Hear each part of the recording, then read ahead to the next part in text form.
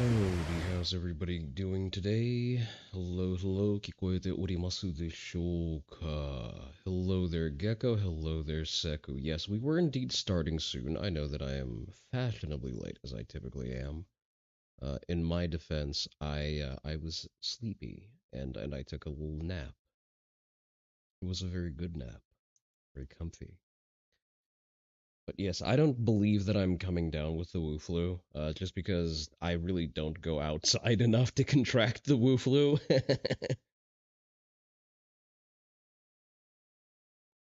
Being a recluse has its perks. It's one of the things that I find to be a positive impact of the COVID and its impact on larger society. I really, really enjoyed the lockdowns because it gave me an excuse to just not interact with people whatsoever. I'm coming down with whatever the new Indian plague is, Nipah virus. No, that only affects the Indians because it's transmissible only through fecal matter, and I am acquainted with the process of washing my hands, so I'm not within the risk cohort for that. Hello there, Digby. So no, because we've done such a bad job on the Indian question, God has decided to strike him down himself. Sometimes you can expect God to do all the work. A nap-pilled sleep cell. REM maxing. Sunlight denier go outside. Set the most hermit man in the server. Listen, I will go outside when it's warm enough to be outside, okay? Once it hits the high 90s at the very least, then my ass will be outside. Perhaps an Indian touched my food at some point. Impossible. My Oni wife cooks for me, and no one else. And I've not had takeout this week. I will be having some Chinese on Friday, but I know that that place is run by actual Chinese people, so because they make good Peking duck. Also, hello, Digby. Right, so we have some news to catch up on, so let's get through our readables. And actually, you know what? We do have a British gun girl today. We have the Lewis machine gun with us. About a vending machine ham and cheese sandwich, and almost died from it. Damn, that's kind of rough. You should also get a wife who would cook for you. uh, she looks much nicer than the actual gun. That is true. For some reason, like every piece of mechanical machinery that the British make, be it submarines or guns, are just ugly as sin. You will die alone, Oni? No, you won't. We just got to get your ass to the gym. That's pretty much it. Get yourself to the gym, earn some money. That's realistically all you need. Social skills are overrated. At some point, a woman will decide that she wants to fuck you for access for your to your resources or your dick or both. Gymming isn't enough anymore. It is. It is to a certain extent. It depends on what you want. Gym hard enough, and you can coast on it for quite a while. UK government is in the market for a new service rifle. They've already said that they're not considering British manufacturers. Didn't they already sign with Glock for the rifle that they're making? Because Glock made an AR-15 variant, and I believe the British government, at least a section of the military, is purchasing that. Because someone leaked photos of it. Howdy, Nutlinkara. All right, let's actually get through our readables. Department of Homeland Security has sent legal requests to Google, Reddit, Meta, and Discord seeking the names, email address, phone numbers, and other identifying information of users who tracked and track and criticize ICE. That's a misleading statement. It asks for identifiable information of people who were disrupting ICE activities and coordinating in basically executing what is seditious conspiracy.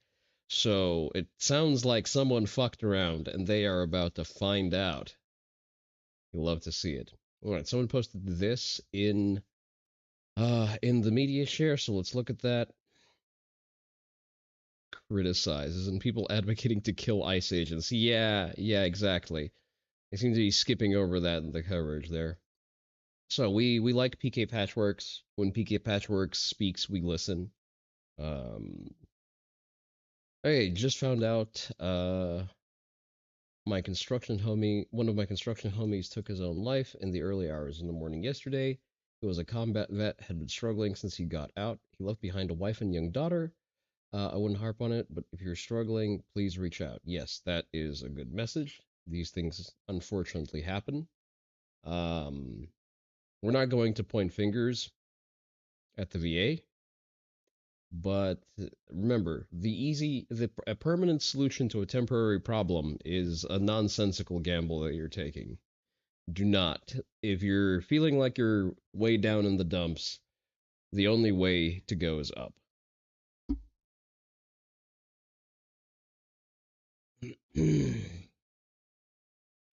So let that be your your reminder of the day.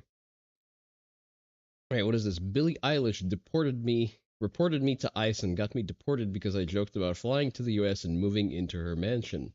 She literally said no one is illegal on stolen land, but called ICE on me. Honestly, amazing performance art somehow managed to get Billie Eilish and American liberals to endorse border control and deportations. Yes. So I'm not gonna play the audio. This dude is all right. He's been sort of finding out correct opinions recently.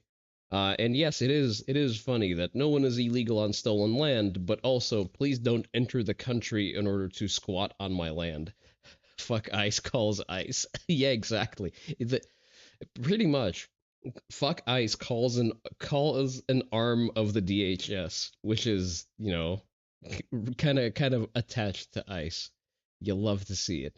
Anti-deportation activist gets someone deported.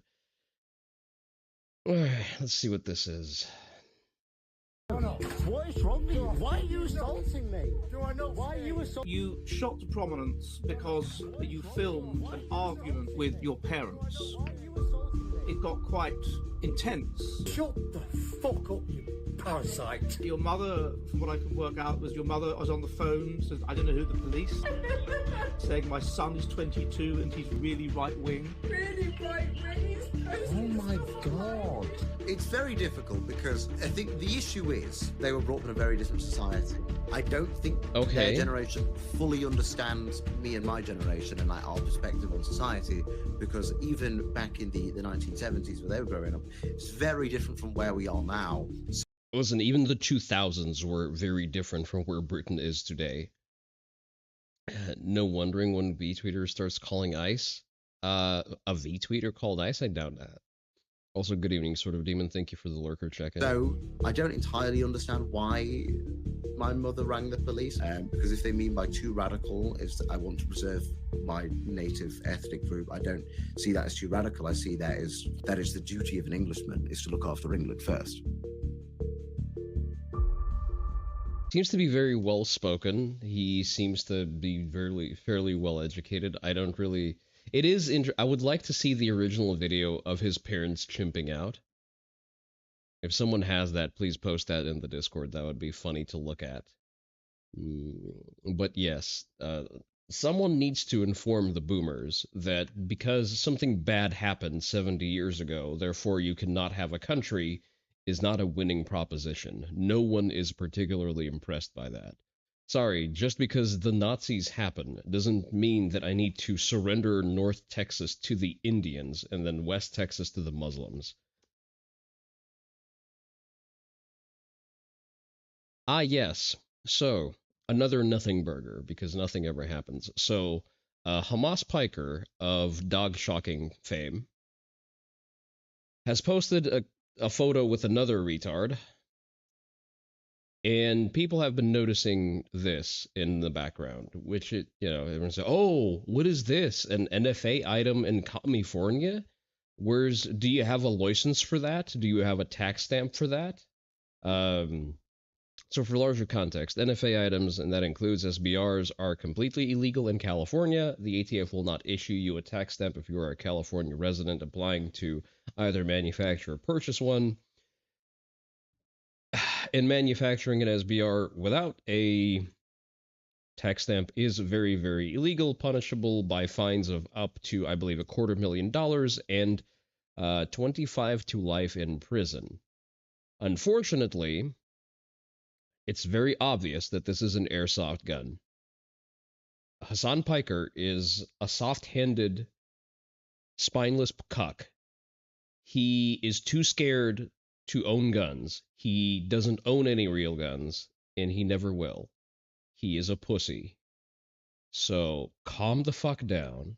It is very obviously an airsoft gun. At most, what we're looking at here is an airsoft gun that's not California compliant because it lacks an orange tip. But I believe that's legal if you don't carry it around, which he doesn't go outside. Yes, exactly. Hassan is the raped, definitionally. And we all know that the raped do not own guns. So, nothing to see here. It's very funny. Tagging the ATF, tagging Rob Bonta. But at most, he's looking at a misdemeanor because he's supposed to have an orange tip on that rifle. That's about it. Most trans activists have bigger balls than him. Well, definitionally, Hassan's balls have shrunk because they don't produce any testosterone because he has to pin T. Because he was below reference ranges naturally, and pinning T shuts down your natural production to zero. Most trans activists are intact men. And Hassan Piker is not. I repeat, Hassan Piker has zero natural test production because he pins test, because otherwise he doesn't make enough to look even man-shaped. You no longer want to mark 18 anymore? Thanks, Mr. Dog Shocker. That, again, that is a very misguided attitude to have. Who gives a fuck what kind of airsoft rifle he LARPs with? For one, that's not even an, as far as airsoft replicas go, that's not a genuine Mark 18 replica. Sure, there's a quad rail, but that's not a Daniel Defense grip. And that is not a Daniel Defense stock. That's a SOP mod stock, if I can tell that one up correctly, with some kind of cringe-ass copy knockoff Temu EOTech on it. Who gives a fuck?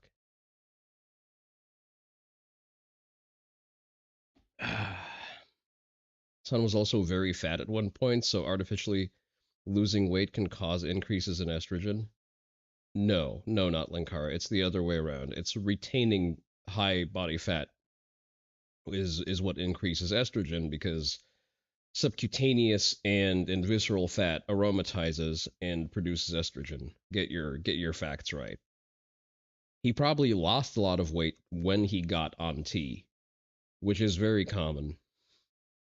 Who still want to mark 18 so you can flex on the LARPers? Exactly. Every time I go on Palmetto State Armory, the Mark 18 with a brace that they have on sale there whispers to me. The intrusive thoughts get louder every day. But so far they are kept at bay by the fact that I still need to buy an AS Design pre-cut Geisley trigger and the trip kit, and that's like another $500, and then my MCX is finally going to be a real gun. And if you want to help, I don't know, go, oh, I don't even have that. I don't even have that set up. What the fuck? Wait, no, I just mistyped that. Sorry. There you go. You can contribute to me buying more guns and accessories for them, and potentially touching tips with violating the NFA.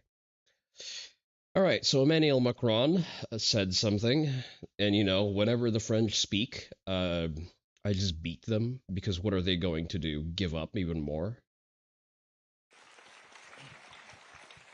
Because, free speech is a pure bullshit if nobody knows how you are guided through this so-called free speech, especially when it's to be guided from one hated speech to another hated speech.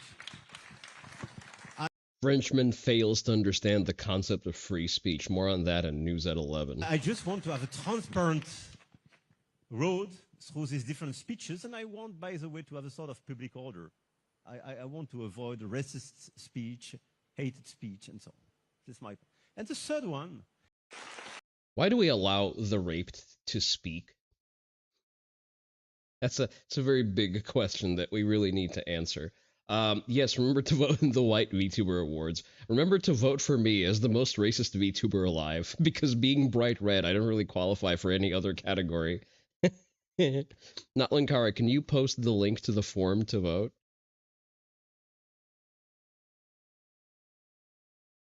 The European mind cannot comprehend freedom. Absolutely. Freedom and ACs. Because in Europe, only the raped are allowed to be in government. That is a very good point, Friendly Anarchist. That actually tracks very well.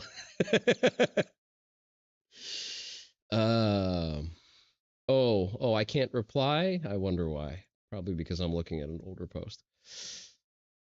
Right. So, Trench Grenade has been a lot in the media share recently, and to be fair, he's been doing some funny stuff. So, this gentleman has decided to respond to Trench Grenade on a statement that I completely agree with, and then Trench Grenade got sent a SIG, what do they call those? P 2011, whatever the fuck that thing, the 6 hour 2011 that takes P320 mags.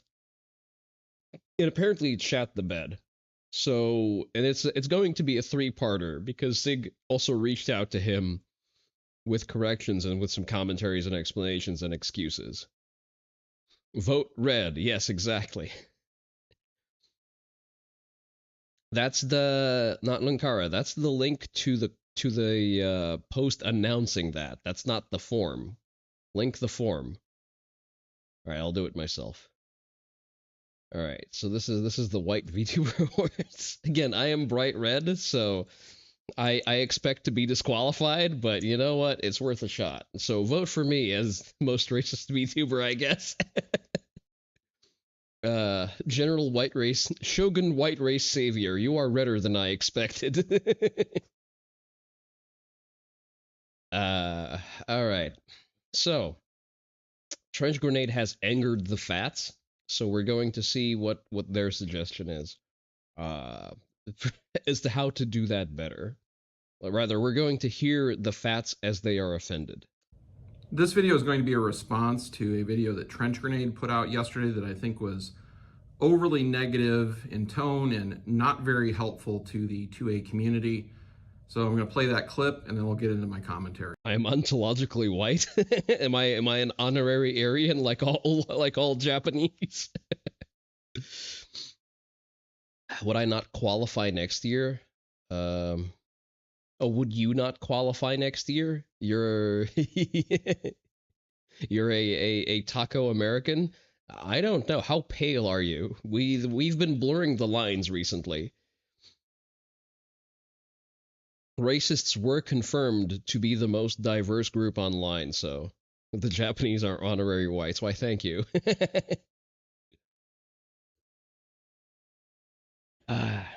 Right, so let's go. Fat, armed, and useless. That is the American obese gun owner.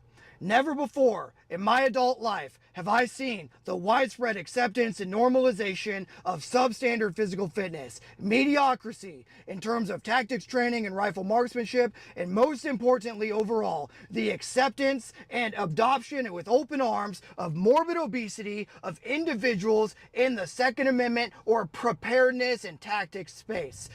Okay, but where's the lie? But is he wrong, though? You can't say that he's wrong because he's not. Like, I'll be the first one to say when Trench is talking out of his ass. This is definitely not one of those cases. You nominated Han for Palest VTuber. Shout out to our brothers in Brazil. We need to have standardized skin tone tests for this. Yeah, Trench is absolutely correct. Like, I'm sorry, if you're winded by walking up a set of stairs, you're definitely not an asset. You are a liability. Never mind how much lead you've sent downrange in the last week. So, as you can see, Trench Grenade is very animated about this, and I think that the way he's presenting this argument is counterproductive. Oh, really? Is he hurting your feelings? Is all of that fat aromatizing inside of your body, spiking your estrogen levels, making you more sensitive to tone rather than the actual content of the message? And will turn people off to the valid points that he does make throughout this. If being called fat turns you off from listening to the actual valuable information, you are spiritually a woman, and therefore your opinions do not matter. Tone policing Freud speak? Yes, exactly. Because of the way he delivers his message. 70% of America is overweight or obese. Well, yeah, maybe they should put down the fucking fork. There's a myriad of factors that go into that, including the food we are being sold, the work lifestyle. My brother in Christ, all you have to do is eat the whole foods that are sold alongside the same garbage that makes you fat. You can cut weight while eating McDonald's. If you can't count calories with the plethora of information and tools that are available to you today, that is a skill issue. No wonder why Cartman's a threat of society. Isn't this in-range TV's pet? I don't know what an in-range TV is. Style that we have today. A lot of people have sedentary jobs. They just aren't as naturally physically active as standing desks are ubiquitous. Stop coping. They were in years past. So to that end, I think there's a more constructive way to address these problems. I'm fat. I've been overweight my we can see that. Entire adult life. It's something I've always struggled with, but something that has made me more physically capable and less fat than I otherwise would be is participating in action shooting competitions with physical elements so that I always have something to work towards to be better at.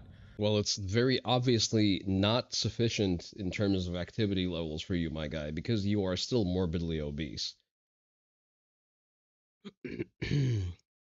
You're not in your fighting shape anymore, but you'll never let yourself become Jabba the Hutt? Yes, exactly. Can we make a new slur for Floyd behaving man? We need to workshop that one. Drop the quarter pounder now. We have an emote that permits you to issue commands effectively. See, there's that. But I don't remember what tier of subscription that is, so you'll have to figure that one out on your own. Now, people are going to look at my videos and... Friendly anarchist? Do fucking not. Behave yourself. Say that, yeah, you've always been fat. Well, I am better off participating in these things and having something to work towards to be better than if I was just sitting at home playing video games and not being physically active at all. If someone calling you fat forces you to drop a sport and just sit, sulk, and play video games at home instead, you were never going to make it. It was over before it started. Get filtered. So to that end, I have a challenge for Trench Grenade. I'm the director of fast matches. We're running matches around the country. And one of the divisions we have is called Trooper. Trooper represents a combat patrol. You have to carry all of your ammunition, food, cleaning equipment, and accessories with you on foot from stage to stage. And you cannot resupply during the match. Most of the time you're going to be hiking a few miles over the course of the match, and you're going to be carrying all that equipment with you through every stage. So this is a division I created back in 2004. I've generally been pretty good at it, despite being overweight. And what I'd like to do is challenge Trench Grenade to... Well, then it's not very well designed. ...to show up to one of my events with Trooper Division and go head-to-head. Because I think encouraging people to have a positive recreational outlet to prepare for and be better at these things. Me get better emotes? How fucking dare you? Is a way to motivate them over time and continually improve versus last week, last month, and last year. This is a division that he should be inherently good at with his military training and the marksmanship practice that he does. So I'd like to go head-to-head against him at one of these events. And a younger, fitter man should beat me. Listen, maybe if we had more people subscribing, I would have more slots for quote-unquote better emotes. Put that in your pipe and smoke it. In this division. And it'll give me something a little bit to look forward to, preparing over the next months to be better prepared to go head-to-head against him. So that's my challenge to Trench Grenade. I'd like to see him out at one of these events. Friendly competition, good sportsmanship. And I do think it'd be a way for him to shake off some of the stink of deceiving his audience. The fuck do we need emotes for? Hey, I like having emotes. You can stay in your fucking Kick gulag. Wait, does Kick not have anything like emotes? Does it only have universal ones? About his USPSA results. All your money is on Trench? Well, yes, Trench would absolutely rape him. But the thing is, what would be funnier and a better demonstration of the difference in their skill gap, rather of the skill gap and the conditioning gap, would be them doing that tactical game style. That would be significantly funnier because I'm pretty sure that, you know, spherical shooter over here wouldn't even be able to survive the second stage. The first one is relatively okay. It's just a run in a plate carrier with your rifle. That's fine. I believe it has some obstacles to it, but they're fairly minor. He would absolutely fucking die on the second stage. He wouldn't even get to the shooting. You have to be more active on Kick, but I don't want to. Like, Seku is the lone highlight of Kick viewership, I'm sorry. That's not quite enough for me to go out of my way to invest into Kick. Outside of, I don't know, having it as a secondary streaming platform. I'm still crass with Kick for informing low IQ normies that Japan exists. Alright. So, Sig, sent a gun for Trench Grenade to test. I did not pre-watch this because I wanted to get the raw experience, so we're going to hear Trench talk about the testing. Sig Sauer, P211, quality control, public service announcement for... Tried being active on Kick, but nobody was on there. Also, multi-stream focus on Twitch and YouTube. Well, yeah, that's what I do. I focus on my Twitch chat because it has most functionality. YouTube is just there mostly as a VOD archive, just in case Twitch decides to slap me for something.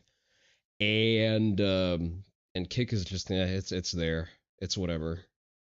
I've seen him run a couple of matches. He's fine until his fat catches up to him.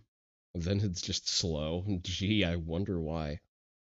Immediate release. I just got done filming the 1,000 round burn down on the 6 Sauer P211 that used to have an optic on it before I got hit in the face by exploding SIG optic that was mounted by a SIG armorer and sent to me for testing. Throughout the duration of the testing that you're going to see in the next 24 hours, you're going to see over 30 malfunctions with this pistol. You're also going to see this optic that conveniently on the bottom of it says assembled in the USA, not made in the USA, fly off of this gun and hit me in the face, and it's a good thing that I was wearing iPro. So I wanted to bring this information to you, because if you're relying on this handgun... See, when Trench is shouting about something real very angrily, when his inner drill sergeant and his actual drill sergeant credentials have some work to do, this is when he is at his best. When he doesn't have to grapple with complex political concepts or, you know, larger second and third rate consequences of something happening outside of his normal area of expertise, this is where he shines. And yeah, holy shit, like, we can talk about the sort of reliability issues and induced errors, induced malfunctions on a hypothetical 2011 platform, but at no point should your fucking optic just come loose and fly off. Sadly, a lot more of made in USA. Oh, it's not said. It doesn't say made in the USA. It says assembled in the US. Which again, he got sent the thing with the optic to test, which is good. It's good that SIG sends this shit out to test. I guess they weren't expecting that a relatively small-time YouTuber will actually go through the movements of absolutely destroying a $3,000 gun with an optic attached to it. Gun for home descent. But yeah, as I was saying, like 2011s and 1911s are finicky fucking guns. This is why I say that it's a bad platform for first-time gun owners. And generally, it's a very sportified application. Is it a nice gun to shoot? Yes. It's very pleasant. They shoot very flat. It's definitely an investment, but it is, at the end of the day, now that is an actual fucking gimmick gun. 2011s are good for putting tight groups on paper in attack bay. That is all the fuck they're good for.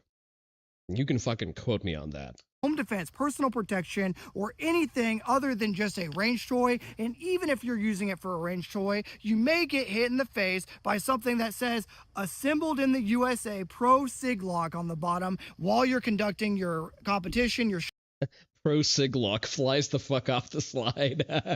shooting, or whatever. So I normally don't do a video like this, but with the stakes as high as it is and with the hype as high as it is on this video series and on this gun that was sent to me from 6 Hour, I am always going to be honest with my audience. And if I'm sitting on an issue that could be injure people or could become a much greater issue, I'm going to bring it to my audience and anybody that will listen immediately, because I cannot be bought and paid for. I am only answerable to my audience and people in my community. That is why I sell the stupid merch. That is why I advocate for the 1,700 member closed Discord server. You know who also doesn't sell out and sells merch? Me. Go buy the fucking patch. Because selfishly, I have to say that my patch is also better designed and more stylish than Trench's. Sorry, Trench. I am transparent, and I will remain transparent here on the Trench Grenade channel. That's a gimmick, Sonny. Well, exactly. 2011s are exactly that. 2011s are a fucking gimmick. So what you're going to see very shortly, as soon as I get in the Ballistic Bronco, get home, and edit up all the footage, you're going to see the optic that was once on the back of this SIG P211 GTO handgun. Again, that was mounted by 6 Hour and sent to me for review. They mounted it. They did everything for their own quality control, and they sent it to me. They knew it was going to me. They hand selected it. They knew the serial number that was going to me, and they sent me the SIG Romeo X. Again, that was assembled in the United States, and clearly not assembled properly for the mounting solution that was on the bottom of the gun. So, like I said, over 30 malfunctions, gun was horrible. Hey, I'm not in this for the crazy hype intro videos. I'm in this for the truth, and the truth will set you free. And guess what? There's something wrong with the quality control on the SIG P211. It would be a lot funnier if Trench had the patience to actually edit a hype video shooting the damn thing, only for it to completely shit the bed during testing. That would have been so funny. Over at 6 Hour, wherever it's made, and wherever it's assembled, because it's assembled in the US, but we don't know where it's made, clearly, because why else would it say assembled in the USA, not made in the USA? Well, because the electronics are made in China. On the bottom of this freaking optic that just hit me in the face. So I'm going to get home as fast as possible following my state and local laws while I drive, but I needed to make the almighty Combat Llama herd aware of this issue right now. If you want to help support the channel monetarily. All right, so this is the trailer. Let's move on to the next one. I think this is the actual testing. Oh, okay. Oh. Okay. I just got hit with a piece of flying SIG optic. Oh. Okay. God damn, that thing just flew off. I just got hit with a piece of flying SIG optic.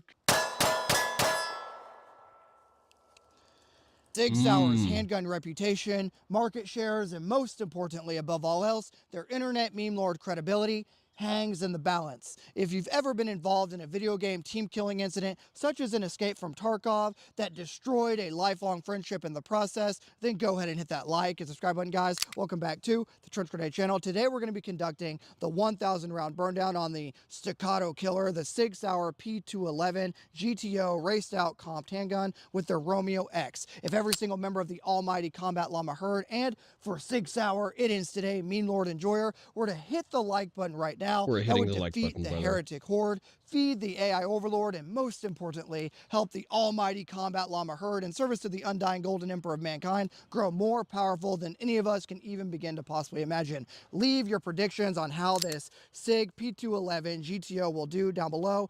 Post down below how many rounds it will actually make it to. Do you think it will die in 1 round, 1,000 rounds? You vote down below, and I look forward to seeing your never-ending Combat Llama emojis, the almighty Combat Llama herd, in the comments down below, as that does help out this channel a ton. And I definitely would not. I should collect a tithe from everyone present here in Japanese goblin emotes.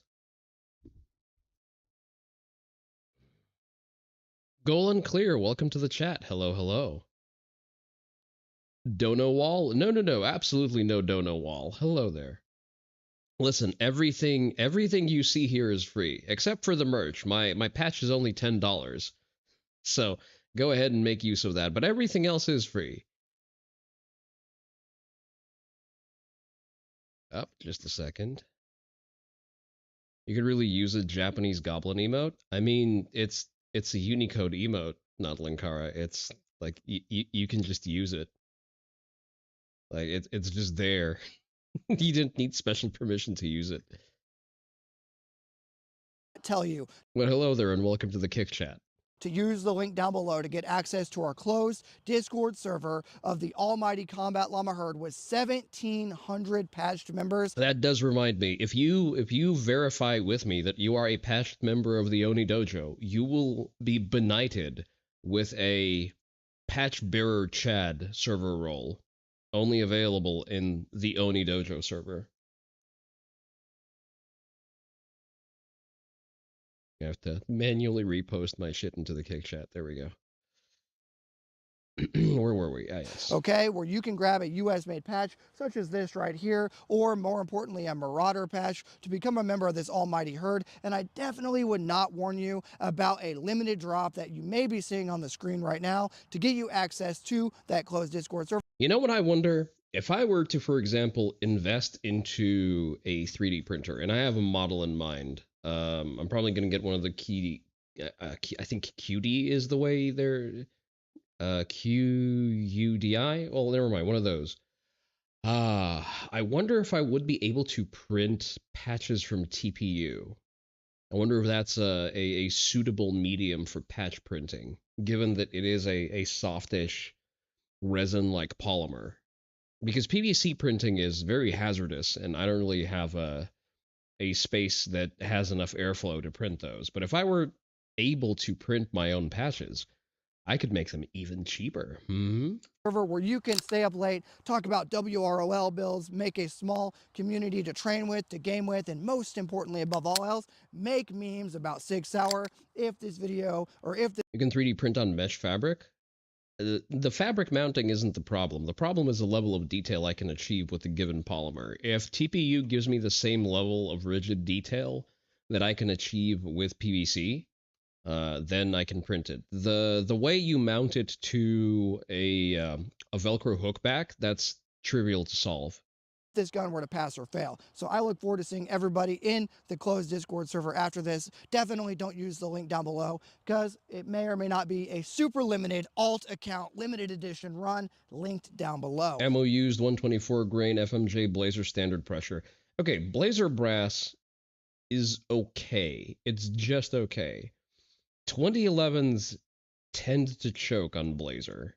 But I guess it's a good, you know what? Fuck it. If my Glock is able to run it, then so should a tricked out SIG 2011. So, what is the plan for today? Obviously, we have the gun straight out of the box. We have the red dot turned on to the dot only mode on this Romeo X. What we're going to do is we're going to take all of these 1-round standard capacity airsoft device magazines. We're going to go over there and I'm going to burn 500 rounds right away through all of these magazines that I'm stacking up on me right now. I'll kind of show you what we got going on. We have a ton of magazines, okay? And what we're gonna do is we're gonna get the gun hot and we're gonna keep it hot. And if you wanna see this gun go forever. I haven't seen any 2011s choke up on a Blazer. I believe, now that I think about it, a friend of mine has a Springfield Prodigy comp, but I think that one also eats Blazer brass.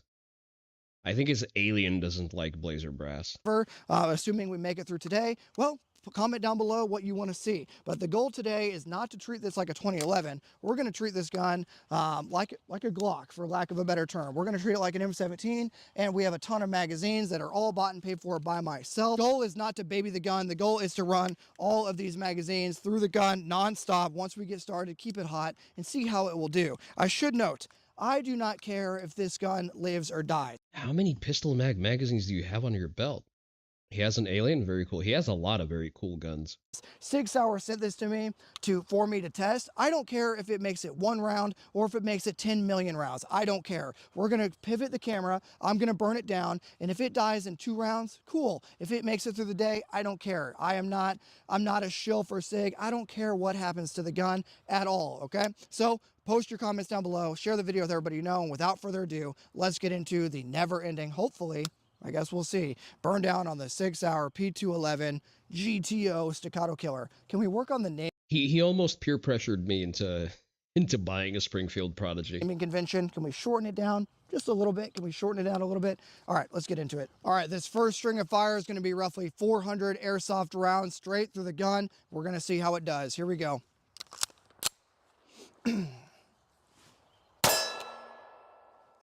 Interesting. Chugs right out of the box on shot 1.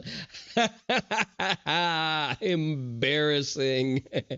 All right, to be fair, again, 2011s and 1911s, they really need to be lubed. They need to be lubed correctly for them to run correctly.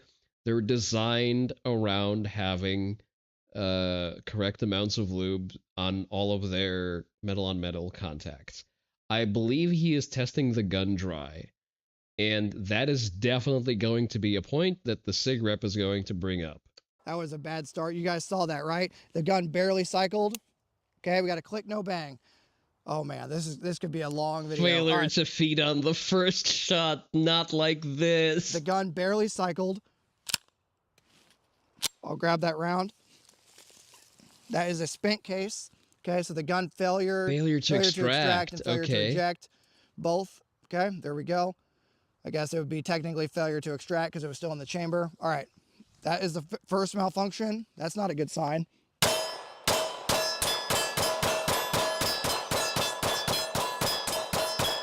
Okay, good otherwise. Okay, 1 malfunction through the gun. I'm not sure what that was about. That was a fluke, I guess. Well, it wasn't a fluke. It was a failure to extract. Maybe there's a little bit of a lint on those rails. Call it what it is.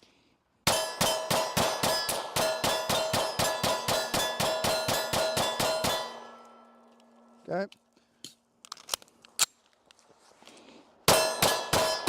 Is it just me, or is that brass ejection angle completely fucking random?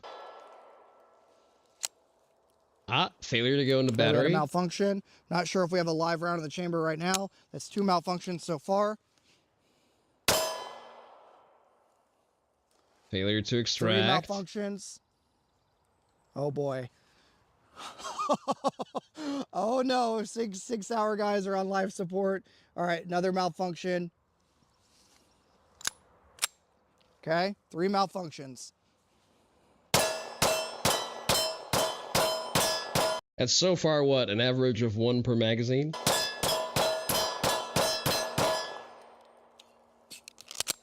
That is unacceptable. I've seen Rock Island Armory 1911s that run better. Okay, birthday load.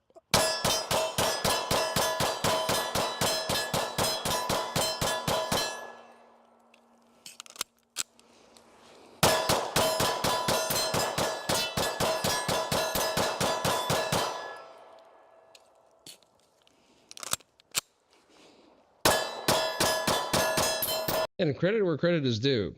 It seems to shoot very flat.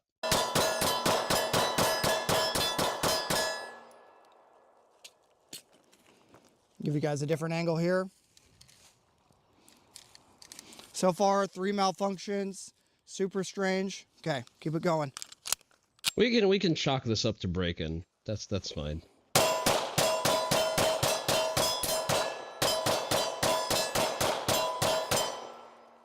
It does kind of make me want to get a comp for my 19X.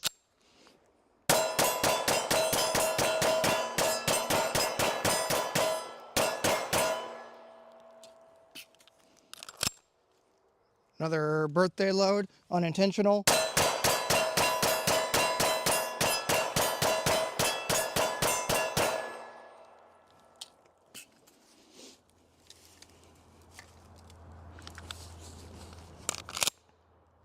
Okay, another birthday load. Again, not intending. Woo, gun is hot.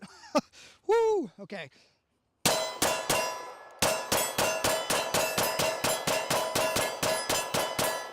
Ejection pattern does not look very good. Hopefully you guys are seeing that pretty well there. Okay, so I didn't imagine that. Oh boy, it is just throwing brass in every direction. Mind you, Trench is a good shooter. Like, he has a very consistent grip, very good recoil control, in addition to the gun being fairly flat. You got cut up with some bullshit? Well, I'm glad to hear that you got through it. Apparently, to the surprise of no one, the SIG gun that was sent to Trench to test shat the bed on shot 1. Does that have an open top ejector port or right side ejector port? That's a right side ejector port, and it's shitting brass in every direction. Consistency of shit after Taco Bell. Yeah, that's about right. Malfunction number 4. Hopefully you guys are seeing that. Well, listen, my guess is going to be that that ejector is a fucking mimed part, very likely made in India. Okay. Yep, that's a number stovepipe. 4. Malfunction number 5. 2 stovepipes in a row, lovely. Whew, gun is hot. Malfunction number 5, right there. Last round. Okay, last mag. Whew, you were not here for this, Notary. The gun barely went into battery after the first shot. And it's hot through the glove.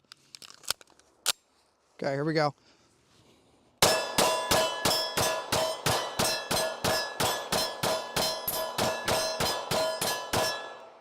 Made in India ejector, made in China optic, proudly assembled in the USA.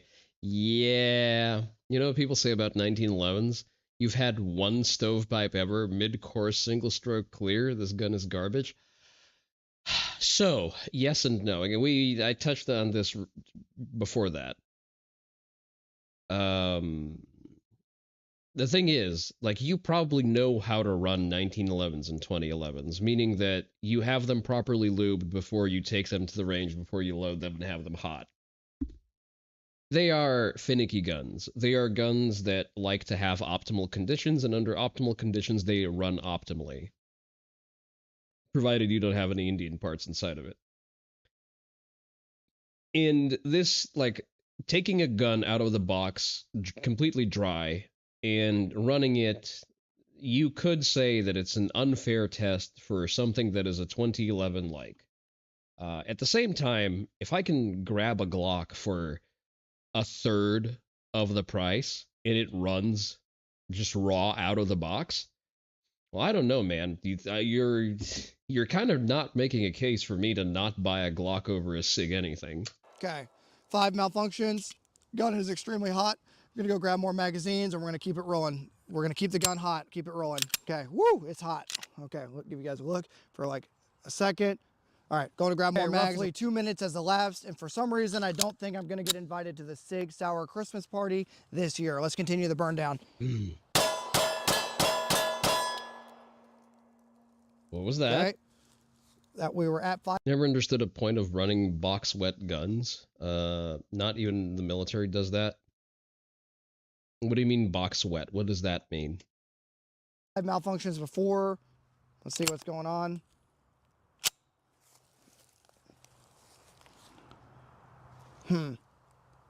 So the hammer fell but before no it was in primer battery, spray. so it didn't get a...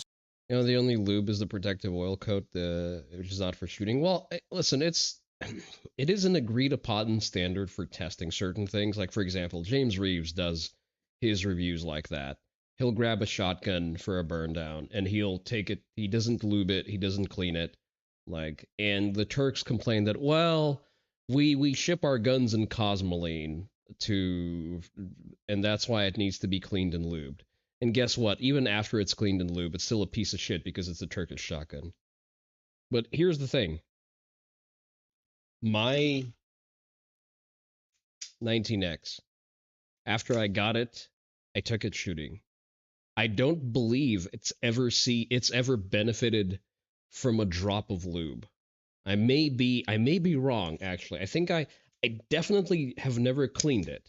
At most, maybe I've given it a touch of gun butter on the barrel and on the slide because I constantly dry fire it.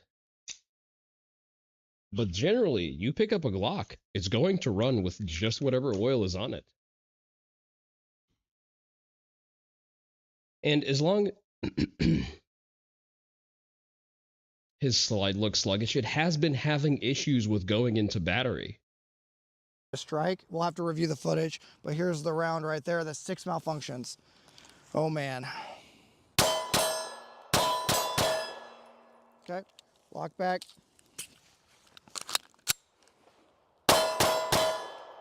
Again, a part of it is the fact that 2011s generally don't run dry. That's not what the gun is supposed to do.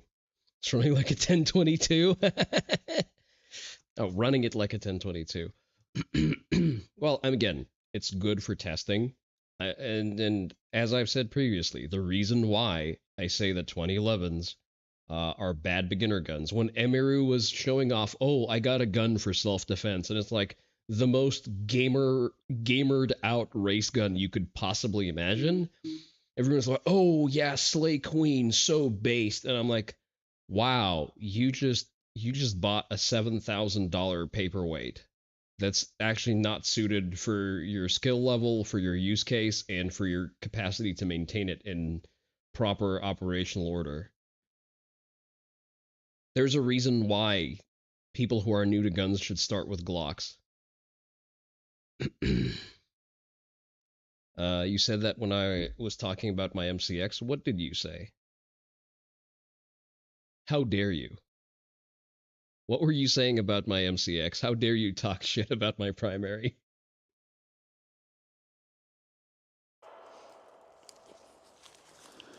Oh no, man. Oh boy, 7 malfunctions. Here's the thing. All SIG jokes aside, my cane brake is running absolutely perfectly. I've not had any issues with it outside of user-induced ones, which is a single case of double feeding because I slammed the magazine too hard. That was it. Like, the only time the gun chugged is because I didn't use it correctly.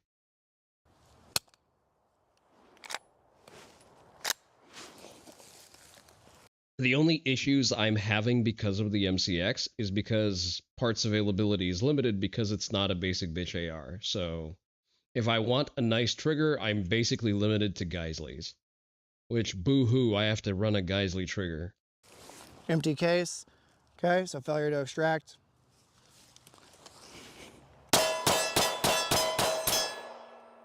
Granted, my MCX was made before they opened the India factory. Okay, 8 malfunctions. Stovepipe.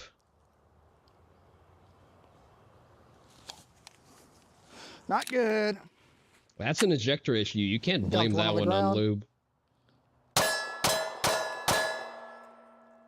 Bro, what is going on? 9. Okay, that was on. Oh, you said I'm running it like a 1022? Because after you break them in, they run better dirty. You only clean them when you're absolutely have to avoid having it dirt up again for smooth operation. So, not really. I actually, wait, just saying, you may be onto something. I did not clean and lube my MCX out of the box. You are correct. I did run it raw out of the box. I didn't clean it for like the better part of a year. And because it's a gas-operated short-stroke piston system, it barely had any fouling even when I finally cracked it open to clean it, just as part of regular maintenance. So yeah, in that sense, you are correct. I don't think it needs any fouling to run smooth, but because it's a short-stroke piston system, it barely gets any fouling anyway. And now I actually have a proper flow-through can on it instead of the faux can that it came with. So I assume that it's also going to be getting even less carbon buildup inside. His ejector is spinning like an M9, which is truly bizarre. On the last round. Uh-oh. Uh-oh, Sig. Oh, no. Oh. What are we at, 10 malfunctions? I think it's not able to extract a single fucking round. No, Terry, what's the consensus on Blazer brass?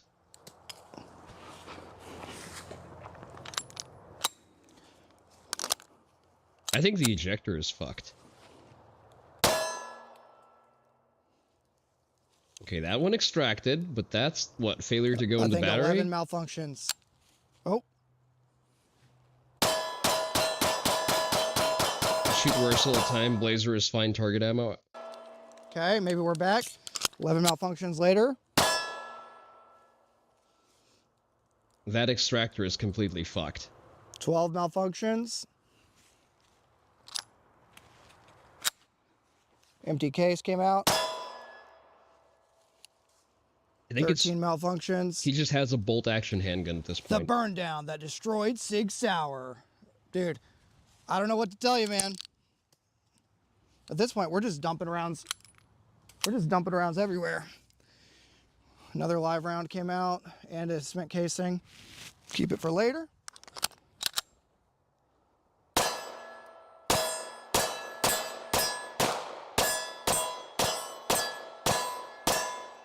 Okay, works one-handed.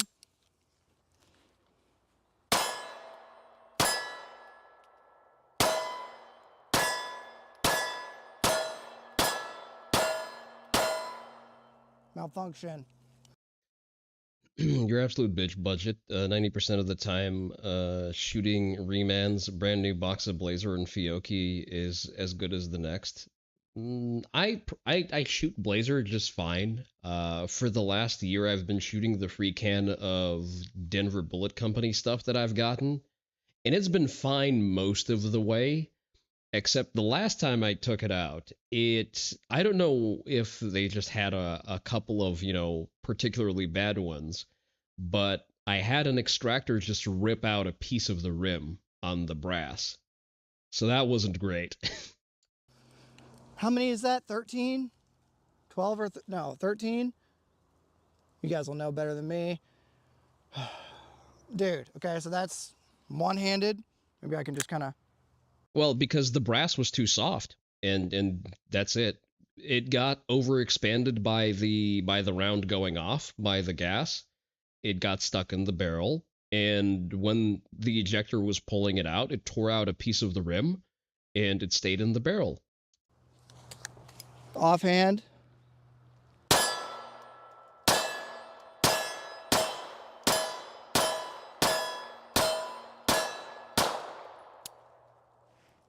Okay, click, no bang. How didn't it double feed and stovepipe at the same time? How did it double feed and stovepipe at the same time? Oh, you mean what's happening to the trench over there? No lockback. Okay, click, no bang. 13 malfunctions so far. I assume because the ejector is fucked, it just dragged the case all the way back and started going forward and just slammed the case with the new round that it's stripping.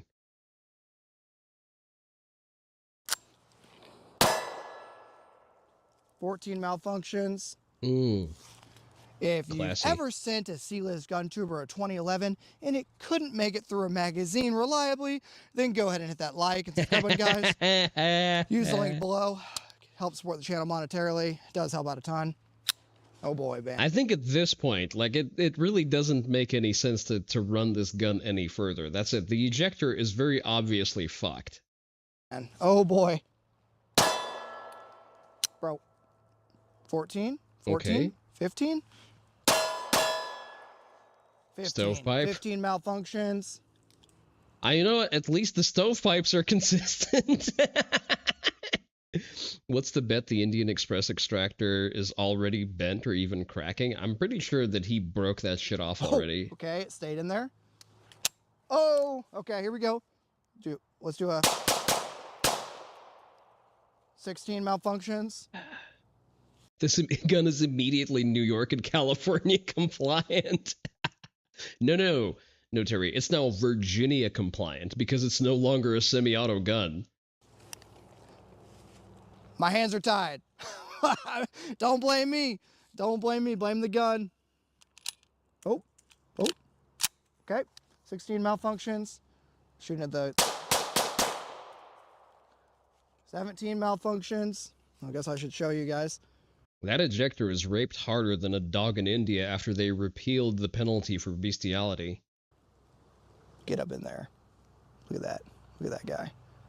Nice. 17. Last round. Christmas party win. Sig, I still want to come to the Christmas party. You have to invite me to the Christmas party. I mean, they're gonna look like bitchmade if they don't. Okay. 18? 18 malfunctions. Oh, you didn't hear about that one, Anarchist? Yeah, apparently, yes. They repealed the what for what now? Yeah, they did that. From what I hear, they've removed the penalty for bestiality or decriminalized it, and suddenly there was a spike in incidents of dogs being sodomized. You know, just India things. I guess it's what you would expect of a population with a median IQ of 70.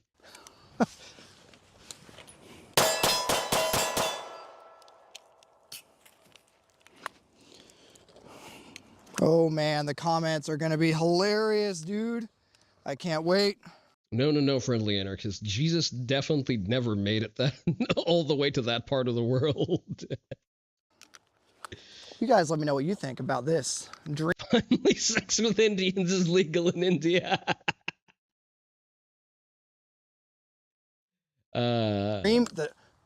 The Dream 2011. All right, here we go. I'll give you guys up close and personal.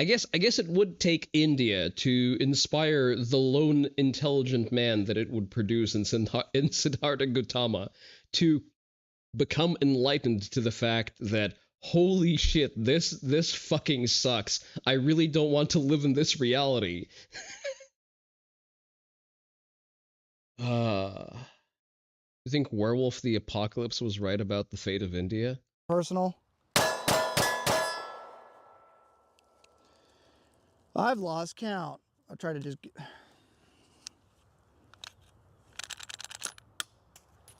I'm wasting my own 9 at this point.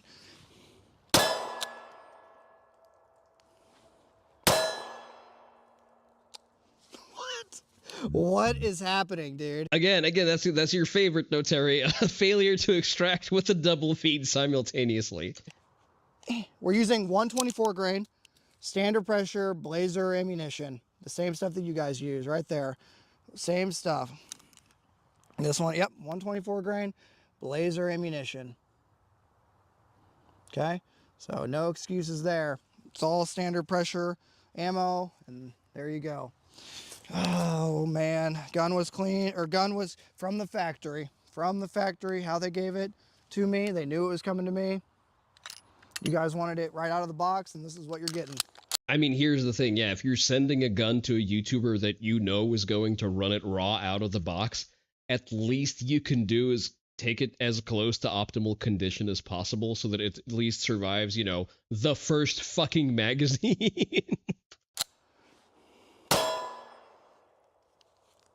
Okay, cool. Lost count. Cool, dude. That's a feature. Here's what I don't get. Like, it'll run for like 1 or 2 shots, and then it'll choke again. How do you achieve that, Sig? It's a feature. It's a feature. It's a feature.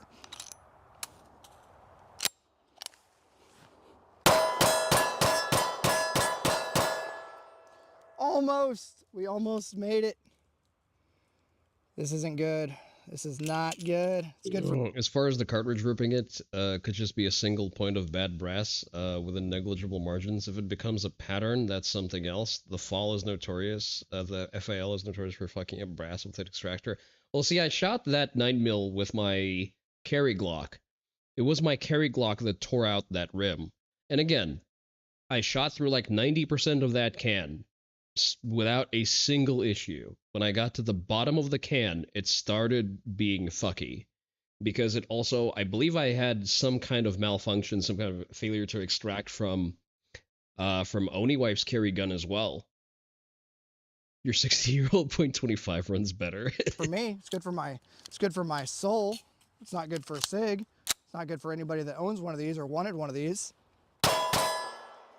I'm sorry, at this point, if you buy a Gen 1 SIG anything, you deserve everything that happens to you. I've lost count, dude. I've lost count.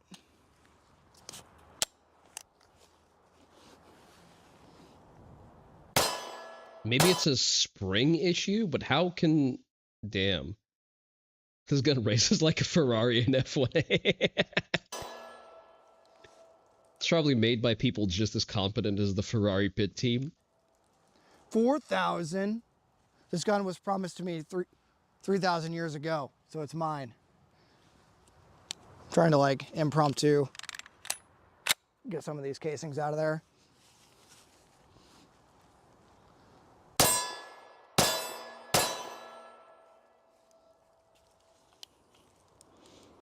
So far, the most consistent thing about this gun is its ability to stovepipe fucking vertically, which you, by the way, can't quickly clear because there's a big-ass optic. He said the thing! These guns should be sent to our enemies. Don't worry, No Terry. The Chinese have stolen several schematics from SIG because they had bad firewalls in place, and they had vulnerabilities that allowed them to, at the very least, steal the schematics to the MPX. Although after this video, I think the Chinese really don't want the P211. Right, give me a second. I need to go and take a maintenance break because I've been drinking my herbal tea this entire time, and this shit is so funny I may actually piss myself laughing. Here's an important German word for understanding what's happening very quickly around you all of a sudden. Volksgemeinschaft! It means people's community, where people is a Volk, which is a unified ethnic, cultural, national, and nationalist conception of identity. What is happening in England right now under the banner of St. George's Cross is attempting to use the issues around immigration and all the attendant problems, including rape gangs, a liberating tolerance, anti-Brit legal situation, etc. To encourage an English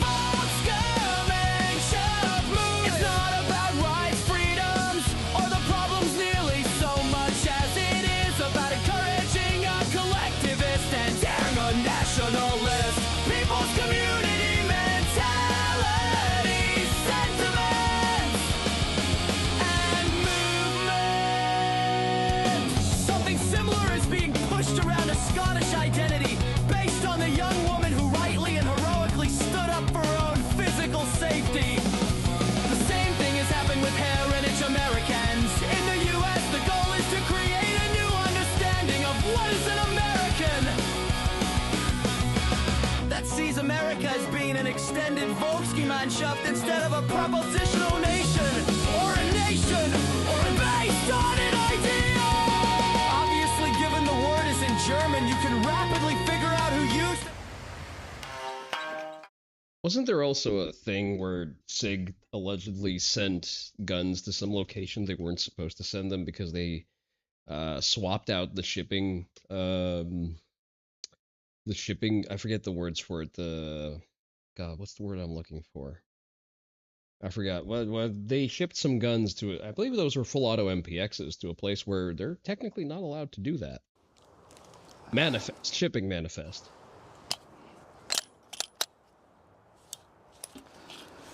Okay. Listen, SIG, I'm still gonna bring the tater tot casserole to Christmas. You cannot tell me not to bring the tater tot casserole, okay? Still invited to the Christmas party. Camera. I don't know what to tell you. Hey, I think it did better. Crespian.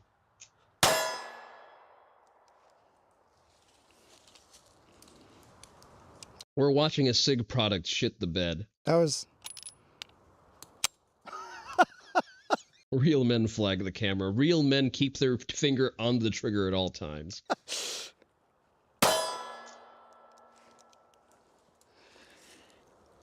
Just SIG things. Real and true.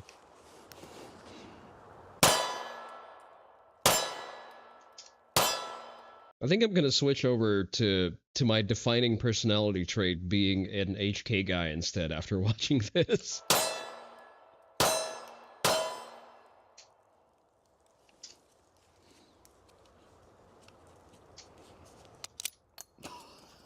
My booger hooker ain't on the bang switch. I'm not holding the gun. Okay.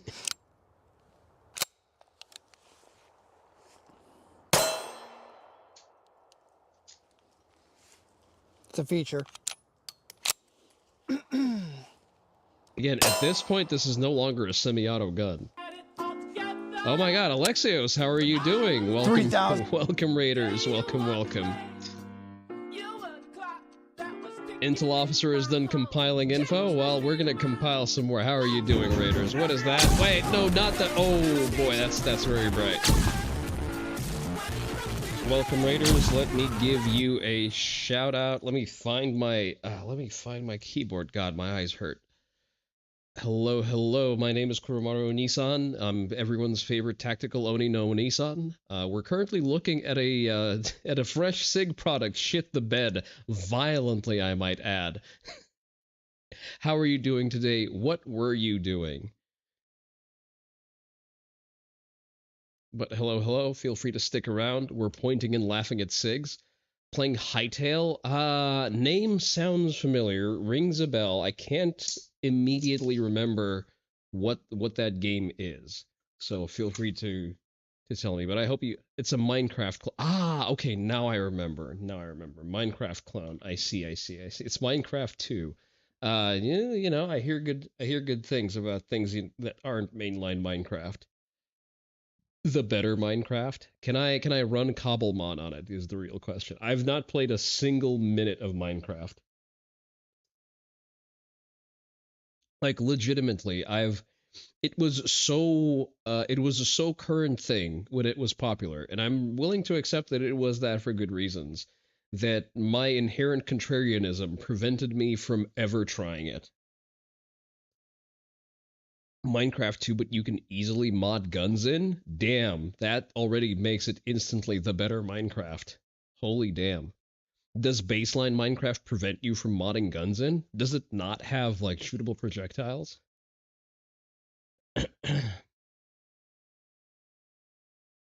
But yeah, I'm currently contemplating whether or not I want to switch up my gun hipster personality to being an HK guy instead of a SIG guy.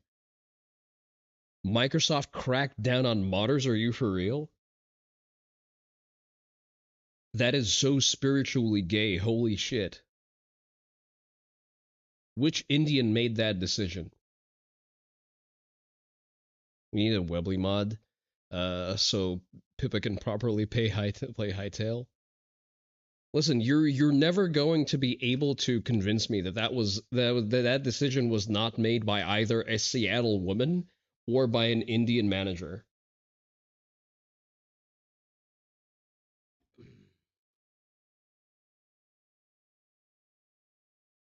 One of the untouchables. At Delete Hands wrote that policy. Malfunctions. How fast can you go? Like, bro, I don't know what to tell you. No, Terry, it's your favorite. Stovepipe on top of a double feed. Gonna grab dinner and laugh at SIG with us. No, Terry, it's like the 5th time this is happening. But yeah, come back with dinner. We're having ourselves a laugh. 2011 SIG things. Yeah, pretty much. So far, my money is on the ejector being a MIMD part made in India, which either bent, broke, or was not in spec to begin with. Yeah, this thing's ability to jam is a form of art. So far, like, just for your context, Val, this gun runs so poorly, it is now technically Virginia compliant. Because it can't fucking cycle a single round. It stovepipes like after every shot. Okay, listen. We have more mags to shoot. Don't come at me in the comments. I'm giving it every chance I can here. I'm giving it every opportunity. Oh, maybe if you fire at me. Oh no, there's a malfunction. You guys saw that? Okay, here we go. Maybe if we like hold it. They've surely made an exceptional gun. Not only does the extractor trajectory defy physics, but the malfunctions come in more varieties. Than a bowl of M&Ms. Safe direction with, yeah. and then like. It's fine to bump fire apparently. Oh, maybe it's suffering from the same malady as the desert eagle, where if you don't limp wrist it just enough, it can't cycle quite correctly. Like it needs that correct angle of backward tilt as it's cycling in order to eject the rounds correctly and pick up a new one.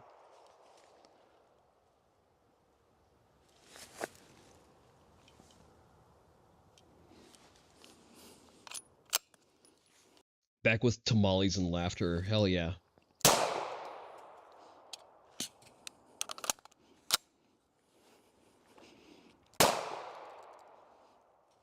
Even the bump firing doesn't work anymore.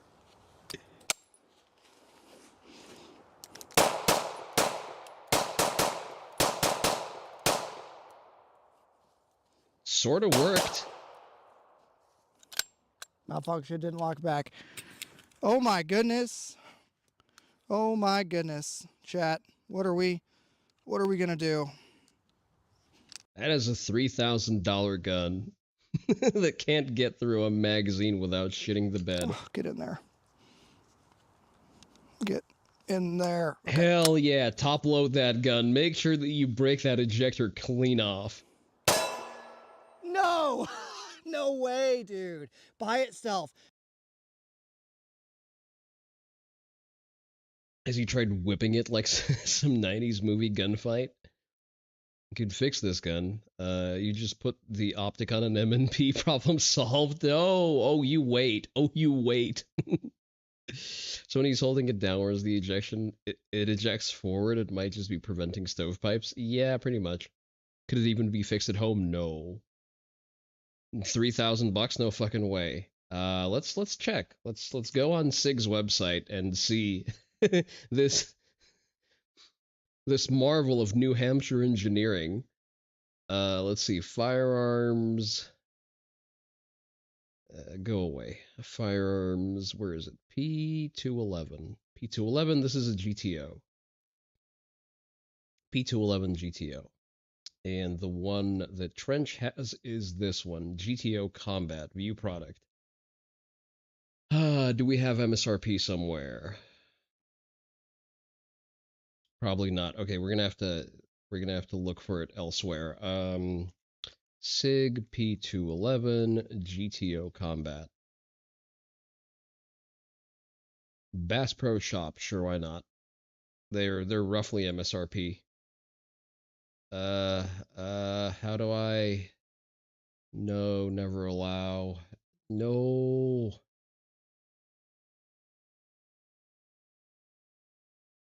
There we go. Yeah, there's PSR there. We're going to look at PSR. He's going to talk about Hoffman Tactical's fundraiser. So this is the exact gun that he has. Oh, excuse me, $2,500, not $3,000. My bad. I guess for $500 less, it's okay for the gun to shit the bed like twice per magazine on average. Oh, never mind. You know what? This is without an optic. The optic is probably something like $800. So I was lowballing it, if anything. No magazine. Okay. Wow, that's a cool shot. No magazine Give you a reliable tourist? No such thing. At all. Okay. That was the only round in there. Couldn't make it happen. Okay. I'm going to go load up some magazines. Gun is hot. Boy, oh boy. The comments are going to be pretty hilarious on this guy. Give me a second. I'm going to go load up the mags one more time. I'll give it one more shake. No, he's dropping the slide in an empty 2011. No. But, I mean, what do you want me to say? Use the link down below. Join the almighty herd. I'm going to take the gun and we're going to put some CLP, some break free or whatever in the gun just to give it every opportunity. I wiped it down a little bit. We're going to give it a little bit of tender loving care. Just some CLP to see if it will maybe help it not do what it's doing right now. So there's a test even I can do. Buy a new high point, run mags out of the box, see if it malfunctions. Yeah, but then I would have to have it on the record that I own a High Point, and I can't do that. Literally just going to over lubricate it, right? Because it was already lubricated. I wiped it down a tiny bit, and now we're just going to give it a little bit. We'll even put some in the freaking comp, dude. Okay, so we got lube on there. Boom, boom. I'll get up underneath the slide. Okay, now there's so much CLP on here that I'll be blind after the first round. But the point is, I want to give this thing every ample opportunity to work, and there you go. Okay. Oh, right, it's also comped, so he can't even field strip it to lube it correctly. That's great. The gun is now way over lubricated. Again, it was lubricated from SIG to me. I wiped it down just now, and we're gonna retry. So we have CLP coming out everywhere, and I guess I'll fire the first round right here. So that way you guys can see all the lube go flying everywhere. I love to see lube go flying everywhere. What? Okay, we're in business. We're going to move the camera. We're going to get back over and keep the burn down going. For the next string of fire, we have roughly 300 rounds on me right now. We're at Dojin levels of wetness, yeah, pretty much. And a ton of different magazines. These 1-round YouTube compliant 124 Blazer brass standard pressure ammunition that I buy and pay for by myself. And you guys can help me out if you use the link down below and grab a patch. What we're going to do for the next string of fire is I'm going to use no gloves because I know there's going to be guys in the comments that say it was the gloved hands or whatever. We're going to slow I'm sorry, how did gloved hands factor into your gun shitting the bed? Fire, no gloves. We're going to give the gun every opportunity. As you can see, it's lubed up and ready to rock and roll. We're going to give it every opportunity to survive. So here we go. Slow fire.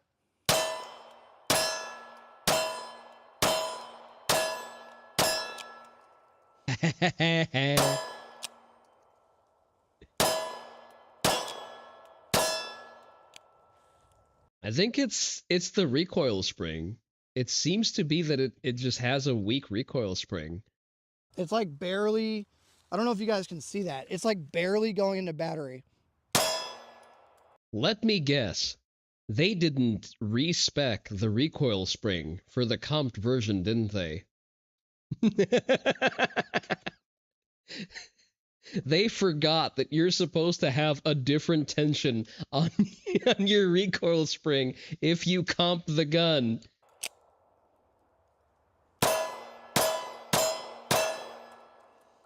What in the world? What, dude, you guys, okay, you guys are clearly seeing this. Show you one-handed. The gun is like barely going into battery.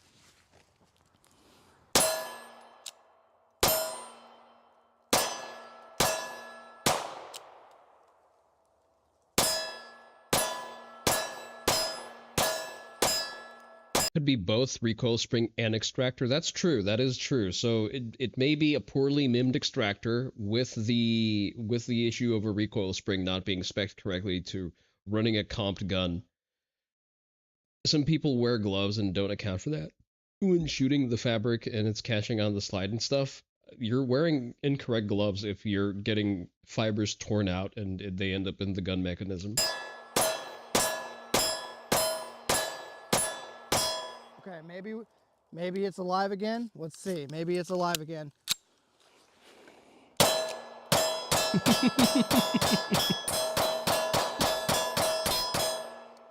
Okay. Maybe the CLP helped it out or something like that. I don't know. Looks like they added the funny long comp to a Glock build to get a lightened recoil spring. Oh, like when you added a funny long comp to a Glock and had to get a lightened... Yeah, that's very frequent. Usually whoever makes the comp will sort of indicate the optimal spec for a recoil spring. For example, the reason I like the Harrington Arms compensator for Glocks is because it's supposed to run on the stock recoil spring. That is specifically designed for that one. But apparently the SIG comp is not. I don't know. You guys will speculate down below what you think is going on. Like a 5-port comp, yeah.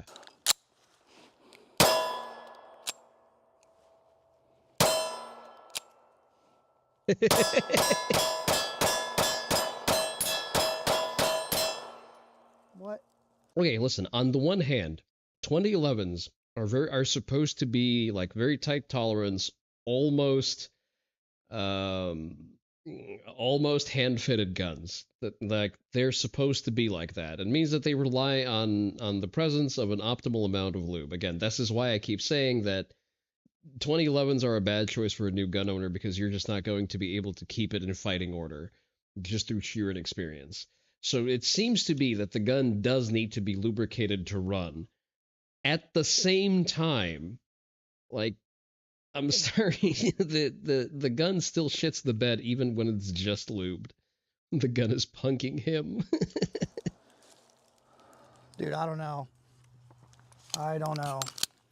You just gotta spit on that barrel as it's locked back between magazine reloads, I guess.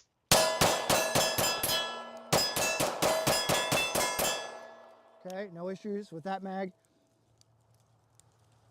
No issues there.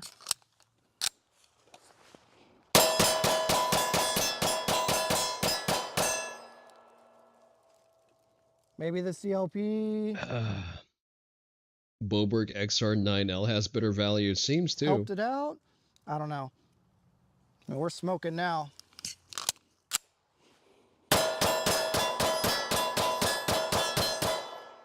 Okay.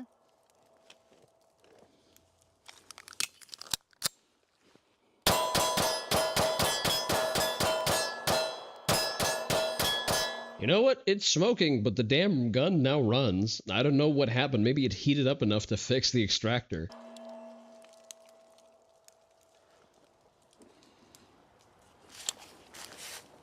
Why do I hear crackling? I mean, the gun is like...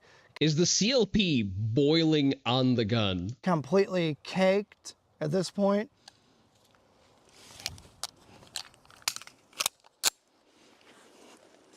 Is this what optimal handgun performance looks like?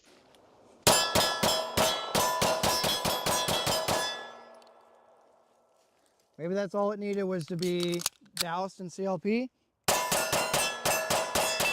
Accidental reheat treat of the parts. It's self-healing metal.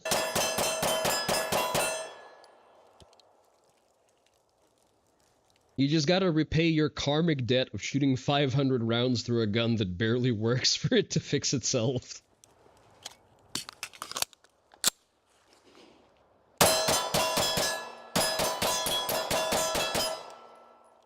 We're running like a top now, boys.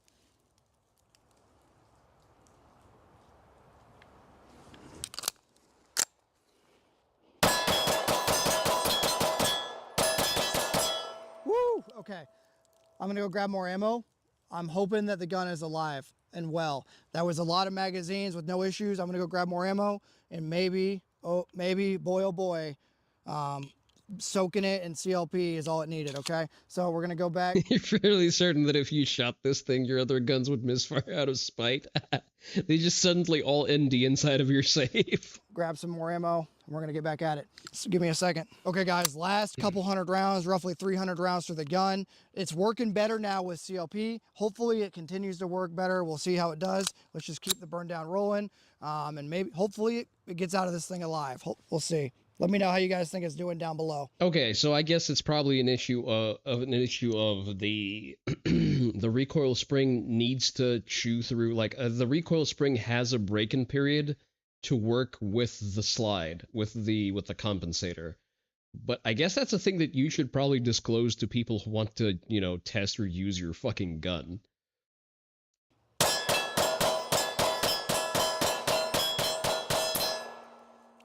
Okay, no issues.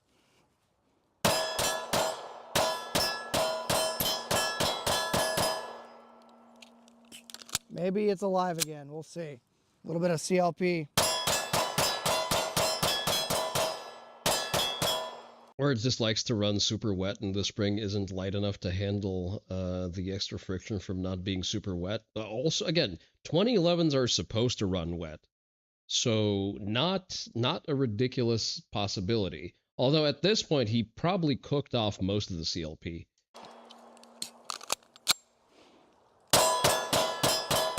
Like, it's running better than when he just lubed it. Kind of a mushy trigger there. I don't know if you guys saw that. Like, I had to really, kind of really fight the trigger there for a second. Restock our magazines to the front. You want to be a SIG VTuber now, but no one would want to watch a stream that disconnects every 10 seconds. But I am a SIG VTuber. I have a SIG on me right now. The rifle I'm holding is an MCX. Empty mag? What? Question mark? All right, here we go.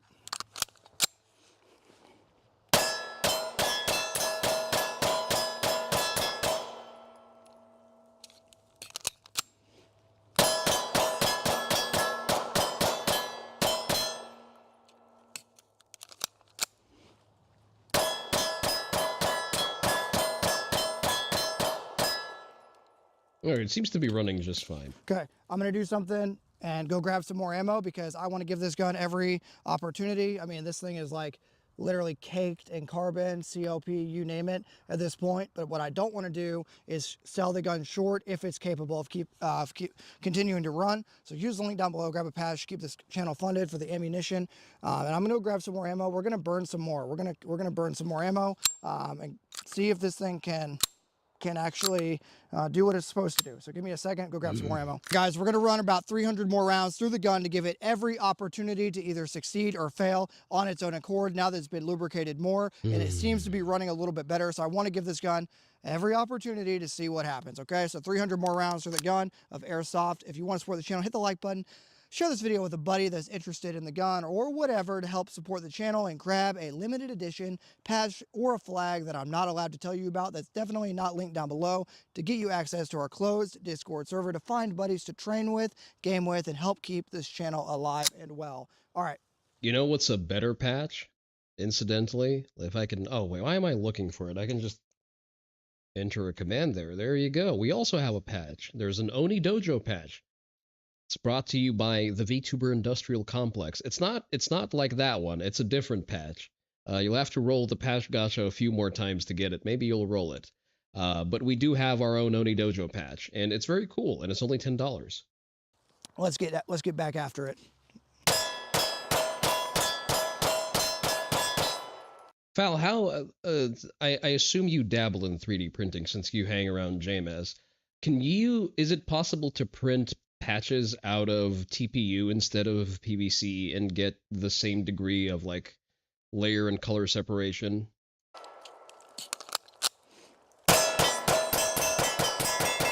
Good patch, solid patch, right upper arm patch, exactly.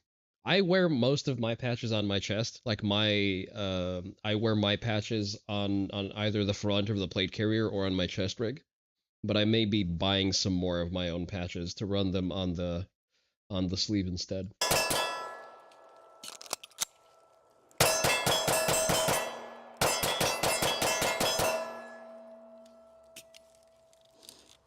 You have a nice multi-filament printer. Oh, okay.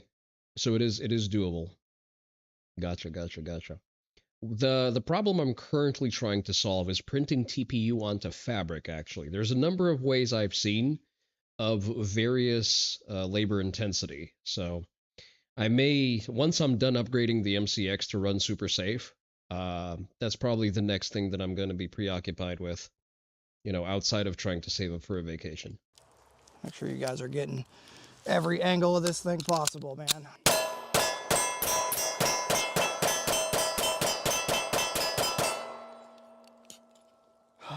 All right.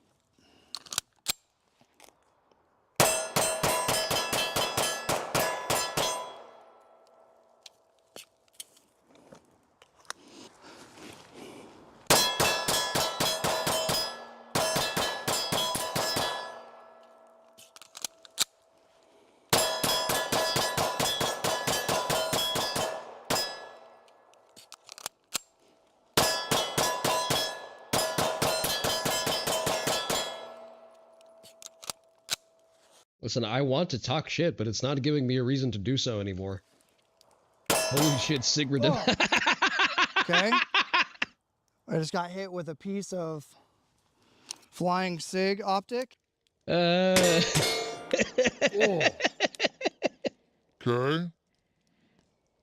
I just got hit with a piece of flying SIG optic.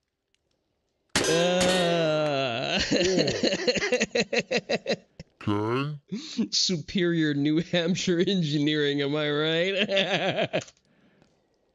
I just got hit with a piece of flying cig. Like, I've seen this before. It's funny every time. Sar. Optic. Test fire, test fire. Instantly shits the bed. Finest cast screws. So it's the goth girl with daddy issues with pistols. Bring a bottle of lube, spit on it, binge a first aid kit, bring a first aid kit for when it decides to die. Yeah, that's actually a very good way of putting it. Malfunction. Oh. What in the freak? Although, honestly, listen. The high-spec goth girls... the high-spec goth girls are already lubed up on their own. They don't need any external help. Like, something literally just jettisoned itself. Other than the optic. The optic is right. You just run them out of the box. maybe you can spit on them a little bit Here.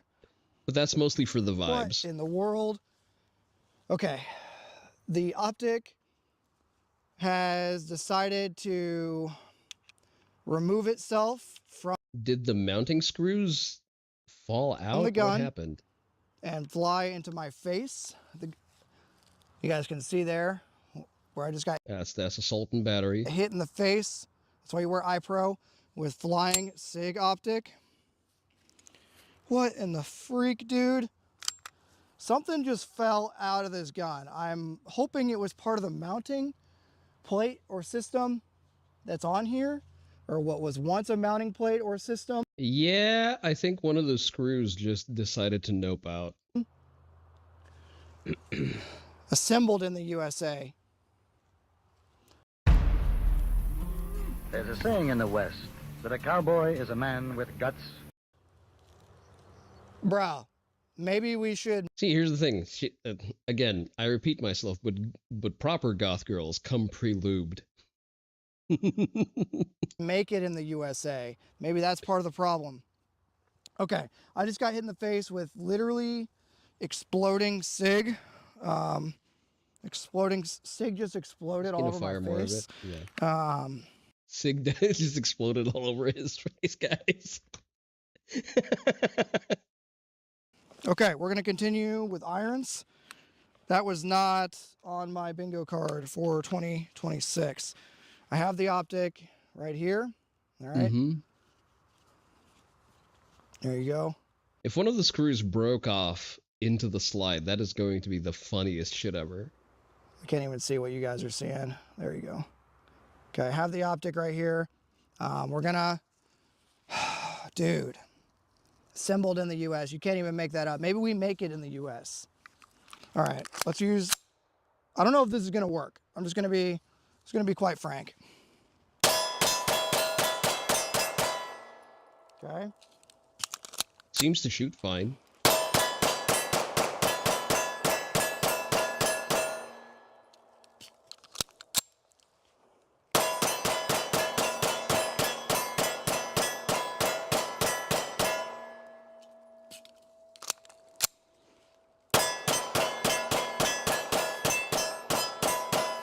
All right, I think we've made our point. It seems to run when it's lubed up correctly. I want to see the follow-up video to this, because I've not watched this one yet.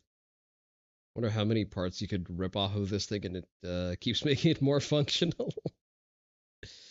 I suggest just, replacing the entire gun with a Glock. Sig Sauer Damage Control has entered the chat. Good morning to the almighty undefeated Combat Llama herd in service to the undying Golden Emperor of mankind. I just got off the phone with Sig Sauer's marketing team where we had roughly a 30-minute conversation discussing the successes, though there... You'll stick to your 19X? Absolutely, absolutely. I'm definitely sticking to mine. There are very few to mention, and failures of this 6-hour P211 GTO handgun that we conducted a 1,000 round, very eventful burn down video on yesterday. Throughout that conversation that I just had with 6 Hour's marketing team, they were able to provide some very interesting context and information as to where this pistol came from on the new pistol they will be sending, as well as some very interesting other pieces of information that I need to share with you guys, my audience, to give you the full scope of information. Here's the thing. If they send him a new P211 to review, and that one is not going to be like a broken bag of dicks, that's also not great. It's slightly less bad than the default assumption, but it's also not great. It means that your QC is so fucking bad that you can push out a review gun that barely works out of the box and then actively tries to disassemble itself. Before we continue testing, if every single member of the almighty Combat Llama herd and 6 Hour It Ends Today meme lord enjoyer were to hit the like button right now, that would help defeat the heretic horde, help this almighty Combat Llama herd grow more powerful by the day. Leave your never-ending Combat Llama emojis down below. I look forward to seeing all of those Combat Llama, the almighty herd, in the comments. That fires me up. Thank you so much for leaving those llamas down below. And most importantly, do you like free It's like AVGN once said, it's like saying that the shit I took today was better than the one I took yesterday. content, and do you like honest content? Well, it takes less than 10 seconds for you to... Like, here's the thing. On paper, it should be a good gun. It's what? It's like a steel frame 2011 that's not hand-fitted like a staccato, but runs just as well, hypothetically. Like, mind you, he's just burning it down. He's not even grouping it. Like, we don't see those groups. But let's assume that it's as accurate as a staccato for about 2/3 of the price. But in no reality would a staccato just have an optic fly the fuck off, especially if if STI are the ones mounting that thing. Once the drop test, okay, that's unfair. We don't talk about drop testing SIG products, okay? Use the link down below and grab a Marauder patch, whether Yeah, maybe that's the reason they decided to make a 2011, because no one would expect it to be drop safe. you like M81 God's Plaid, Brown, or whether you like the new whiteout patch that just launched yesterday. It will take you 10 seconds to click that link, check out, and also get access to our closed Discord server with over 1,700 members, where you can stay up late, play Tarkov, play Battlefield 6 with the boys, have a good time, talk about things that occurred like this on the channel, and all the stuff. So use your 10 seconds wisely on the toilet, or while you're time thefting from your boss or hiding from your wife right now listening to this video. Grab a Marauder patch and keep this content free and keep this content honest, because you guys are the exact reason why I'm able to come out here and tell the truth about relationships with companies like 6 Hour. So wait, is that a new gun? Because that's a plate on there. Did it come with that plate? Technology We get a SIG ad on the video. is evolving. let's discuss. Thank you so much This for is supporting just this channel, too by the way. perfect. Guys, maybe don't buy your keywords when this is happening. Let's discuss the testing and what the information they provided as to where this exact handgun that had over 30 malfunctions yesterday, where the optic flew off and hit me in the face. Where did this pistol come from? They're telling me that this pistol was a SHOT Show pistol. That means it was touched and handled by thousands of people. The optic was mounted for SHOT Show, so it wasn't mounted in the way that your pistol, this is what they're saying, the way that your pistol will be mounted if you were to buy one. That's what they're telling me. They're telling So they're telling him that they sent a YouTuber a review. A review. Wait, that is bullshit. Because if that gun was a SHOT Show, then it would have been disassembled to have the firing pin taken out. Because that's like SHOT Show etiquette demands that, you know, the guns are that the guns are deactivated when they're on the show floor. Because there's an assumption that, yeah, people are going to be looking at the product, they're going to be flagging everything, and in order to sort of have that passive layer of safety, all of the guns on the SHOT Show floor are supposed to be mechanically deactivated. So even if someone mounted the optic for SHOT Show, they then would have reassembled the gun to bring it back into operational order, at which point your QC guys still had an opportunity to check that it was torqued to spec. Telling me that this came directly from the SHOT Show, I guess, arrangement of all the products that they showed there, and that they rushed this out to me for the Garantham collab. That way Garantham and I can do a very secret video that I'm not allowed to disclose, but there's another gun called a Staccato XC, and you can just use your imagination what we were going to do with this. And he would have noticed it losing 0. I don't know about that one, Seku. I think that I don't know what distance he was shooting that steel from. The accuracy was never a key component of it. Although, you know what? No, if it shoots itself loose so badly that it falls off the fucking gun, yeah, then it probably would have lost 0 before it just falls off. And what our plans are. But the point is, SIG is saying they took one of those guns, they didn't quality check it like they would. You have this happen actual. James Reeves had Bushmaster send him their SHOT Show range gun for M4E2 patrolman. They made it very clear to him that they were sending him one from SHOT, and they actually ran very well. Yeah, like it's not like they're shooting those guns on the SHOT floor. Would do it with a regular off-the-line gun, and they sent it to me. That's what they're telling me, okay? So is that an excuse? Is that a valid excuse? That's up for you to decide. I think it probably should still follow the same, same guidelines, but I understand. I mean, if you're putting a gun out there, never mind if it's for a reviewer or not, that gun is still should be safe, and that includes mounting the fucking optic to spec. And SHOT Show is a disaster. That's why I don't go to it. It's kind of a nightmare situation. It's for people to sell large quantities of products, which I'm not involved in and don't have no business going there. And I think it's kind of. I mean, I don't think SHOT Show is for that, my guy. SHOT Show is an industry circle jerk, and this year it was actually kind of ass. I'm kind of happy that I didn't use my event allowance to go to SHOT this year.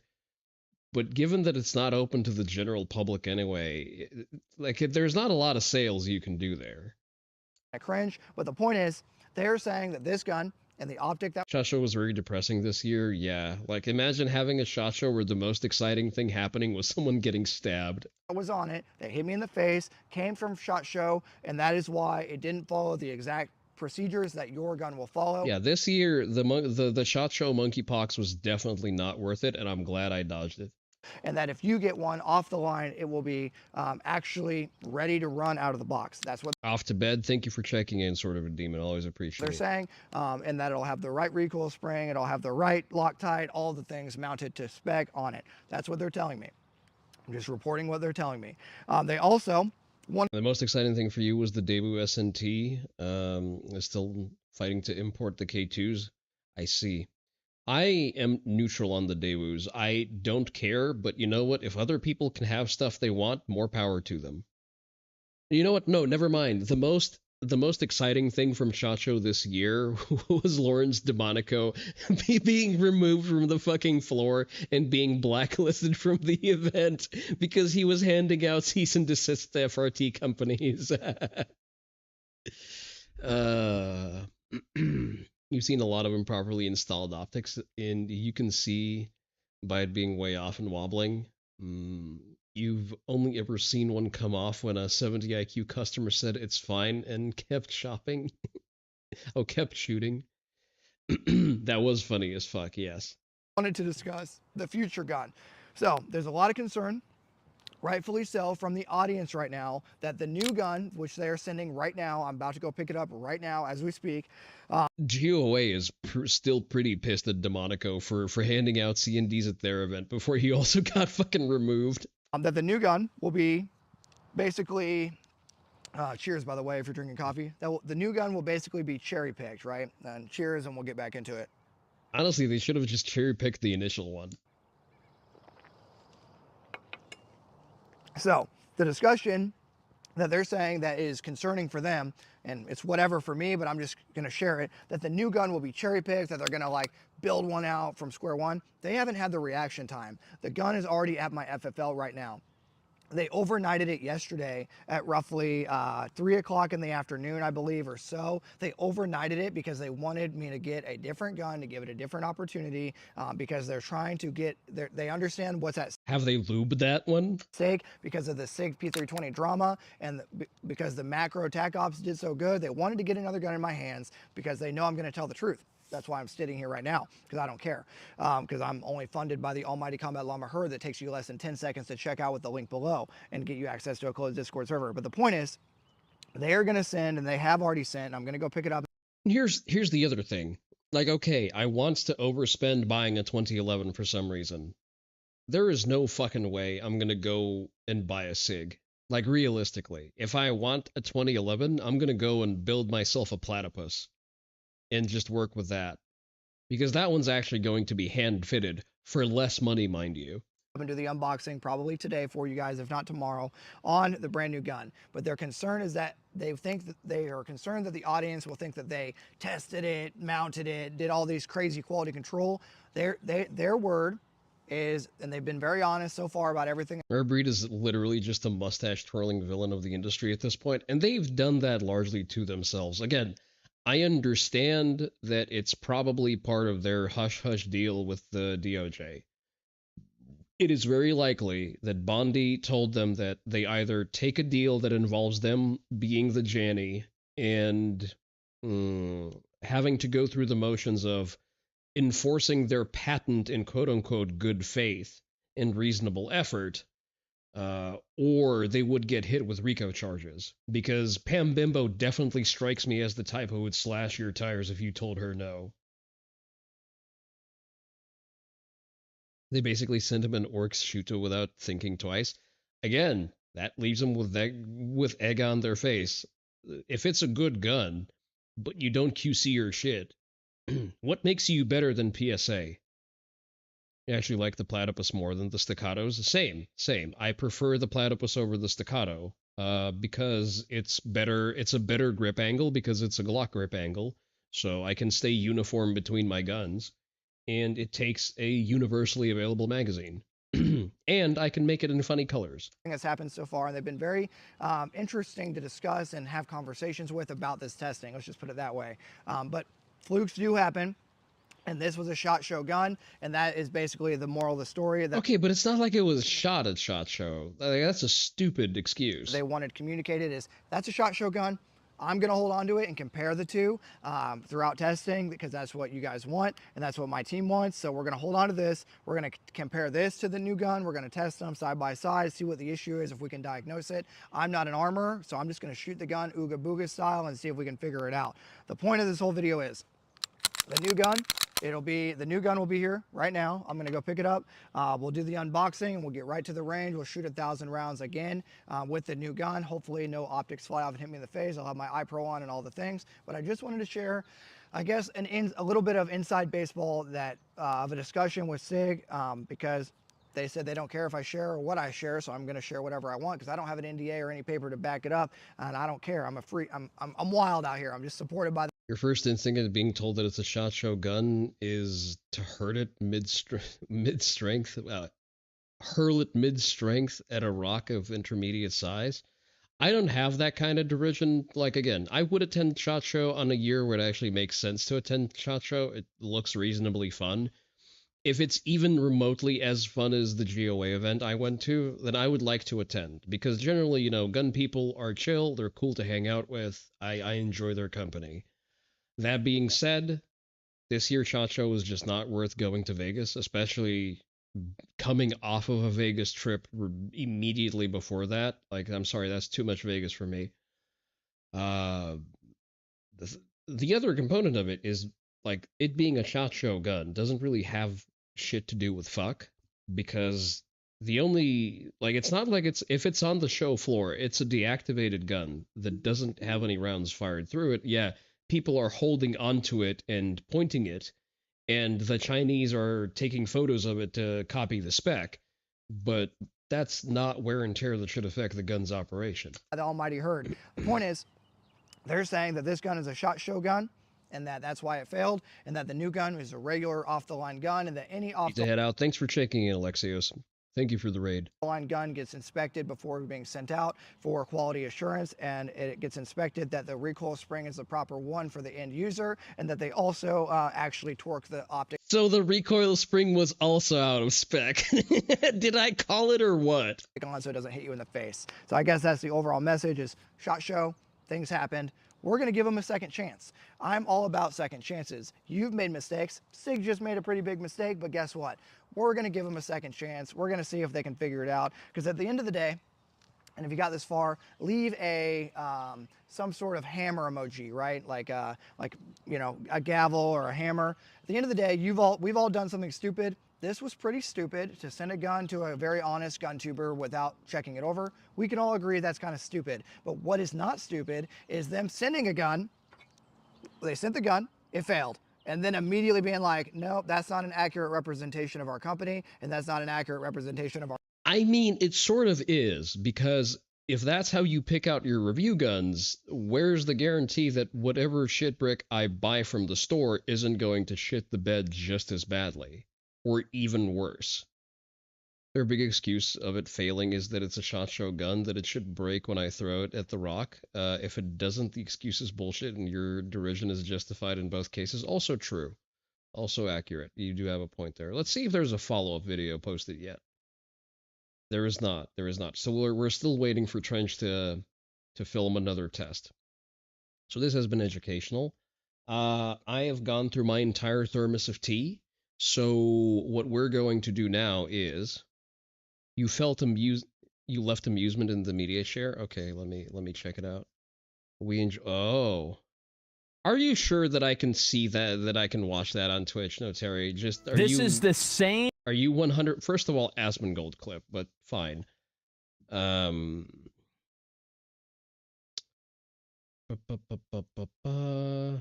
Quickly look through a couple of things.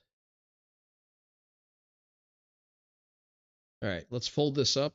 You can enjoy a brief ad that you can use in order to use the facilities and refill your drinks, because I need to take a piss after drinking so much herbal tea. Right, so where's that ad button? Here's your ad. I'll be right back.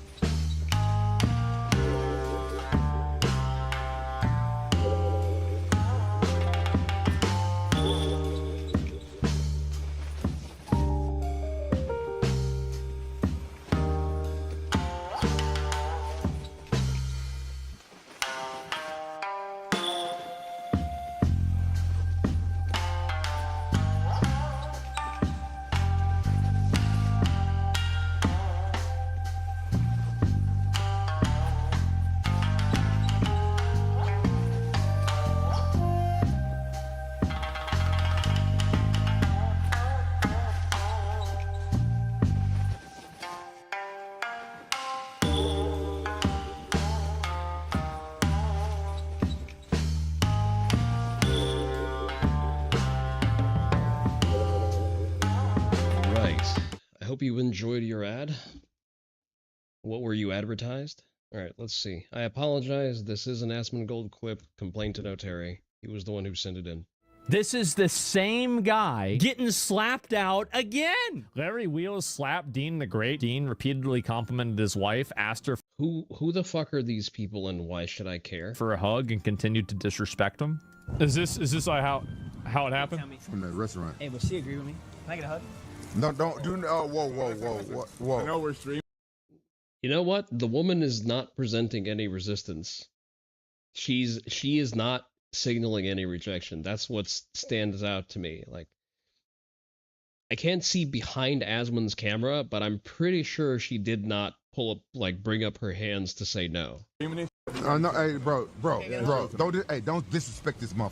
She's just standing there smiling. I'm sorry, your woman is sending mixed signals. You need to address that. I don't expect nobody, bro. Hey. Honestly, wait, is that Rampage? W Rampage. I don't give a nuclear. I'm sorry, bro. I'm sorry. I'm sorry. Between the two of you. See, we agree. No, real talk. She's the only one that agree with me. Hey, no, don't disrespect. Don't disrespect the king like that. Nuclear. He a king. Hey, that's Larry Wheels. Okay, I know who that is. Nuclear. He a king. You know why? She a queen, though. Listen. Whoa. I know we streaming. You gotta chill. We got chill. I know we. Nuclear. She a queen, though. Hey, honey, your liquor. Nuclear. I know we streaming, but honey, your shit. I'm good. Fucking discipline your woman. Holy shit. She a queen? No. Chill out. She's married. Nuclear. Listen, we got two beautiful girls on. Come on, let's go. Nuclear. Hey, he's fuck this. Nuclear. Nuclear. Come on. I think I'm finna be respectful. Maybe that's not Larry Wheels, and maybe I'm tripping. Fuck his wife up for grabs. Hey, he's been mad disrespectful. Hey. Whoa, hold the fuck up. What are you saying, my guy? Are you okay? Are you fucking okay? Two dudes who are at least 3 times your size each are telling you to chill the fuck out and cool it. Brother man, you are in fact not the main character. I'm finna be respectful. Fuck his wife up for grabs. Hey, he's been mad disrespectful. Hey, don't. Whoa. Spoken like a man who grew up without being punched in the face once. Don't be mad disrespectful. Come on, man. Good. Listen, I know we stream. With your hands, bro. This. We doing with your hands. This. You ready for them 100 gifted? 200 gifted? Nuclear. Listen. You ready for them 200 gifted? Nice! Holy shit, folded like a cheap lawn chair. Oh. Brother just got ejected from reality. Holy shit. That's a relatively gentle slap too, like no wind up, no nothing. And bro just no clip through the fucking map. Whoa! No, but also your wife fucking deserves another one of those too. Deserved. Totally fucking deserved. His wife up for grabs. Hey, he's been mad disrespectful. That's crazy to say. You are lucky you only got slapped. I know we see. Look at it. Look at his hand. Look at his hand. What's he getting his hand there next to her? Like, dude, what the fuck are you doing? Nice. He said he was gonna jump and shoot Larry after this. Oh, so that is Larry Wheels. Okay. Shoot Larry. This is the same guy. I think. Wait. Oh, he keeps doing that. Okay, so it's not that he was never punched in the face, that he just has a learning disability. I see. It was on the same day. He's incapable of pattern recognition. Getting slapped out again. This isn't just like some random baldy, that's at a party. Former UFC fighter. Nice to meet you, bro. You do know who I am. I don't know why you lying. So don't act like you don't know me. Who the fuck should know who you are? I already forgot who you are outside of a dude who got bitch slapped. I don't know you. You definitely know me. Nice to meet you, though. Yeah, I don't be lying because girls around and shit. You definitely know me, bro. Not even on some disrespectful shit, but. I don't like your attitude. Don't like your. I don't like you at all, though. Okay. Yeah, straight up. Are you the guy that got slapped on video? I did, but I'll slap the shit out you, though. Oh, you were? Yeah. Okay. I'm gonna show you the inside. Dude thinks he wants the smoke. Spoiler alert, he really doesn't. Are you the guy who got slapped on? It's like a fucking chihuahua who keeps barking at everything that's bigger than him because he thinks that, I don't know, he's asserting dominance. He's collecting Izot from his chat. On video? I'll make you another clip. Don't do that. Look at his face. Bro, you never want to be on the receiving end of that look from a striker. Bruh, no. That's fucking target lock right there. It's like, brother man, he is mentally reaching for the fucking off button on your chin. You're gonna make another clip over this? Why would you say this? Seriously? Don't do that. Nice. He clipped him with the elbow. Bro, this guy actually thought that he was gonna talk shit to Kratos. Why is What happened? Tell me. I'm gonna get smoked. He's gonna get smoked. So now he's gonna shoot 2 people. He's just gonna shoot everybody now. And then this is him tearing up how he fears after getting slapped by Larry Wheels. I ain't gonna lie. I ain't been sleeping. I ain't been eating ever since this slapped me, bruh. You love about that? He had a drink in his hand. Well, listen, he's not gonna drop the drink over something like this. My jaw It is also very good misdirection. No one expects to be fucking laid out by the hand that's holding a drink. I heard. I've been on the phone with lawyers, attorneys. I'm finna sue this big gorilla ass. Nuclear. My jaw hurt. I can't sleep on my face. Yeah, go to the doctor. I can't sleep on my side. Maybe don't start shit with other people's wives, and then you're going to be in one piece. You think he did drop it? That's too bad. It's just gone.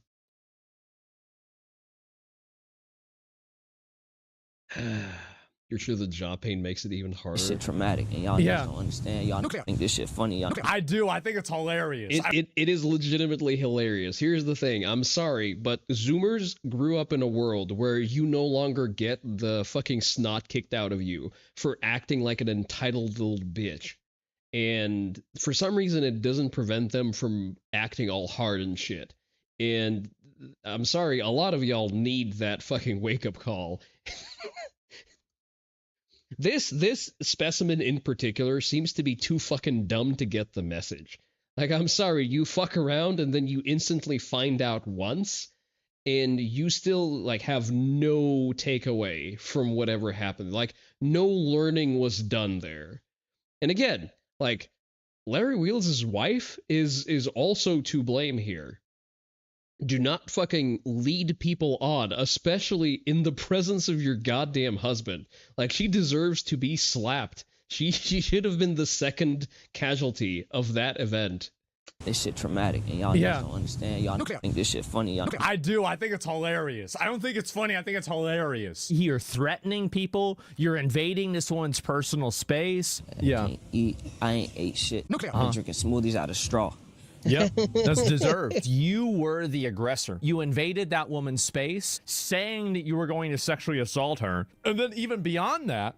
Are you the guy that got slapped on video? I did, but I'll slap the shit out you, though. Oh, you were? So he's going and making threats again. And you can tell because he probably knows that if somebody makes a threat at you, the chances are that if you hit them, nothing's gonna happen. And he says, oh, wait, really? Wait, you said you hit me? Wait, this guy just flagged for PB? Boom, nice. Whoa. Wait a minute. He is smiling. He is. Of course he's smiling. This is the most fun he's had in months. He's walking away from this guy, and this dude is just going ape shit on him. Oh, man.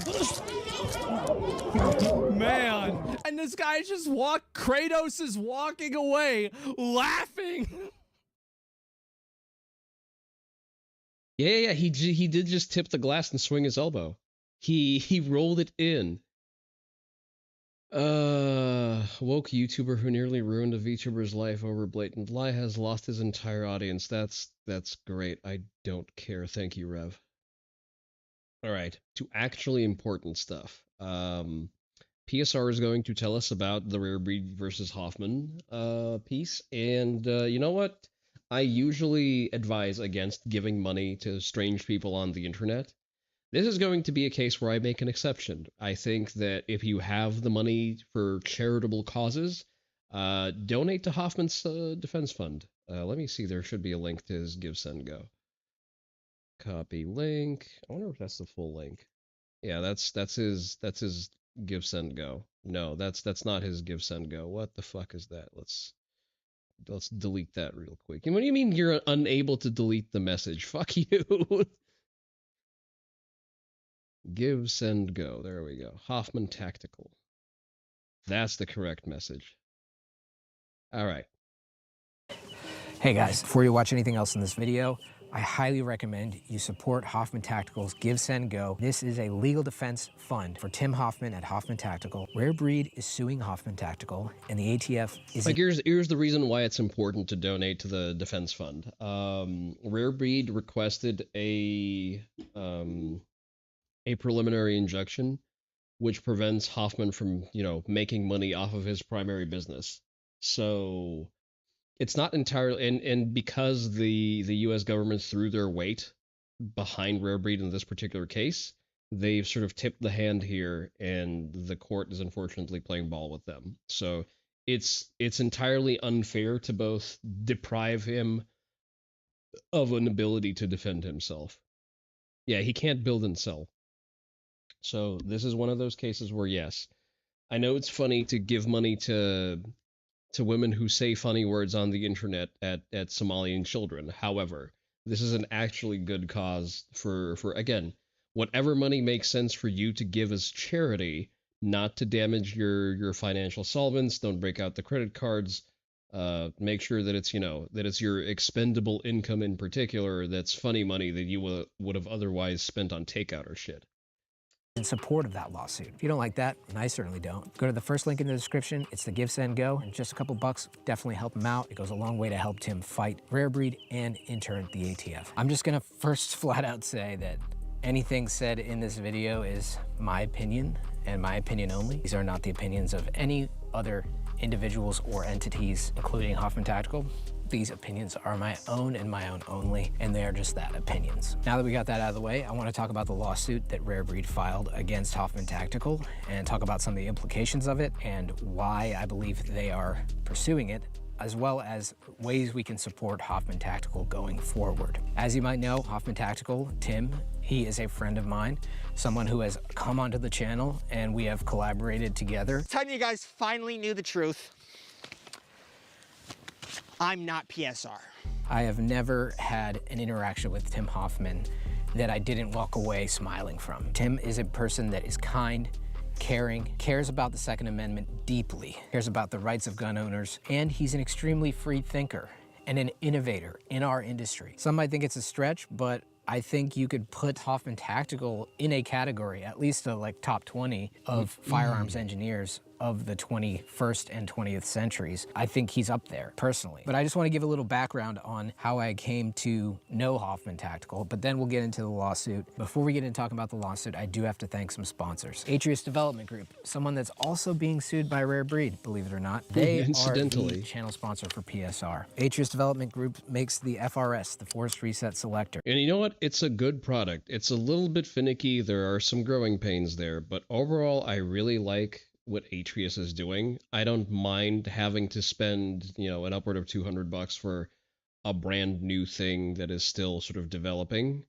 I see it as an investment in the technology, so that's why I bought one the moment it released, and it's going to live in a build of mine eventually. So, and I really like the fact that it works with mainline sort of popular drop-in trigger packages. It doesn't require that you modify an existing trigger. So what that do? What do you mean, no, Terry? What does the Atreus do? So the Atreus is a forced reset safety, meaning that it's the basic logic of the operation is that I don't have a camera on me right now, but I do have a disassembled lower with the Atreus in it. Essentially, there's an itty bitty. Let me pull up the Atreus itself, so it's going to be easier to explain. Atreus development. All right, so yes, I am over 18 by a lot, actually. So this is the forced reset lever. This sits in your lower. This replaces your stock safety selector. When it is set in the full auto in the third position, whenever the bolt cycles, it's going to force the lever back. That's actually, let's give it the correct angle here. Look at this. So whenever the bolt travels back, it's going to force this lever down. And as this lever goes down, it releases the reset on your trigger, pushing the actual trigger forward into, therefore forcing the reset, allowing the rapid semi-auto fire that is found in different forced reset solutions. It is mechanically different. You know what? Again, I have one. I'm not actively using it because this. So they have a compatibility guide. So you can just access this table on the website. It's completely free to access. It's just open and available. And you can look at, there's a compatibility chart for specific triggers. And as you can see, it works with standard mil-spec triggers. Like I have the mil-spec trigger that I have in my AR lower. It works with that one. I need to replace the buffer and the spring for it to run correctly, but I know that it works. There are also recorded customer builds of things that work. As you can see, it really prefers an H3 buffer. Or there are some rifles that are ready to accept an Atrius safety from the factory. It is very cool. The lever is a little bit skinny. I'm not a particular fan of that. I really like that the AS design lever is chunkier. But other than that, it's pretty good. So these are factory rifles that will just take an Atrius safety out of the box. Most FRT super safeties need an H3 to run, yes. So it just goes off once if you hold down the trigger, as is proper, but it does things that goes no Cherry. So it is still semi-auto. So let me go back to the product page. When you fire in normal semi-auto mode, what happens is that if you keep holding down the trigger, your bolt will cycle, it'll chamber another round, and then the disconnector will lock your trigger, and it will prevent it from engaging and releasing the hammer until you release the trigger to achieve a reset. With a lever like this, with be it an AS design forced reset safety or this Atrius safety, the cams are positioned in such a way where the lever is positioned to depress the disconnector. So the bolt travels back after a shot. It presses down on the lever. The lever in turn presses down on the trigger face, forcing it forward just enough for the disconnector to disengage from the hammer, thus allowing you to repress the trigger again while maintaining pressure on the trigger. So yes, you are pulling the trigger per every shot, therefore it is not a machine gun. However, from an effort perspective, you're able to do so as fast as your bolt is cycling. So your rate of fire is going to be matched up to the cyclic rate of whatever rifle you have it in. You have it installed in. Again, I like the Atrius one because it works out of the box. You can just you get it with a rifle that works already, and then you install that and you enhance whatever product you already have. I need to use the AS design one for mine because I'm a dirty SIG owner. What can I say? And the AS design is the only one that works for me. That's not rare breed, and I really don't want to give rare breed money. Therefore, I now need to spend another $500 to complete building out my AS design build. This is a safety selector that goes in your AR pattern rifles and allows you to go in 3 positions: safe, semi. Is that a fucking Q? That's a sugar weasel, right? And just a little faster semi. Atrius is in the middle of a lawsuit, like I said, with Rare Breed, and they are fighting very hard. So if you guys want 10% off your entire order from Atrius, never in a million years use KSR for 10% off your entire order. And thank you a ton to Atrius for sponsoring this channel. Also, since this video is about FRTs, we're not gonna do any shooting today, but the FRT definitely brings the ammo budget a little bit higher sometimes, and that's why I gotta thank HSL Ammunition for providing the ammo for this channel. HSL's ammo prices are pretty much unmatched. It's high quality stuff, and I train with it and shoot with it all the time. So big thank you to HSL for providing the ammo for this channel. All right, let's go back all the way to like 2020. I first became aware of Hoffman Tactical by watching his YouTube channel. Before I even started this YouTube channel, I was watching Hoffman Tactical. So he was designing 3D printed lowers way before it became a big thing, and he was doing strength tests, the push-up test, doing all sorts of testing, and I just loved his energy. I loved his enthusiasm for the hobby and for this cool thing that we call 3D printing. Like, one of the things I really appreciate about Hoffman is the mad scientist energy.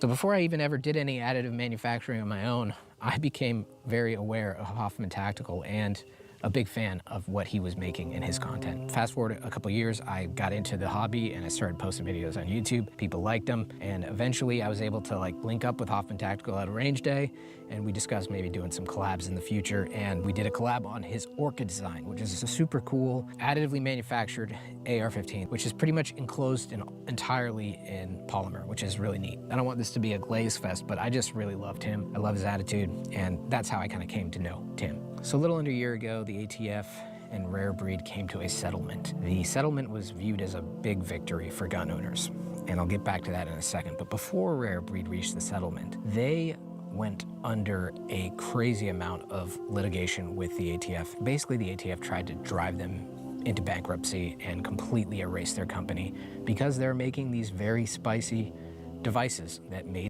Mind you, never at any point in the case that the DOJ brought against Rare Breed have they ever litigated the fact whether Rare Breed triggers are machine guns or not, because the ATF knew that per the definition of the machine guns under the NFA, it's not a machine gun because one shot per function of the trigger. Made the AR go semi-automatically as fast as possible. I'm a big fan of the FRT. There's a argument as to whether their trigger design was actually the first to do it, which you could look up Thomas Allen Graves or all the way back to the 1930s patent. That's neither here or there. Rare Breed did get absolutely harassed by the ATF. And like I said, they got raided, they got treated like criminals, and it was horrible for them. And I don't wish that on anyone, including Rare Breed at all. Like that sucked, and it was unconstitutional. And clearly, by design, it is semi-automatic. The 1926-1911 patent. But going forward, Rare Breed fought the ATF on it really hard, which I commend them for. And as a result of that fighting and that hard work that Rare Breed put in and all that money, Rare Breed reached a settlement. Now, they decided to do a settlement with the ATF. It's a settlement that allows for certain provisions, under my understanding. Listen, I'm not a lawyer. This is not legal advice. I'm not a law expert, okay? Runkle of the Bailey channel on YouTube, he's a Canadian firearms lawyer, but he also has some pretty astute observations about this case, I think. I'll leave some videos of his in the description. What Rare Breed did was they made a settlement. Instead of winning and getting these fully legal for everyone, they made a settlement. And in that settlement, there were a ton of provisions. I mean, the settlement, like the court precedent is still that the core and the settled precedent is that the ATF is not to pursue forced reset triggers as machine guns. Whether or not they are machine guns was never litigated because they fully understand that they are not. And under no circumstances, under the pure wording of the laws, would they ever be able to prove that forced reset triggers are machine guns. Kind of compromises, so to speak, that Rare Breed made with the ATF. I'm not going to list all of them, but one of them was that they would aggressively pursue anyone who is in violation of their patent. That's a big one. The second one was that they would never release any pistol FRTs, ones that specifically have magazines that go in the grip of the firearm. And for my guess, the ATF really didn't want legal, very fast Glocks, and that's probably why they chose to not allow that to happen, and Rare Breed allowed that to be part of the settlement. Again, I maintain that they were about to have RICO charges brought against them just to completely kneecap them. And this is interesting because, as we know from crime statistics, handguns are used much more in shootings than rifles are. Rare Breed seeing that, and you know, I guess they just kind of said, well, yeah, we weren't planning on making any handgun FRTs anyway, so they made that agreement. And initially, this agreement was viewed by many, including myself initially, like as a huge win. Like, oh, Rare Breed won. Hell yeah. They got the permission of the ATF to make their FRT-15s legally. There's no gray area. That's that. And if you got a Rare Breed FRT-15 or any of the Rare Breed products, you're pretty much good to go. So fast forward a couple months and Rare Breed starts going after various manufacturers of FRTs, including super safeties. And these lawsuits just started to double and triple and quadruple into more and more manufacturers being sued by Rare Breed. And in their agreement with the ATF, with the US government, it said, you will aggressively enforce your patent. They are required by their agreement with the ATF to aggressively pursue any patent infringement. Looking at this agreement, one might think like, well, why? Why did you agree with the government to have to aggressively pursue these patents. Like, there's no end to it, really. You're basically required by the government to go into massive legal debt, which they said that they will not help with any legal fees, the government, for Rare Breed. You are now in a never-ending lawsuit nightmare. Well, they are sort of helping because they are tipping the scale by stating their opinion as a party. Basically, because you're required by this agreement to go after anyone who's infringing on your patent. And it makes me wonder why, in that moment, their lawyers and their leadership of the company said, you know what, that's awesome, yeah. We'll agree to sue everyone unconditionally going forward, and you know, legal debt is not a problem for us at all. We're required to do it, and we're just gonna... I mean, filing a lawsuit doesn't really cost that much on its own. Just filing a lawsuit, even if it loses, like, it doesn't cost that much on the face of it. And it's still better than being slapped with RICO charges. I keep on doing it. I just don't know why you would agree to that, being held to that by the government, that you have to basically sue everyone. But then, in hindsight now, you start to think, was it all along the intention of Rare Breed to have an entire monopoly over the FRT industry? I guess it's an industry now, you could call it. Now, they've already got a patent, they've had a patent, but this extra agreement with the government to aggressively pursue the patent is something outside of just having the patent, which covers you legally if anyone infringes on it. Just off rip. You don't have to have an agreement with the government. That is the agreement with the government. And over the past 8-9 months now, we've seen more and more companies being sued by Rare Breed. We've got Atrius, of course, we've got AS Designs, and the way that Lawrence DeMonico and the staff of Rare Breed, the lawyer, walked around the GOA convention. I was there, the Gun Owners of America convention. This was a pro-2A positive gun rights event where a bunch of vendors came out and tried to get their products in front of very... It was a great event. I can attest to that. People, and Rare Breed chose that moment, that exact moment. A great read of the room, I'd say, just to say, you know what, we're gonna walk around and literally hand people C&Ds, cease and desist orders, to their booths if they have any FRTs. On the scale of dick moves, like that's gotta be up there, dude. I know I'm kind of probably preaching to the choir, so to speak, with my audience. If you gotta enforce your patent, just send them a letter, man. Why are we doing it in public in front of everyone? That just leaves such a bad taste in my mouth. It also gets you fucking blacklisted from the event, too. I'm gonna be honest that if Rare Breed hadn't done all this stuff and tried to restrict these other companies, which a lot of them being super safety companies, which in my opinion does not violate their patent, if they didn't go after all these other companies, I would want to support them 100% because they spent the money, they fought the ATF, and if they didn't come... Well, here's the thing, yeah, if they weren't absolute dicks about it, I would have just bought a Rare Breed trigger and ran it with the trip bar that I have anyway, and the entire endeavor would have cost me $400 instead of the $700 that I need to spend to FRT my MCX now. Come to that agreement, I would have an even easier time supporting them. Like, if they actually won the case against the ATF, that would be an amazing victory. I would want to support them 100% going forward. The ATF is at fault here. This is why you say they should be destroyed, not abolished, destroyed. Well, for one, first you need to remove the NFA, because if you remove the enforcement arm of the NFA, but leave the NFA on the books, you're not doing anything outside of also dismantling the process that people can legally follow right now for their Form 1s and Form 4s. The NFA needs to die, and the ATF needs to be reduced to an arm of the IRS.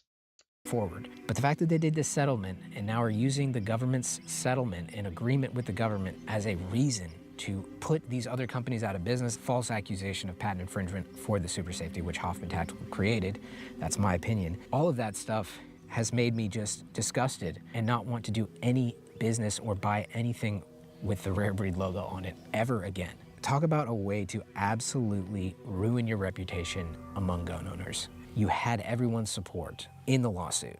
If you wouldn't have taken that agreement, and I know it must have been a horrible, absolute money pit trying to fight the government. Like, see, I don't think that would have been a money pit. I think if they hadn't taken that deal, the government would have gone out of their way to just absolutely squash them. Like, I totally get that. But if you just said, you know, we won the lawsuit, and you know what, everyone's free to make these FRTs, as long as it doesn't infringe on our patent, which, in my opinion, like I said, the super safety does not infringe upon that patent. Innovation breeds A, superior product, B, drives down prices. We want, as consumers, the best products possible. And if you create a monopoly on a product, basically has no reason to innovate. It has no reason to change. It has no reason to get better. You have no competition forcing you to make better products. And that's what it appears Rare Breed would like to see going forward. And that's what it appears the government would also like to see going forward. So moving forward to about a month ago, Rare Breed sues Tim Hoffman, Hoffman Tactical, for patent infringement. Now, there's a couple patents that they're suing Hoffman under. One of them is a 784 patent. This 784 patent is their cassette drop-in FRT patent.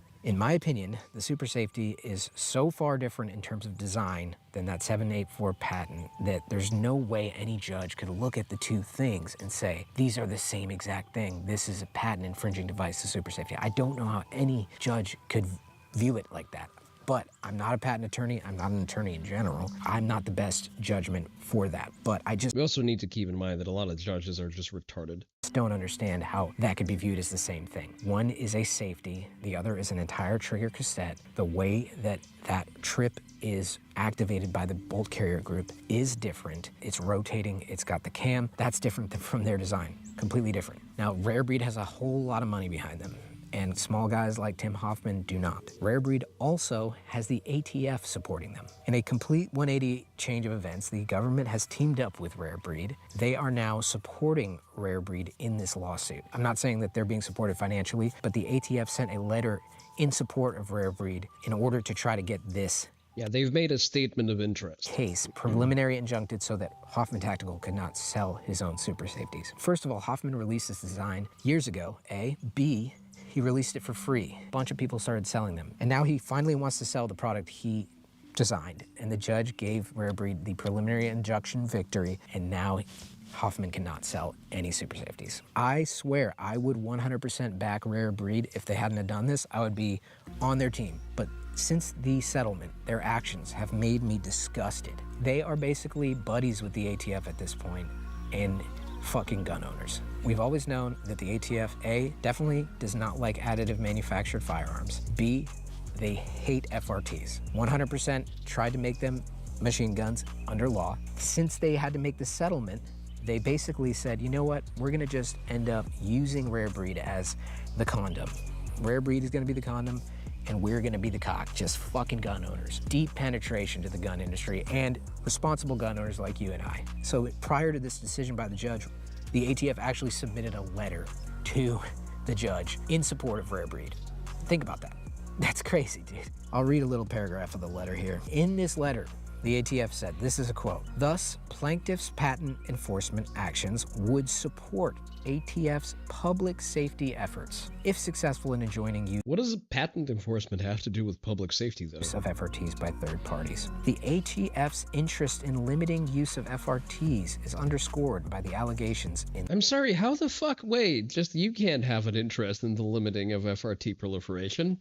They are not regulated by the ATF. Fuck right off. This litigation. Here, plaintiffs allege intentional distribution of infringing 3D print files to encourage widespread copying, distribution, experimentation, and sale of the design by the public. Yeah, so the ATF basically wrote a letter to the judge saying, hey, you should allow this preliminary injunction so that Hoffman can't sell these Super Safety. We want to limit these FRTs, especially ones that you can 3D print. And we want to make sure that the public safety is in the best interest. You read that ad, nothing to do with patent law, it's literally just rigging? Well, yeah, it's not only just rigging, it's rigging that is completely outside of the purview of the ATF. The ATF is supposed to regulate NFA items, and NFA items only. Given that they never litigated whether they've never litigated whether FRTs are machine guns or not, because they knew that they would lose, that automatically puts it outside of the purview of the ATF to regulate. Get fucked. We agree with Rare Breed going after all these companies, and this is why you should not allow Hoffman Tactical to sell any Super Safeties or put up his 3D printed designs to the public. And this comes at a time when I believe the distrust in the government and the ability for the public to see through. It's sedition? Possibly. Yeah, again, it's another very interesting decision, and again, I blame Pam Bimbo. Like, if only she came up for air a little bit more often as she was earning her another one of her promotions. She would have not been so brain damaged by the time she was installed as Attorney General by the Swamp. But again, I guess she just spent so much time getting her promotions off her back that now she feels obliged to fuck gun owners back. The bullshit of the government. It has an all-time high right now. But can I please brag about ATF? I talk to them almost daily. Thank you. And they're working so hard. So at this point, in my opinion, you have to look at Rare Breed as really an extension of the ATF. They're an extension of the government, and the ATF would like to regulate force reset triggers. What could this mean for the future of force reset triggers? Well, I'll get into that in a sec. Before we get too long into the video, I gotta just say, if you would like to support my friend, Tim Hoffman and Hoffman Tactical, who in this lawsuit, they actually doxed Hoffman, they put his address in the document. I don't know if that's standard procedure, but that is standard procedure. Sucks in general, because now that's public. His address is public. They didn't have to do that, I don't think. Whether you like or dislike FRTs, this is a huge moment to be able to support one of our time's leading gun engineers and inventors, Hoffman Tactical. And that brings me to today's video sponsor. This video is sponsored by Z3 Pro. Z3 Pro is a manufacturer of super safeties. They've got a bunch of accessories to keep you super safe. Never in a million years, check out Z3 Pro. And why did I bring up this ad right before talking about giving to Tim Hoffman? Well, we are donating, Z3 Pro and I, $1,000 to Tim Hoffman's Legal Defense Fund. Right now, the Legal Defense Fund is at around $92,000. The goal is $180,000. That might sound like a lot, but honestly, with the amount of money and the backing of the U.S. government behind Rare Breed, Let's take a moment to peruse the goods, if I may. AR Super Safety Kit, okay. Pre-cut AR-15 trigger. AR 9mm bolt weight jig, okay. HK low profile RMR mount, you know. VM5 MP5 super safety trip. Very cool, very based. I'm just gonna go ahead and paste that in the chat.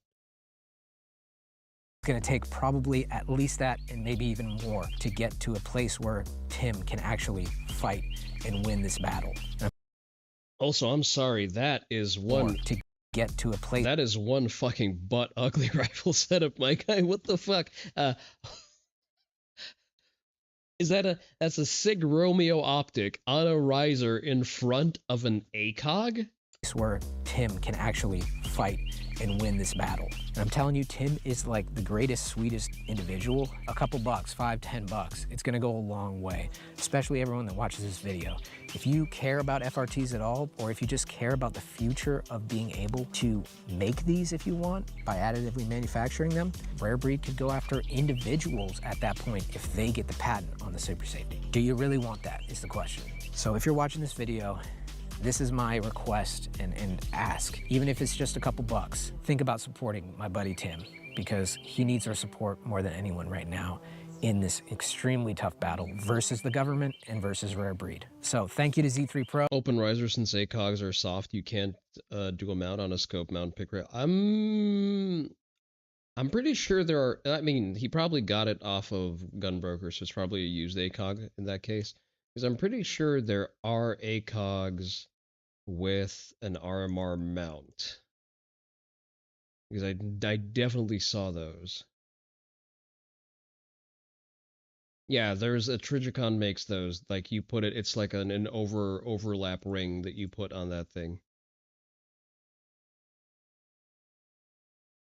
I'm pretty sure there are ACOGs that just come stock with an RMR mount.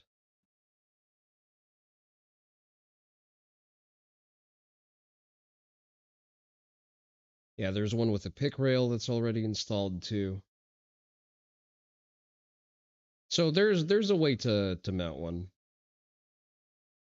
Dear God, the prices though. I mean, it's an ACOG, and it's also Trijicon. There you go. There's one. It's like a pre-baked combo. Yeah, yeah. It's the cost of a SIG 2011. It's an ACOG though.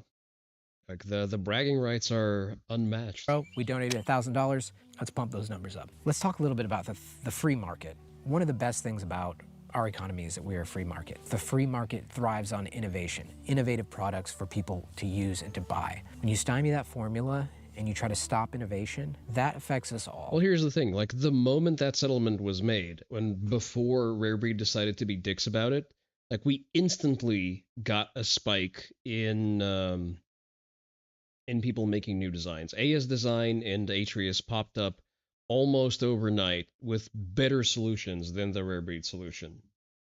Rarebreed had a choice. They had a choice that they made to come to an agreement with the government to basically shut down every single manufacturer of anything that resembles an FRT. I don't know about you, but I think that's messed up. I understand if there's similar... You think if you mount a SIG 2011 on your rifle, it'd be better for hit probability than an ACOG? No, I don't think it will. Devices that are very close in design, maybe you have an argument there, but the super safety does not infringe on that patent, in my opinion. For example, like we've got a handguard here. The goal is to provide something that the barrel can fit inside of that you can put your hand on. And it comes with places where you can mount accessories, right? Now this is also a handguard. This uses a different screw mounting location and it fits around the barrel and you can put your hand on it. Just because this is achieving the same goal does not mean it is the same exact thing as this. There are differences. They both use different barrel nuts. They both use 1 and 2 screws. But fundamentally, the goal is the same. When you're looking at it from a patent perspective, I'm not a patent lawyer, like I said, but there can be 2 ways to achieve the same goal, which is fast semi-automatic fire. And in this case, I believe the 784 patent and the super safety are entirely different on how they achieve the same goal. To me, it seems like an open and shut case for any kind of patent lawyer or someone who's a judge looking at it. You're like, okay, well, these things are entirely different. It appears that there's also prior art of the Hoffman super safety before the Rarebreed patent was certified. The ATF and Rarebreed would just like to bury Tim Hoffman, and by pouring more and more money at the situation, it only makes it more difficult for Tim. So at this point, guys, personally, I cannot in any way support Rarebreed or buy any of their products or showcase them in any way going forward. I believe their actions are against the Second Amendment. They're trying Hoffman predates Rarebreed by a couple of years, yeah. to have a monopoly on FRTs, which could, in the end, given that they're buddies with the ATF, who knows, maybe they'll just stop selling them entirely. ATF says, you know what, we'll give you a lot of money if you just, stop the FRTs. That could potentially happen. So I really honestly cannot let my conscience buy a Rarebreed product or promote it in any way. I was so ready to be behind them. I was so excited for them. And what they've done over the past year has left me sick to my stomach. I will put the link in the description to the Give, Send, Go for Tim. And I want to just thank you guys for watching the video and let me know what you think about this in the comments. Please share your opinion. I'm curious. Rarebreed's not great at reading the room, but I'm pretty sure the room does not like this. So let me know what your thoughts are, and I'll see you on the next one, guys. Thank you so much for tuning in. Peace. Right, so, as I've said previously, go and, if you can, throw a couple of bucks towards Hoffman Tactical. If you want to get a super safe anything, I would suggest that you go and do that now, because we don't know how these cases are going to go. So go and buy yourself an Atreus thing. Go and buy yourself an AS design solution that also works. I don't have a code to give you because I'm not cool enough. You can indicate in the comment of your order that Kuromaru sent you, and maybe I'll get some swag from them. But at the end of the day, it is what it is. So don't give money to Rarebreed. Give money to companies who treat you right. And build things that you will potentially enjoy, while also not shitting all over your rights. Judo conditioning. Okay, interesting. How is the poll doing? Do you know that there's a poll happening in chat right now? I'll allow Kick to vote via mail-in ballot, but your options are Subnautica and Abyss School. So I would like to see an option voted for by someone, otherwise you will get nothing. All right. While the vote is still going, let's leave this here. I need to take another piss again because I'm still drinking my immuno-supporting tea. Sorry, you can't put one on a cowboy gun. Well, then buy a gun that you can put one on. Motherfuckers, you're tied. Come on, get yourself a third person. so you have no use for it. Get yourself an AR and FRT it. Also, Abyss School or Subnautica, Seku. You're going to be the deciding tiebreaker. Makes you super fucking mad. It's just so easy to not fuck people over on their rights. Abyss School. Okay, I'm gonna cast my vote instead of Seku. I am the trusted voter here. But no, they'll cross that street and kick that puppy. Again, we don't know what kind of gun Pam Bondi has up Lawrence DeMonico's ass, but he's definitely going out of his way to be the teacher's pet on some of these things. So respectfully, Mr. DeMonico, suck a dick, and me and the boys are going to be buying every Forced Reset product that's not you. So blow it out your ass. I'm gonna go take a piss, and I'll be right back. Here's an important German word for understanding what's happening very quickly around you all of a sudden. Volksgemeinschaft! It means people's community, where people is a Volk, which is a unified ethnic, cultural, national, and nationalist conception of identity. What is happening in England right now under the banner of St. George's Cross is attempting to use the issues around immigration and all the attendant problems, including rape gangs, a liberating tolerance, anti-Brit legal situation, etc. To encourage an English Volksgemeinschaft movement. It's not about rights, freedoms, or the problems nearly so much as it is about encouraging a collectivist and daring a nationalist. People's community mentality, sentiments, and movement. Something similar is being pushed around a Scottish identity based on the young woman who rightly and heroically stood up for her own physical safety. The same thing has happened with heritage Americans. In the US, the goal is to create a new understanding of what is an American that sees America as being an extended Volksgemeinschaft instead of a propositional nation. Seku, listen, you can have the cowboy guns, but also have actual modern guns that work with the modern shit, okay? Like, you can have both. Just, make sure to fill actual utility-driven niches. Then you can have funny safe queens, okay? Let's watch this real quick. National championships, they're not gonna recognize it. But also sustainable holds, right? That's just the warm-up. Warm-up? It's interesting that a judo player comes to a football coach in Texas, of all places, for his conditioning.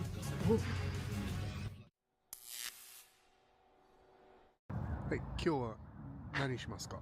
今日はですね、トレーニングジムに来ました。今週3回トレーニング行ってるんですけど、今日はコンディショニングの日で、はい、頑張って。The Barn. That's kind of a banger name for a gym.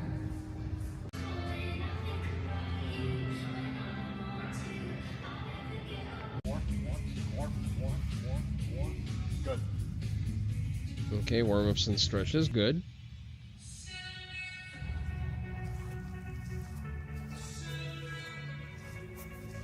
Very good flexibility for a guy who looks like he's about 220 pounds, I'm gonna say.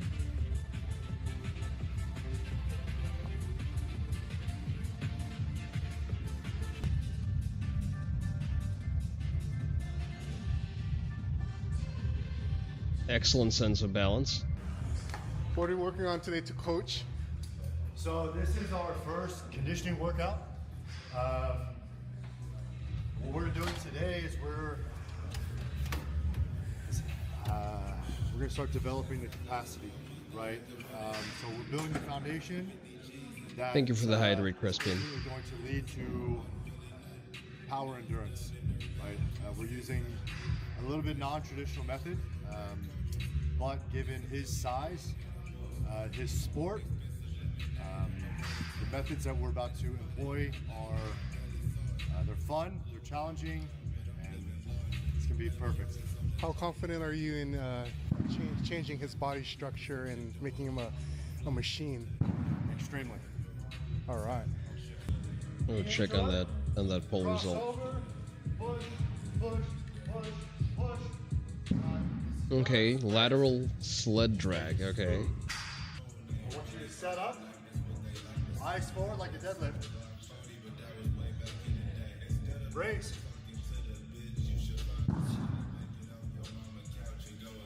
So if you watch my foot, play it. Okay. Backward sled drag. I guess you do sort of perform those movements against resistance during certain throws, so that makes sense.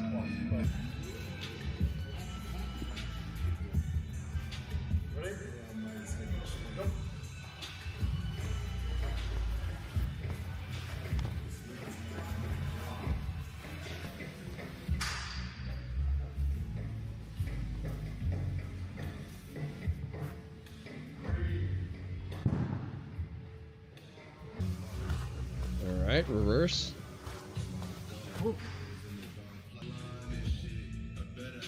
Suitcase carry makes sense. Single side load with a lot of grip emphasis.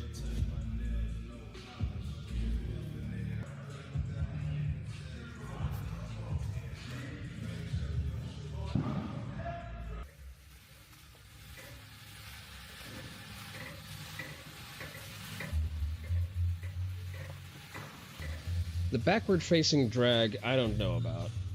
Again, this is the pro conditioning coach. He put that exercise here for a reason, so. You do sort of back up into certain exercises. That's just the warm up. Warm up? これがどんどんレスト短くなってきつくなっていく感じですね。そうですね。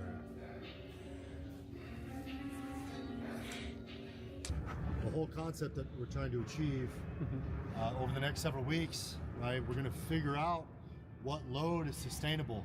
And so for him, it's managing not just power output, but also sustainable holds, right? And not just sustainable holds in a fixed plane, but transferred through multiple planes. I'm not extremely well versed in all the different throws, but I know the fundamental, right? I understand the fundamental of judo. So with the concepts that we're applying, we've got 5 seconds, ready? We're building the load, we're building the capacity, but even through the minor nuances of him transitioning through the turn, okay? So more spin, we're going to the left. Sandbag carry. We'll turn the hips. Good. Right?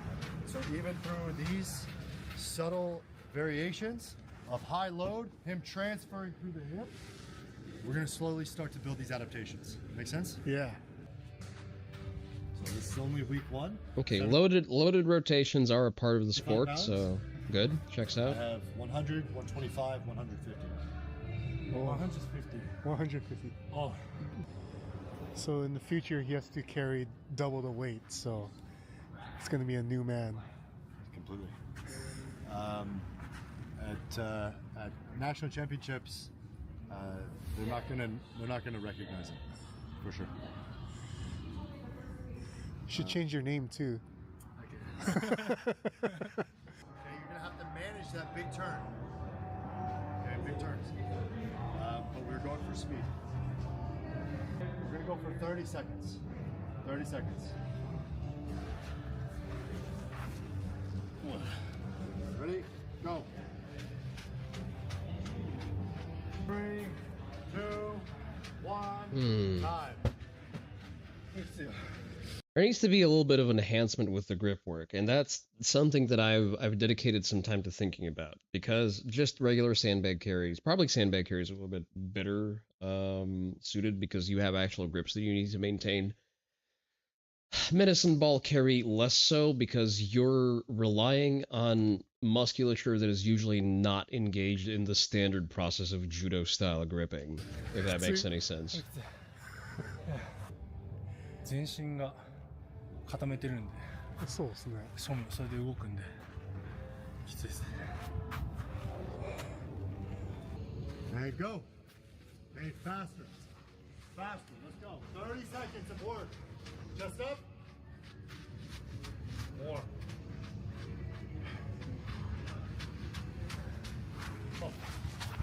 More. Pick it up.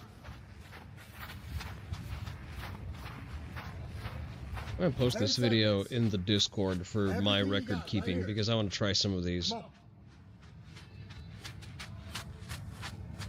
Church of Iron, there we go.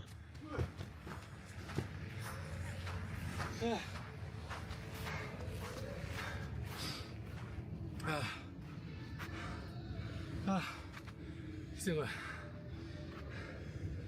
お疲れ様でした。よいしょ。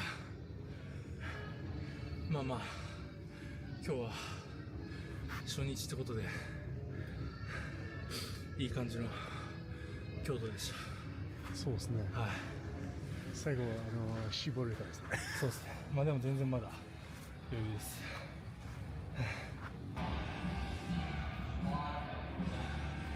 He's confident. Yeah, he's very confident. Confident making a new Harasawa. Yeah. AC/DC playing in your gym? Optimal? Nice. Nice. I like to look at this guy's oh, he doesn't have a lot yet. Okay. Tomoe Nage. Train with Tsunoda. Okay. Tsunoda is the virtuoso of Tomoe. できるか。めっちゃセンスいいんじゃない？意外だった。4月26日の全日本選手権で。マラサーにあんな引かれたら怖そう。皆さんこんにちは。I really want to grapple again. I'm almost done rehabbing my back. アメリカに住んでるんですけれども、4月の全日本選手権。Old military supervisor ditched at you for having an earpiece. Oh, bitched at you for having an earpiece in. に向けて、練習をしています。まあその中で新しく。Whether it makes sense or not, it just reminds you of street fights in Yakuza. If you don't train, you eventually run into units like this. 巴投げを練習しているんですが、今日は Yeah, stay safe, Seku. わざわざですね、日本から角田選手が巴投げを教えるために来てくれました。ありがとうございます。Wonder where he trains. 教えるためにだなって感じですけど、ぜひ使ってほしいなと思うので。So Tsunoda, I believe she's a medaled Olympic competitor and an All Japan competitor, and I believe her forte is setups into Tomoe Nage and executing the actual Tomoe Nage. So it's interesting to hear. 伝えていきたいなと思います。じゃあとりあえず一回投げてもらいます。お願いします。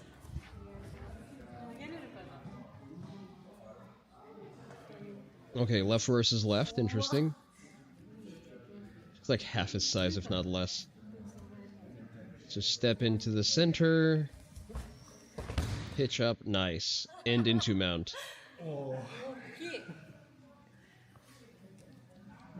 That is interesting. I haven't seen it being taught with that extra step into the middle. Usually people just YOLO it and use the drive from that. That's an interesting detail. I need to brush up on that. 結構下からえぐられるタイプ。そう真下からすくい上げられるタイプ。これできるか。まあとりあえず教えてもらいます。私がやってた巴投げは張りが必要で、この釣り合ってる状況。うん。相手が後ろにこう嫌がってれば嫌がってるほど真下に入る速度が真下に落ちてくる。だからできればしっかり釣り合った状態で下に入る。で、このまんま釣り手側に入りたいんだけど、まず1歩目をしっかり相手のその入って、でめっちゃいい。その角度のまんまちょっとぶら下がる感じに入る。で足を止める。足を止める。ぶら下がる感じで。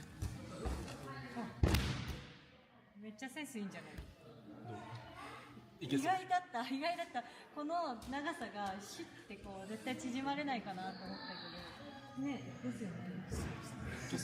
I think that's a very controlled drop. That's not the way a lot of American schools teach it, because they teach it wrong.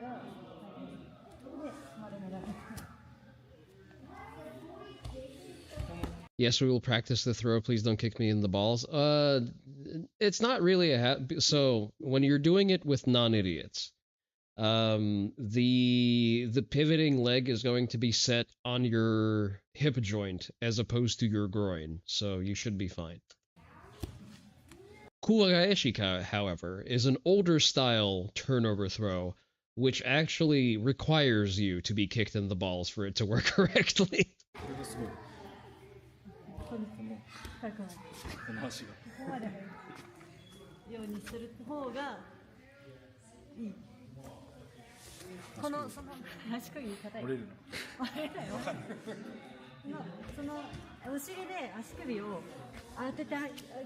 Like, one of the things that prevents me from going full speed when I grapple under judo rules is because I have so much shit drilled into me as like instinctive movements that's completely illegal, and I know that I shouldn't do it because it's very dangerous, that I just end up freezing up and looking for basic throws.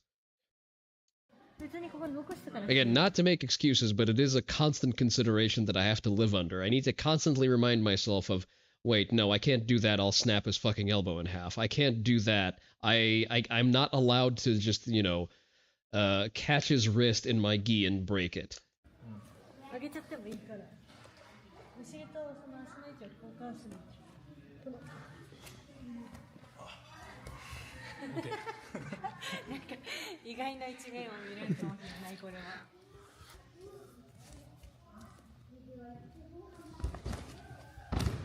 Oh, very nice. Let's look at that one again. Steps in. I really like the step in. The step in gives you more control. You're not just wildly swinging out. The reason that's valuable is because you prevent a potentially stronger and heavier opponent from just holding you up and just preventing you from doing tomoe.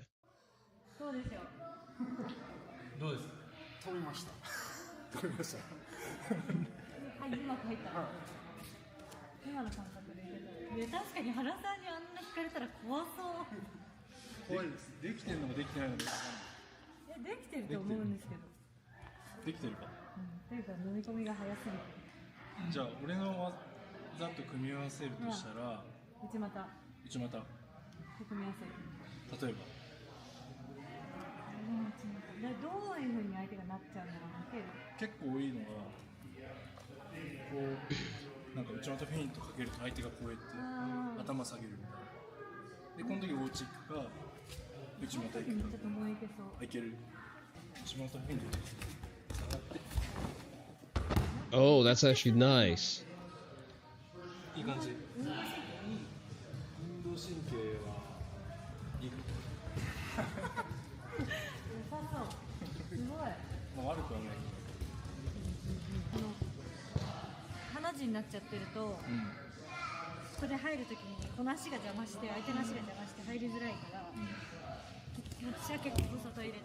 Oh.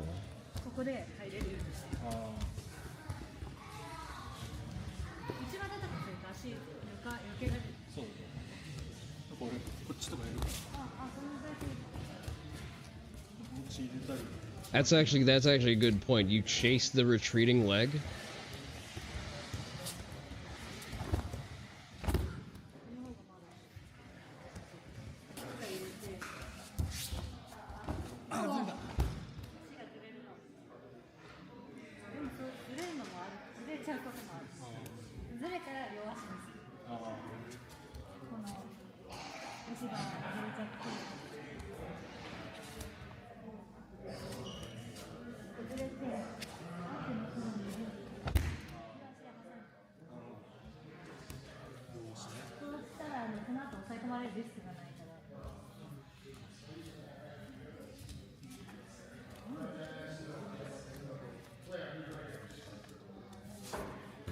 Oh, okay. Nice. Let's watch that again. slightly more back. So he turns him, steps in, pull. Nice. 練習方法。練習方法。投げ込み。投げ込み。打ち込みがないからと思い投げに。私はもう本当に右組みの人、右組みになってもらって投げ込み、左組みになってもらって投げ込みをやるんだけど、その時に考えずに入れる。いつ入るかは言わずに。歩いてこうやって歩いてフラフラしながら、あ、今張りできたって思った瞬間にパッて入るようにしてて。相手は力入れてもらう。相手はもう一緒に歩いてるんだけど。歩いてるだけ。で歩いてこうやって自分がこうやって動かして。Left on left. みたいな感じ。針を探す。た時に入る。Okay, pretty big high grip. Okay.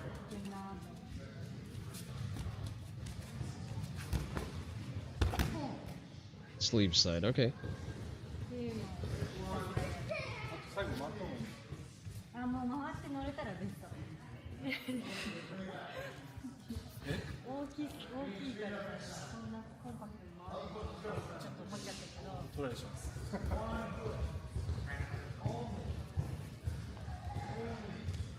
Alright, let's see it. Ah, nice. Directly into mount. 怖いっすね。回るのが大事じゃん。回り切った方がリスクない。あと今何月でした？今は1月。1月なのであと3ヶ月。3ヶ月で。3ヶ月でできると思います。でもできそうな感じですよね。できそうですね。I mean, he's already a fairly advanced black belt. It's not like Tomoe Nage is a brand new throw for him. じゃあ3ヶ月かけて練習して4月26日の全日本選手権で楽しみにしてます。出したいと思います。一個だけ引き込みの寝技しっかりやっといた方がいいかな。引き込みの寝技って？引き込み寝技で下からのポジションでちゃんとこう戦えるようなのをしとくと。まあ失敗したとかでもまあ足離さなければここに相手がいる間、アイスの間にちゃんといてくれれば対応ができる。大体巴投げのミスが多いから失敗して抑え込まれて試合終わっちゃうっていうのが結構ある。本当巴得意な人でもあるからそれはちょっとしてほしくないと思うから下からのちょっと寝技弱いんで BJJ に行って鍛えます。いい柔術は引き込み多いから。そうだ、引き込みの話しっかりしてこの対応だけできるようにしてほしいな。はい。そしたら不安なくかけれるから、その方が Very educational. でも躊躇しちゃうと。I'm also going to take that into the Church of Iron Discord. For my own reference, if for nothing else. All right, we voted for Abyss School. We're going to play a little bit of Abyss School. The voters have spoken. Let's see. We're probably going to need to close you out. Otherwise, my GPU is just going to shit the bed.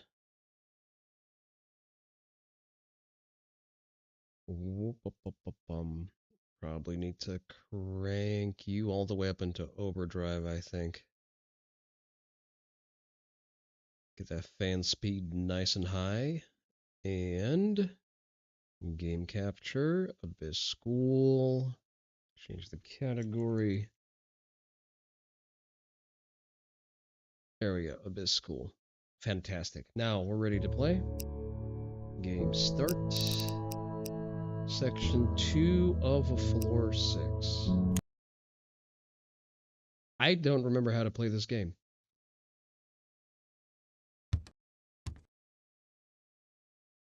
It needs a little bit of time to cook.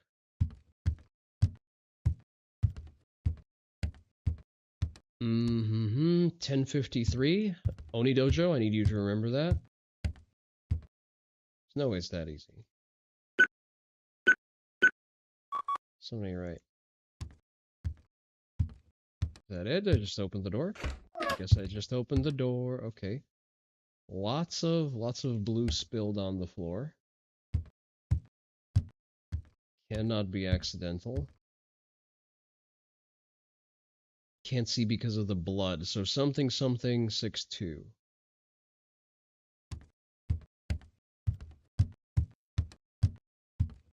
What is this? Friends note, okay. 4.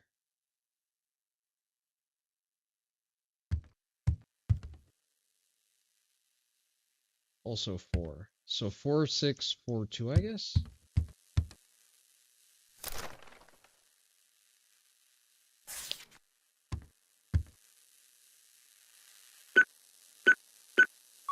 I guess it is. Okay, fairly straightforward. That's one of them free roaming ones.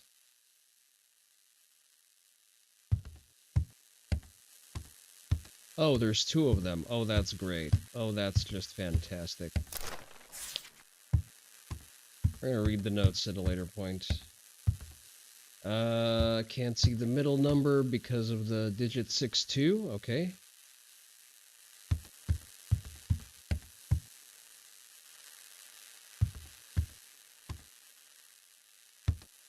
One 6. 4216. Is it 4216? I'm gonna get them out to the far end of it just to drag them out. I think 4216 is the correct code. Oh, they don't follow me in. Okay. Understood. We'll just get them over here. Now we run 4216, 4216. 4216. Okay. They don't follow me through doors, thankfully. There's no way they're just gonna let me walk in like that. A little bit unimaginative as far as puzzle design goes, I have to say. Prussian blue. I wasn't aware that that's a distinct color. 7-3. 7-3, okay. Someone's diary. I have enough medicine. We need to find some food. Don't know this place exists. Alright, sure. 2... 23723.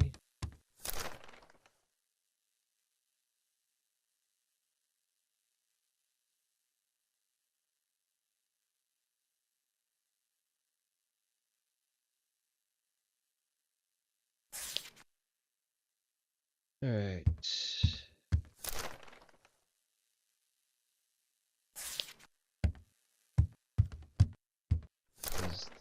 Immersive storytelling.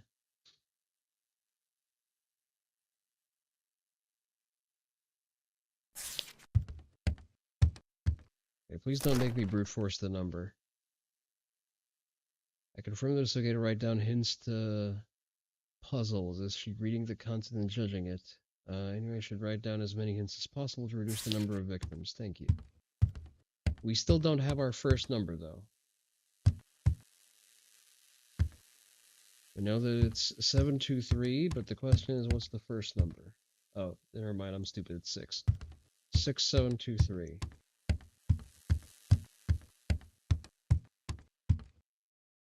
Six, 7, 2, 3. At the end of it? That's the whole 4? No, it's not. Okay. Alright, we got a wanderer over there. What happens if I press this button? Nothing good, probably.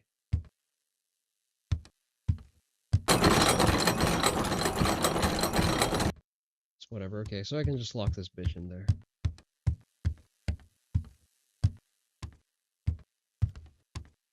And the table is there for me to force her to navigate around it. Fair enough. Fairly straightforward. Thankfully, they're not very fast, with all of that splashing mass being inside of them. I think they also slow down whenever they're on the button, too, so that's going to give me some extra time.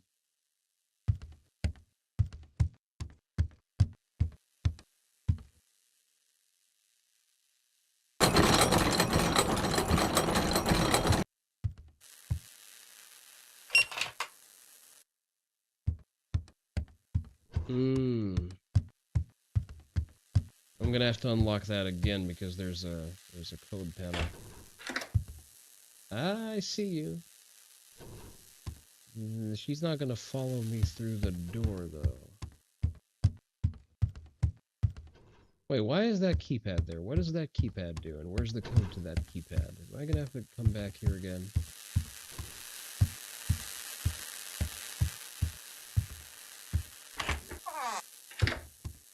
Okay, there's one more.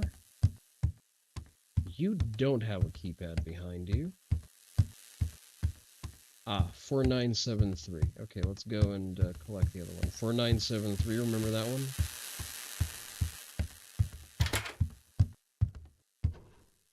What the fuck?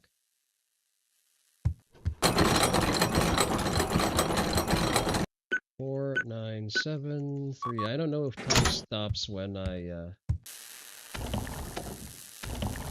Who gives a fuck? I'm sorry. Why did I waste my time doing this?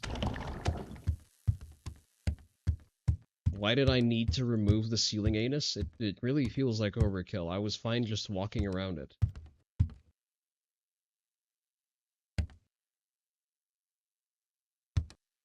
If anything, it was a potential hazard I could use to be rid of them.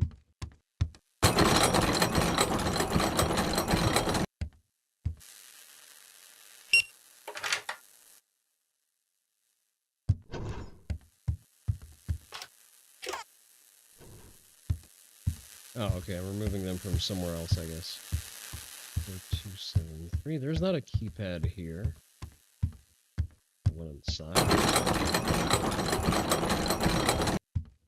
No, there's nothing here. Alright, let's aggro her and have her follow us.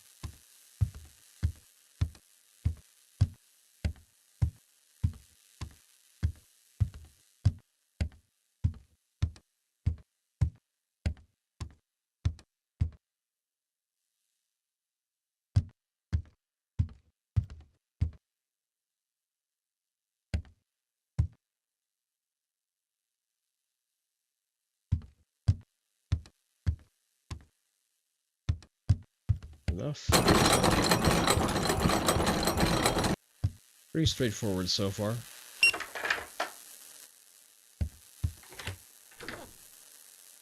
Ah, okay, so it was probably too narrow for me to pass. Fair enough.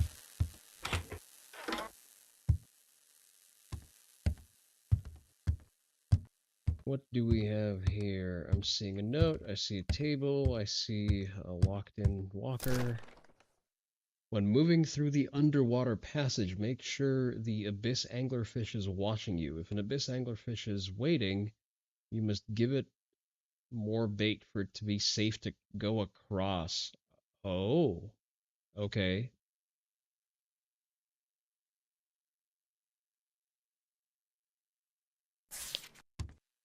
That's oddly specific. Let's remember that. Do I need to let you out? I don't think I do.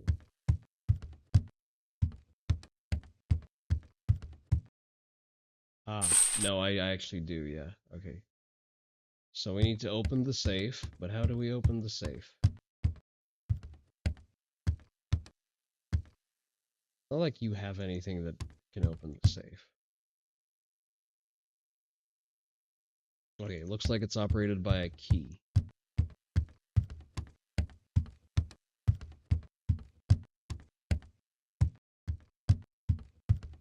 I guess something's just gonna... Oh, or maybe it just gets opened by the plate alone. Okay.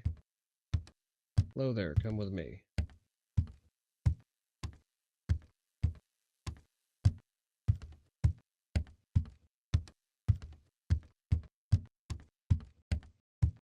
Not really enjoying the streamlining of this particular mechanic. I mean, she is going to be slowed down by the desk and by the button itself, but still. Kind of going out of your way to be a dick about it, you know?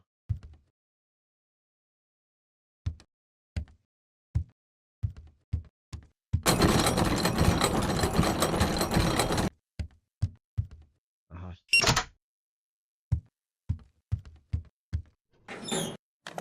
She has a very heavy stick.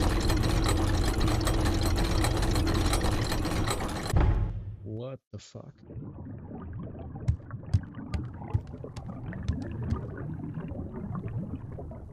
Okay.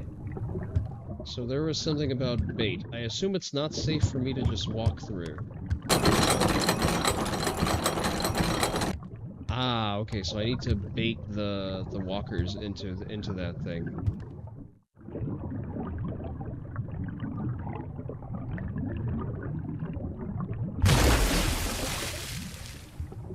I'm not gonna wait for anything to reset, fuck you. Okay, interesting little thing for me to pay attention to.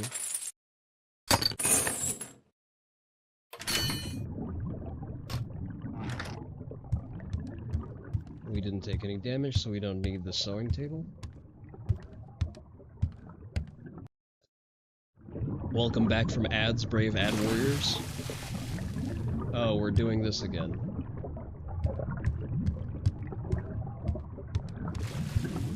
But what if they're... Oh, okay.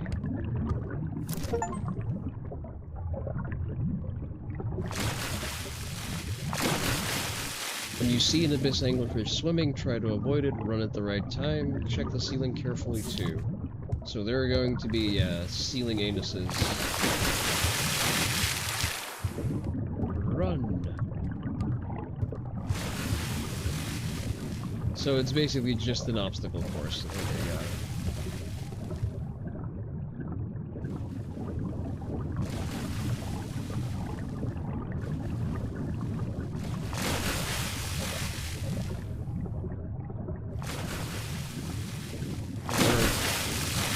Two sets of them that move through.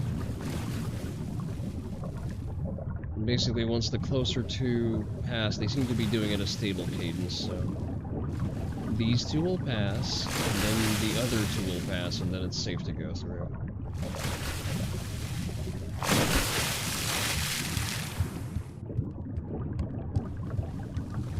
Give the ceiling butthole a nice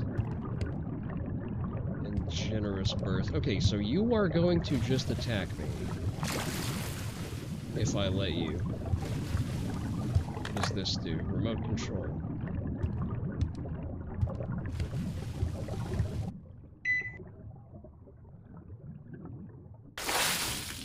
Ah, okay. It allows the zombie to wander over here, I guess.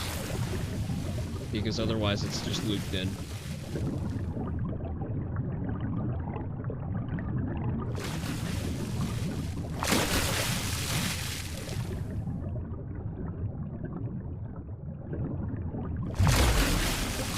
Okay, we just need to wait for the other one to pass through again.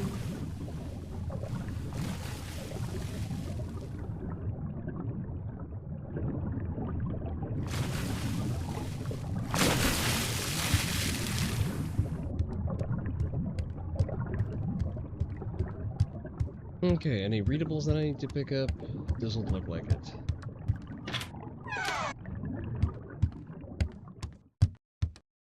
Yay, game is saved. Note has been written.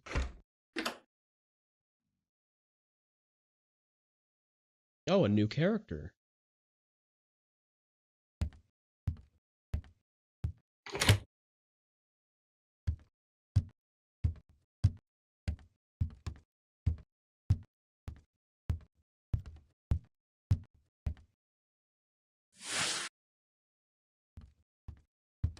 Wait, oh, we have voice acting now. Hell yeah.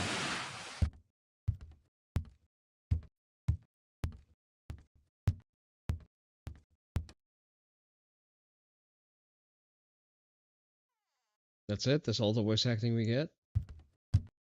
Sounds like budget cuts to me. よくここまで来たわね。私のメモは役に立った。あなたがエース？セヨンって呼んで。私はユヒと言います。メモでいろいろ手伝ってくれてありがとうございました。深淵の追従者のせいで直接的に答えを教えることはできなかった。あんな曖昧なヒントでも役に立ったみたいでよかったわ。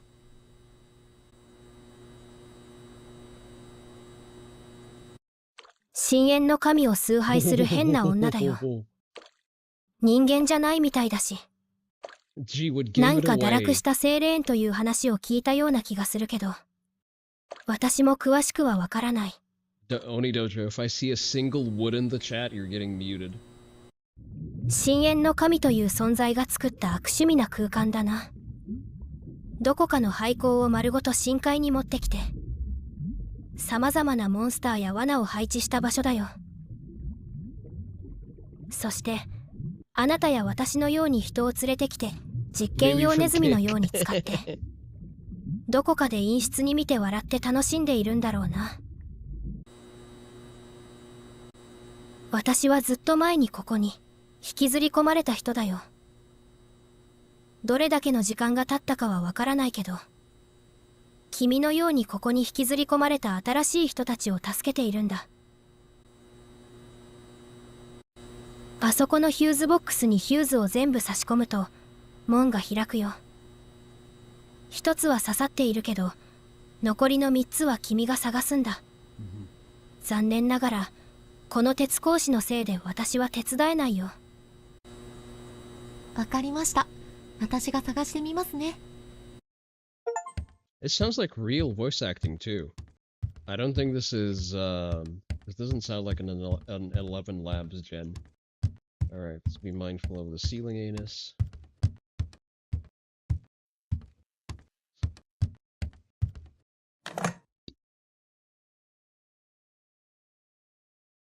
Detergent, okay. Let the woman follow her natural instinct to clean. Old book. Says it needs to be returned, should be put back on a bookshelf, okay.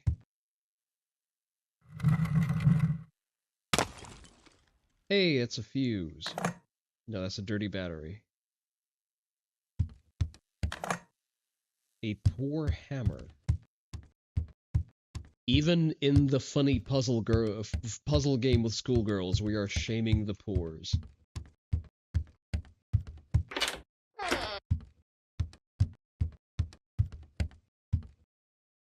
No, we need to find a washcloth. All right, washcloth. Another old book. Any of these open? Anything inside? No, doesn't seem to be.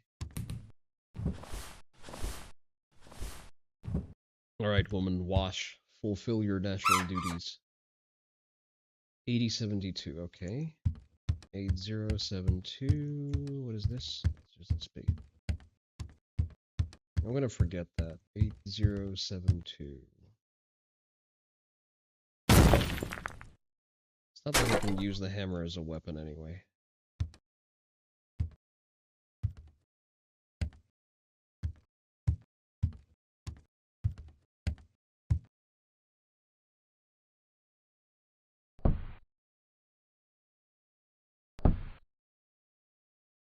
Okay, I've put the books back. I think I need one more. Oh, there it is, okay. Check our corners. 8072, right? Okay, before we press any buttons, let's open the strongbox.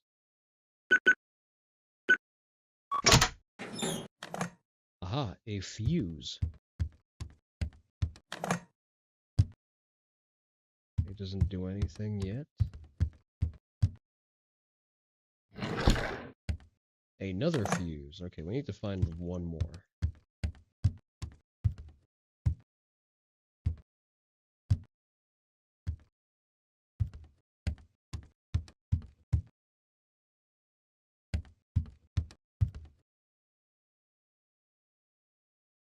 I need to find one more, I guess.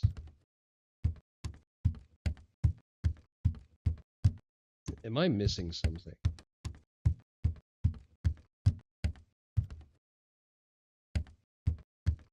I mean, I probably am, but look over here for good. No, this is the checkpoint, so no way the solution is back here. So we need to find an AC unit. For example, that one over there. Can I access my inventory? Oh, okay. I see what we're doing here. I would like to, okay.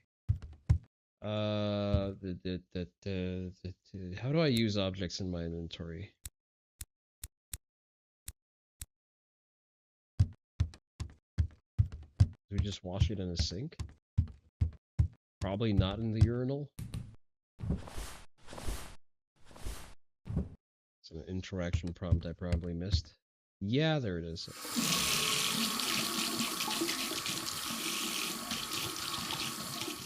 That's a very incorrectly pressured up. There it is. There's another fuse inside. Wouldn't that break the fuse? Like, the fuses are generally brittle. You don't want to drop one from ceiling height.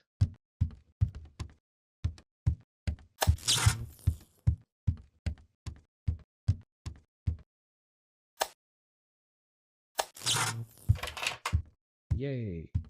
Can I talk to you? Alright, we're gonna talk either way. I don't get the option to consent to this conversation.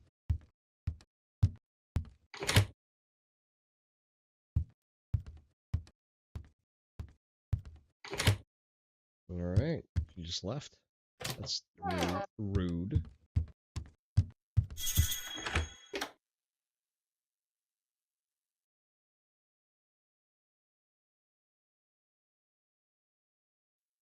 Seo-san、これから何をすればいいんですか？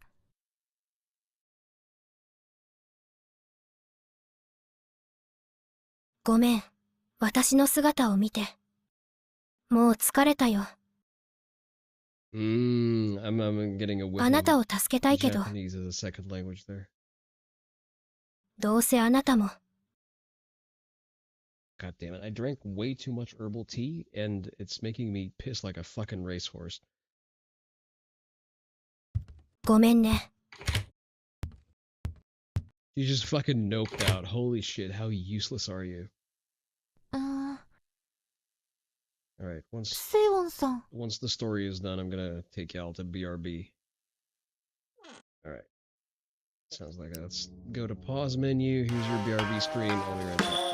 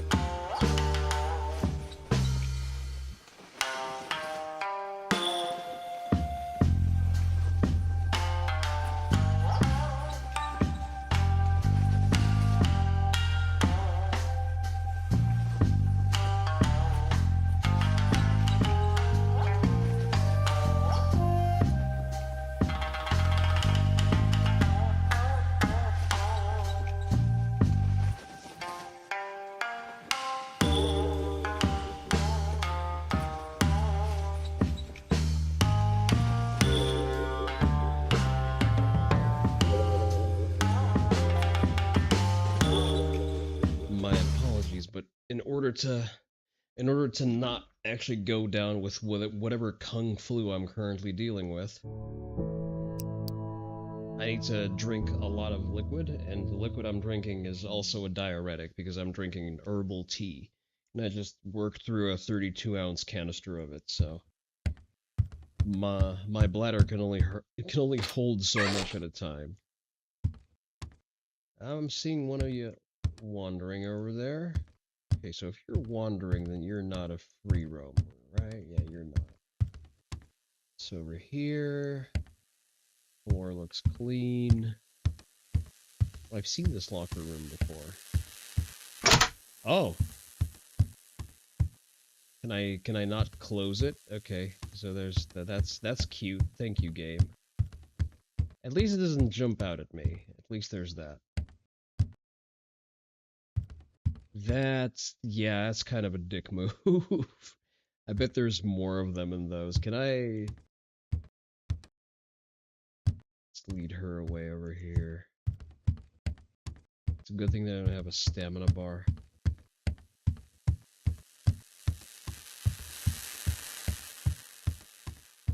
Oh joy, okay. What happens if I do this?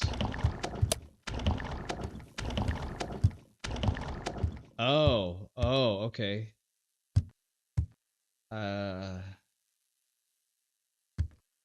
She got lost, I guess. No, she didn't, okay. So I can be rid of at least 2 of them that way. That's,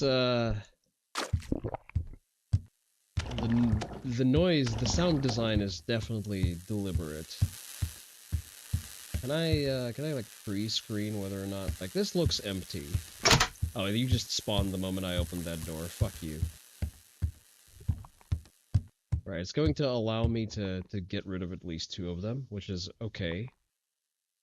The game has produced a problem for me and gave me tools to deal with it. I'm not too angry about that.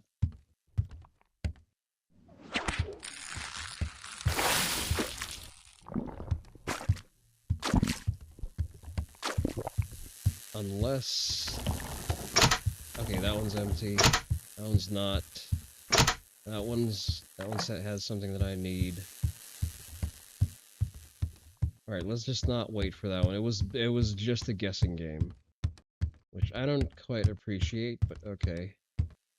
Alright, you roam here. You roam on a fairly short cycle too.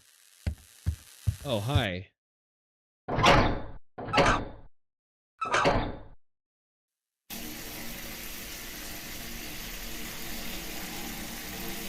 I'm gonna get something out of this. I'm gonna get damaged at least once.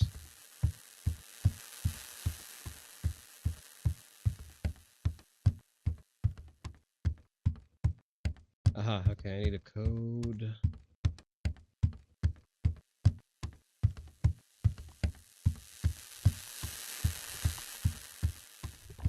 Okay, 8481. Easy enough. Let's wait for our stalker to follow us here.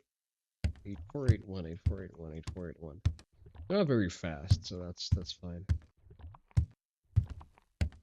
Dickish, but not impossible to deal with.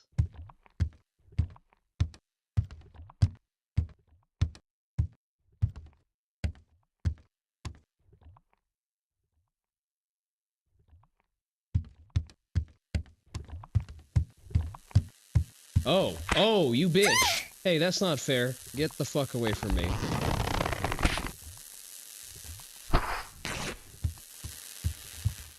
Damn, that's okay. 8481, 84. I forgot that there was another roamer around here. Wait, was there? There was another roamer, that's true. Do we want to fix the outfit? We probably do. We need full HP.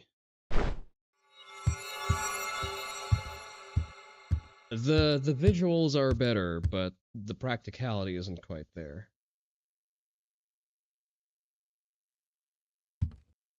Alright, that's it's a respectable barricade.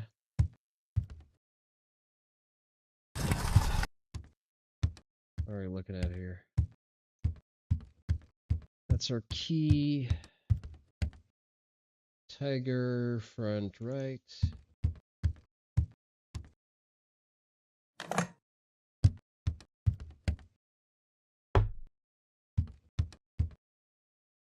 Horse, second row, far left.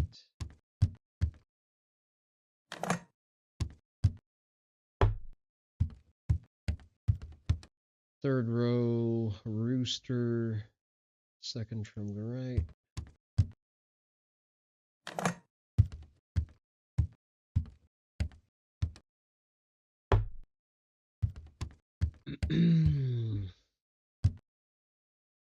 Oh, what that is? That's a cat, probably. Fourth row, most to the left.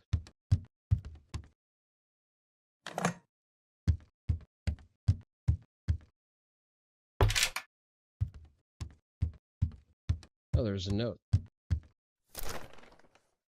Watch out for fake windows. They are painful and humiliating. Okay.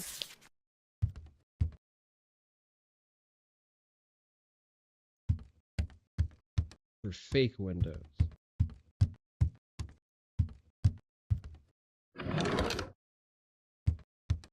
Ah, okay, I see how this is. So it's if it's slightly anus shaped, that's not the correct window for me to go through.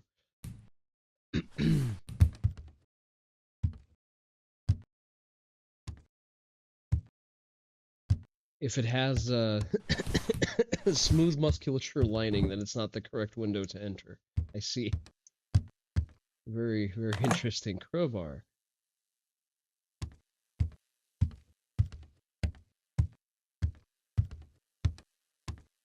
Ah, I can squeeze through, but do I want to is the real question. Not like I have a choice, so let me follow her. As long as I don't follow her too closely.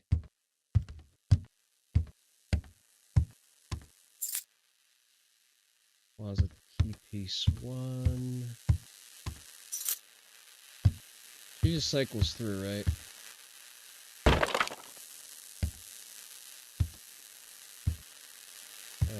I see you. Let's walk around over here. Okay, we have a key. What now, though? Oh, so there is 2 of them cycling through.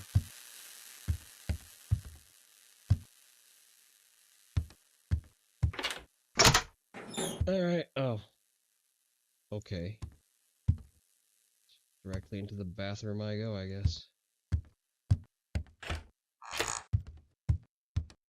A lock that needs to be cut. Another lock that needs to be cut. Sure. Okay, that's a closed off wall. That's just the exit. Thinks the door's walking past through some other way. Can we? Is the passage through one of these? Yeah, it is. Okay. I could have unzoomed the camera a little bit. Aha! Cleaning detergent. Oh, this is it's just open. Okay.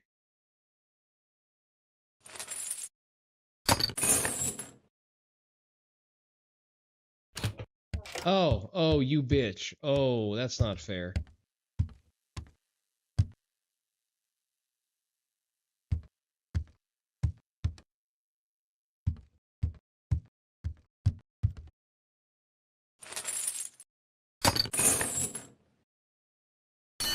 See, at least let me like make intelligent choices here. Don't just dick me over like that.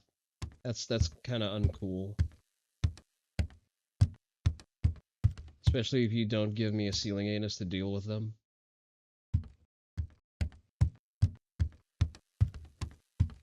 It's kind of uncool, man. Radically uncool, even. Alright, what am I supposed to wash with this, though?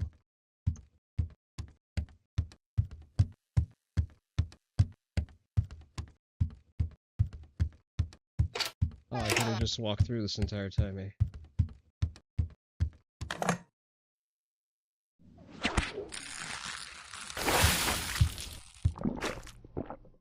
I need to see if the other one is going to follow me here, though. Corner scam. Yeah, she does follow me here. Alright, now we need to break that wall. She's a little slow. That's alright. She's got the looks to make up for it.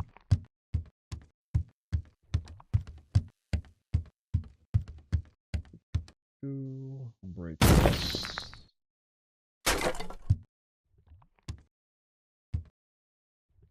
Alright, use the cleaning detergent. 5166. Okay, easy enough.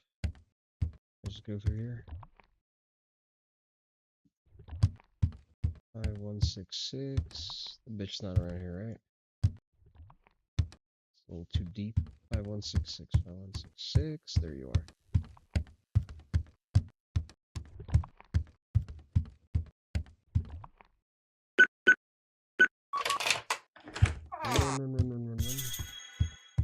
Alright, we reached the checkpoint. What's this about? Uh-huh. This is a pass-through. This is a fake pass-through. We need to find fuses.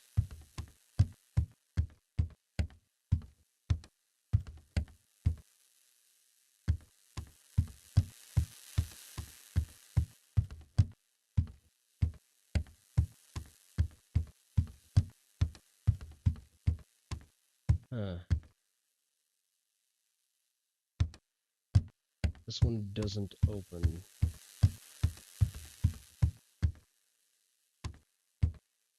Alright, let's occupy this one. Swoosh. Thank you. Oh, I can't just walk past, I have to crawl under it.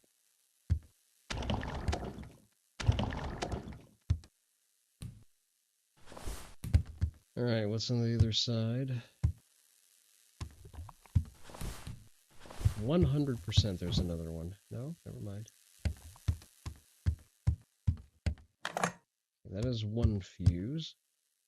I see you on the other side there. I'm not, no thank you. None for me.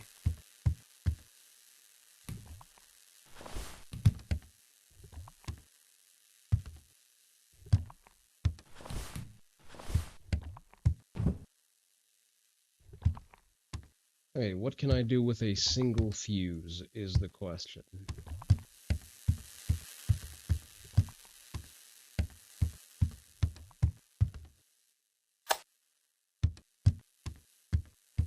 Not a lot really. Okay, so we're missing something.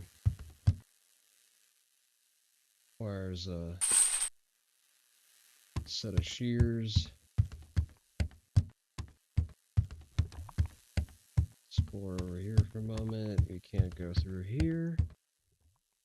This one doesn't open. Let's go back into that room.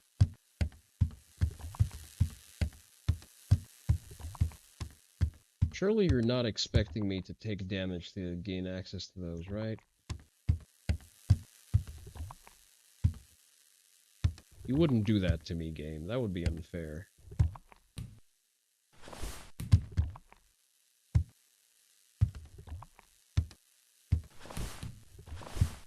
Ah, so I probably need to go through this one, but it doesn't cause me... Okay, it just causes me to enter the room, not pass through the next one. So this is where we're supposed to go. We get a key and a set of wire cutters. Good enough. What is the key to, though?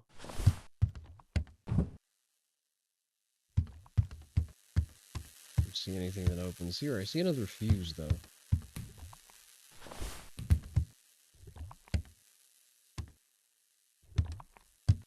See, the open shirt looks better. Like, I'm just not a big fan of pantyhose. Just, I don't know, they don't appeal to me.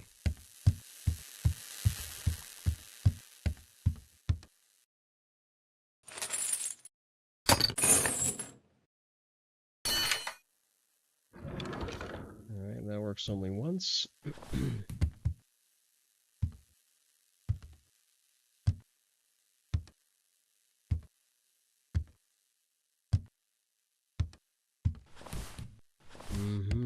Cracked wall, second fuse. Picture frames. Oh boy, okay.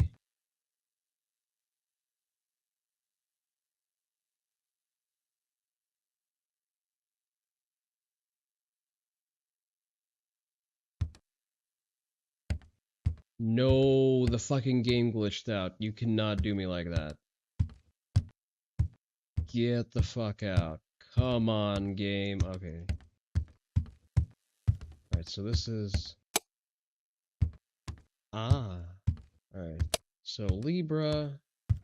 What's the other one? I don't recognize that one. Aquarius. Leo.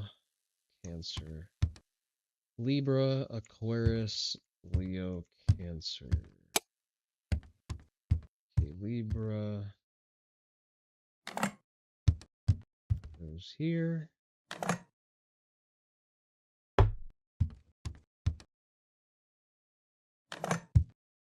Oh no, you're supposed to be here actually.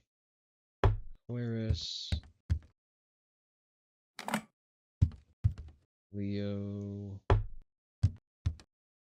Cancer.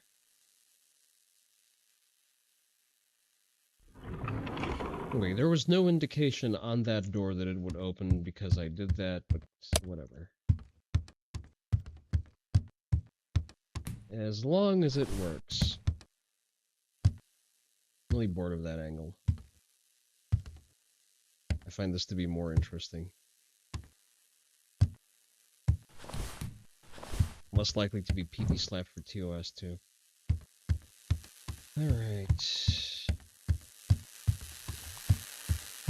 Wait, which one of you opened? Okay, that one. Let me just install the fuse real quick.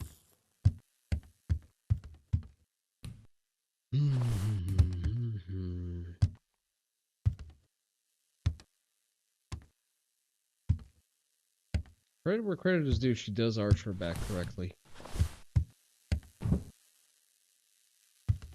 Alright, that's a key to cross over here. There's no way it's that easy. Something's not right. Something ain't right here.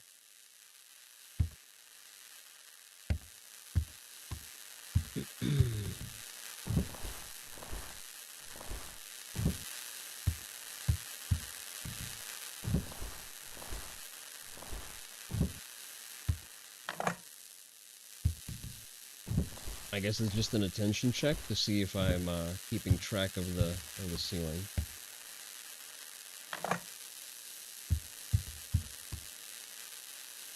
I got your number, game. I got your number. Why is it so zoomed in? Swear to God, the camera is just psychotic.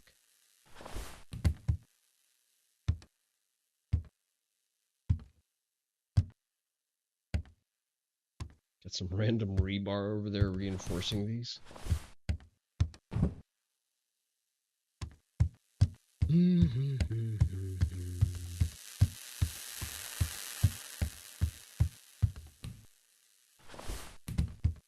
Not groundbreaking puzzles, but you know what? It's something to do, something to occupy the mind. If I still have any tea left, I do. We're just gonna take it to the next checkpoint, call it a night. Because I need to go to sleep a little bit earlier in the attempt to sleep off whatever I'm coming down.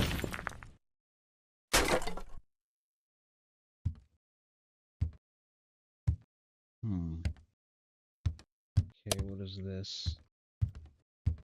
8,100, 840. Am I supposed to just combine that? 8,100, 8 and 40? Okay.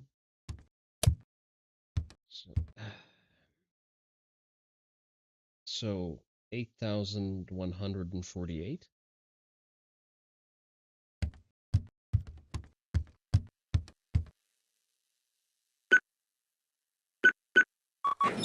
I guess it is. What did I open? I opened this. Okay, fair enough.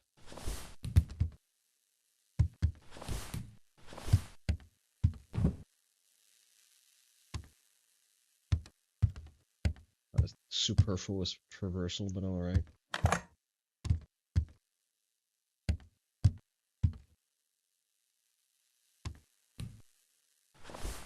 I guess the point of some of these traversal items is to bore me to an extent where I stop paying attention to where I'm moving and accidentally walk into one of the anus windows. I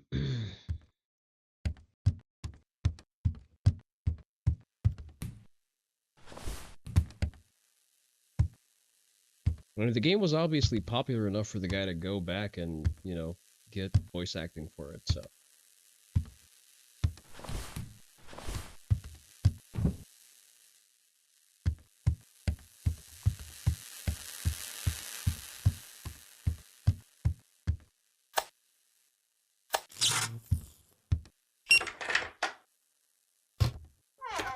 Yay, checkpoint. Alright. We're gonna call it here. Go to main menu. Let's see if we've unlocked anything. Additional extra content has been unlocked. You'll love to see it. What did I unlock? Profiles. Holding egg. No, sorry. I'm calling it the ceiling anus. You can't force me to call it anything else. She's got a baseball bat. She's a bad bitch, okay? Abyss Zombie Elite.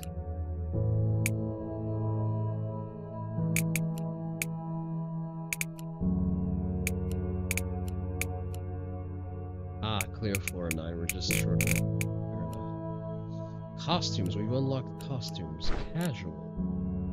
Sure. Let's go with casual. By cleaning the minigame shadow puzzle. Oh, the school uniforms with tights are a little passé, so let's set to these. Wait, what are these? Damage level.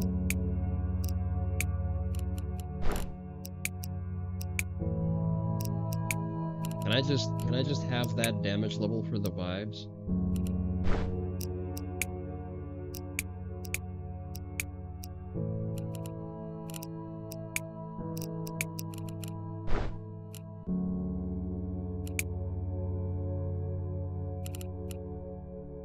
Thank you for the hydrate, Crespian.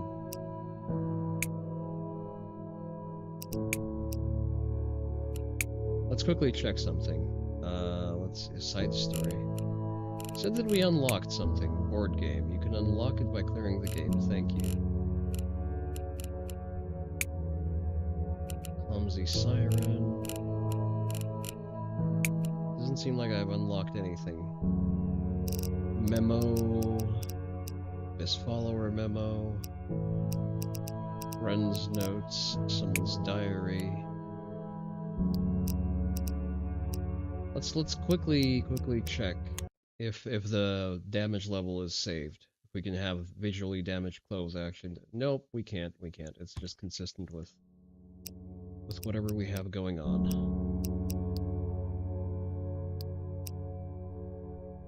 We're almost at the 10th floor, actually. Kind of morbidly curious. It's probably not a hole. You know what? Okay, let's chuck through it. Fine. Let's go. Just beat the game.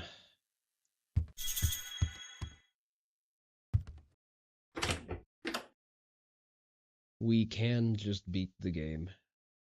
We're within striking distance.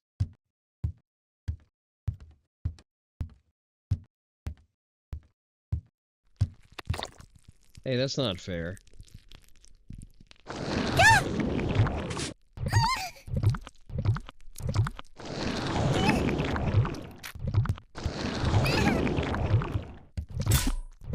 Hake. Hake. こいつ。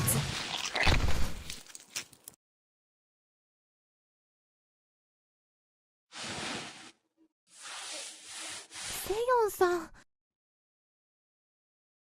救ってくれてありがとうございます。 We neglected to change her outfit. That's on me. You know what? Yeah, let's re-roll that one. I want to. Yes, I am sure I want to exit because I don't have the outfits I want. Costume. How do I unlock the other ones? Additional story, swimming pool. Maid outfit, kind of loaded. You say casual.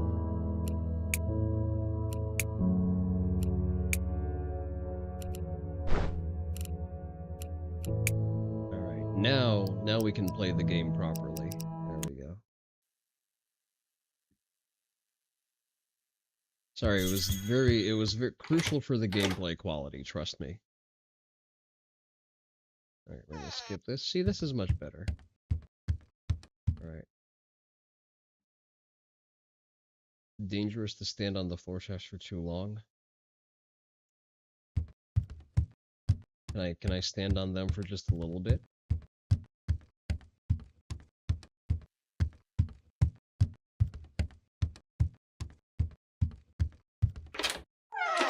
Okay, we've been taught a new mechanic. What do we do with it, though? Okay, 4 switches that need to be dropped.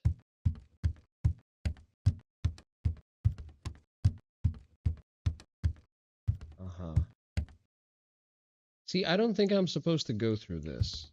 Let's look at others. One over here. Very obvious that we need a zombie to go through this. So we need to get ourselves a zombie then. Must acquire zombie goth girlfriend.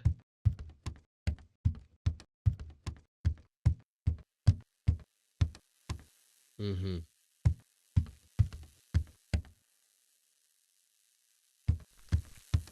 Hey, get the fuck away from me. That's not fair. You were turned away. Okay, so I can stand on them for a tiny bit. 86 plus 96. That's probably not even the code to this one, is it?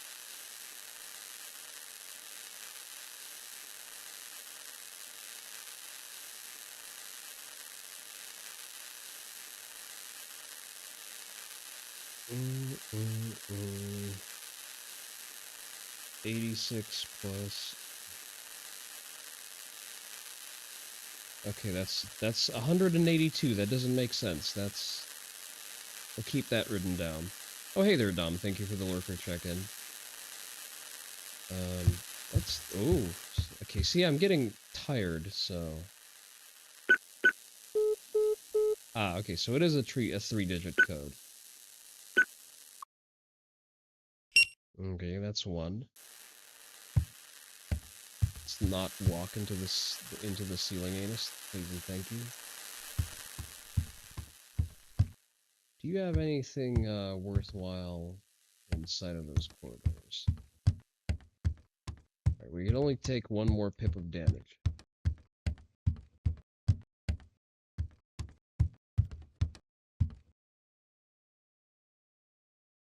This does not seem to contain anything I want.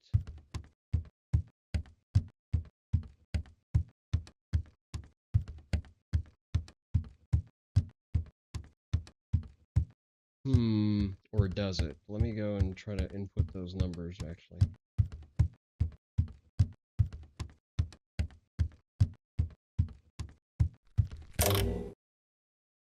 That did something, and I don't know what it did.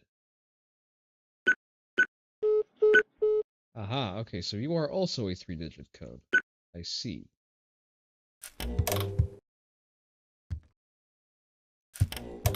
Seven, 2 plus 9, 3. 165. Bit of a dickish way to design these. Yeah.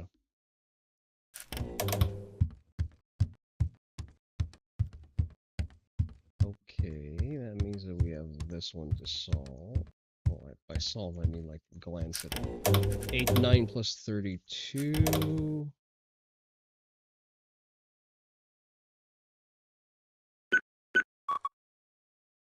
Incorrect. It's 121, not 122. See, you almost cut me. You almost cost me the run.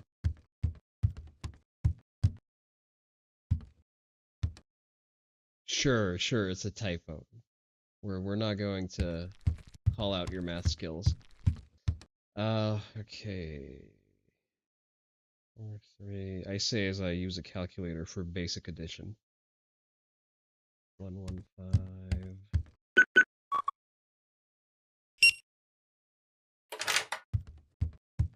Alright. Now we just need to go through these. They have a bit of a short cycle on these. Relatively easy. We were introduced to a new mechanic. So let's expect an escalation from here. Oh, good. Okay, we can restore some HP.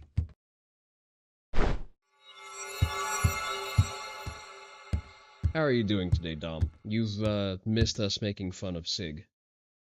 And by us, I mean Trench.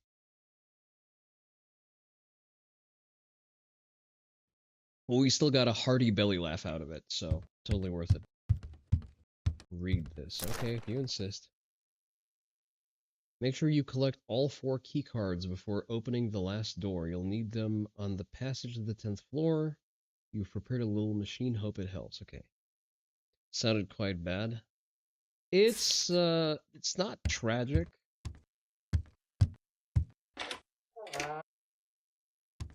Here's the thing. Tools are supposed to operate in a context they're designed for. 2011s aren't really designed to run raw. That's not the purpose of the tool. Won't open because it's full of water. Damn, I didn't realize these are watertight. Okay, sure.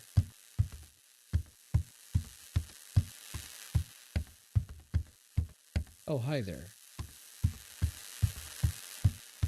Yeah, how about no? USB storage can be written to projector, okay.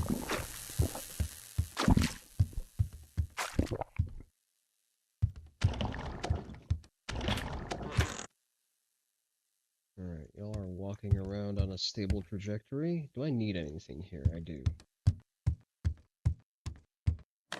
What is this? Window handle.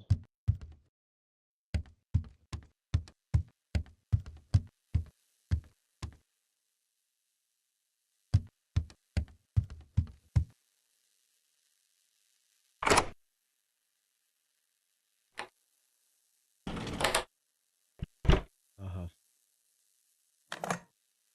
Well, good enough for government work, I guess. Alright, now we need a valve. I hate valve puzzles. It's almost impressive that Gearbox thought that they actually had any room to make fun of Valve when they were releasing Duke Nukem Forever.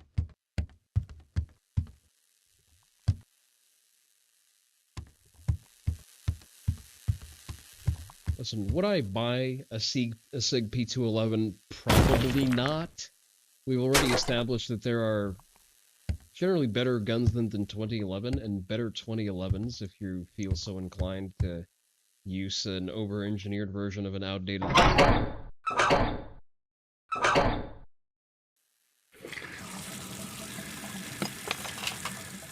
Like, if I were to become a gun hipster and suddenly wants to overpay for guns that don't really have utility outside of putting holes into cardboard, I would go with a platypus over a SIG P211 and save $500 that I would use to buy a real optic that doesn't fly the fuck off the mounting plate.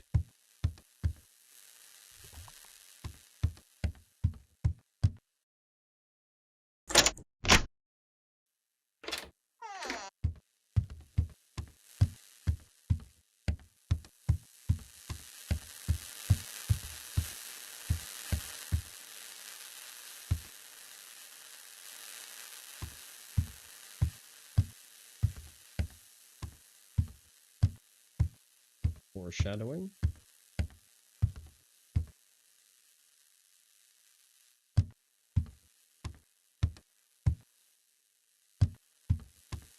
Oh. Ah.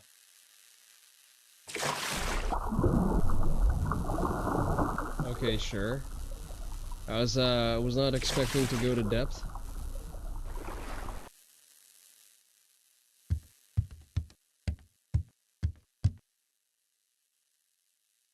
Aha. A microscope, what looks to be a resistance meter, a pistol and mortar, and a scale. Sure. Yeah, nice water effects. True. Okay, we need to place them like so. So we go clockwise. Schedule 1? What do you mean Schedule 1? Schedule 1 the game or what? Oh, she's already dried off. Yeah, hell yeah, free hammer.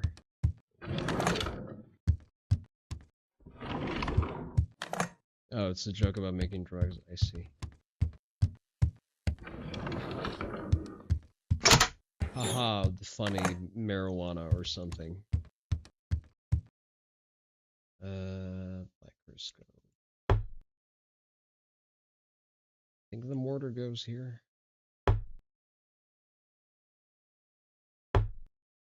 Ammeter. Did I get that correctly?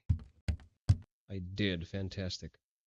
You worked Harbor Freight. Your small scales were very popular with a specific segment. Harbor Freight seems to have a lot of products like that. Apparently a knockoff TLR1 can now be purchased from Harbor Freight for $50. Well, given that it's a Chinese knockoff, I would say for $50. Ah, a red-green card. A very doom-coded green card. A key card, I mean. The trick is they make use of the Chinese impulse to steal IP. Reveal and true. Right, is that the only thing I need here?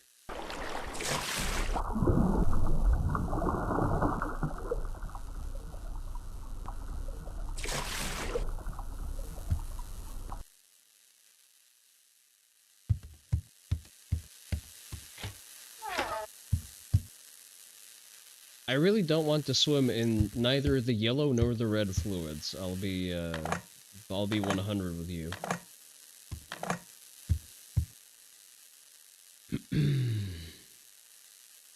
The molds and the designs are direct from big names. They're then implemented by local factories with cheaper materials. I really don't want.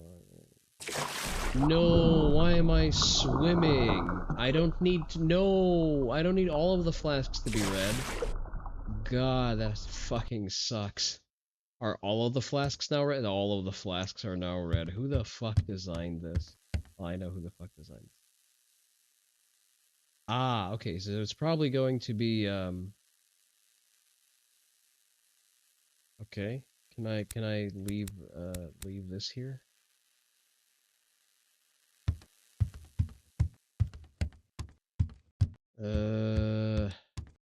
Around. Do I just need to swim back and forth? Refilling the vials with the correct color? Does it just recolor them as I swim? Yeah, I really don't know what to place. The red flask, or maybe the red flask. God, not, why am I swimming in the yellow? I don't know what it is, nor do I really want to know. What was the purpose of having a tray there? It doesn't do anything. Orange. I don't need it to. Oh no. Does it need to be orange? I don't need it. I don't think it needs to be orange. Ah, so it's a color mixing problem as well. But I only need the yellows. I don't need any orange. Feels like a bit of an afterthought there. Yellow. Yellow. Yay, blue key card. Okay, we've learned something. We can color code.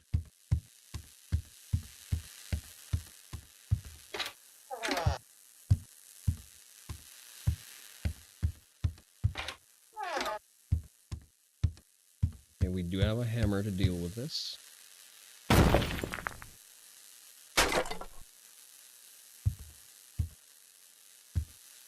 Oh yeah, the other thing we looked at was the Rarebreed versus Hoffman case, and it is my strong opinion that if you have a couple of bucks to spend, go send that towards Hoffman's defense. It's not a GoFundMe, it's a Give Send Go, I think. But there's a link in the video that's linked there. What are we doing here? Oh, now I need an orange flask, but I don't have any flasks. I kind of left all of them there.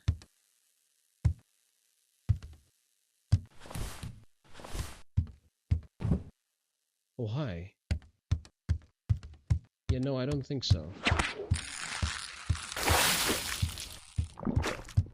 Get fucking choked out, bitch. Alright, I need to find one more flask.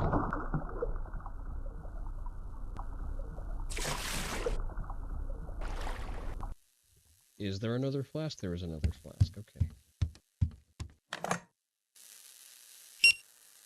Huh?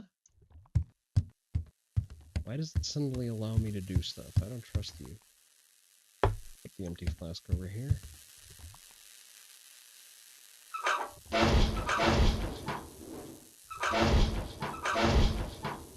Ah, okay, I see what the purpose of this is. Don't worry, I'm gonna take a look around first before I go anywhere. There's a checkpoint there. It's just letting me access it. No, it's not letting me access it. Never mind. Alright, take the empty flask then.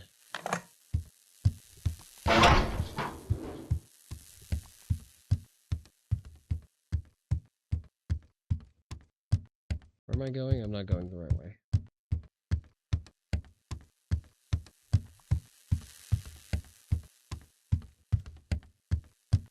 Right, now we need orange.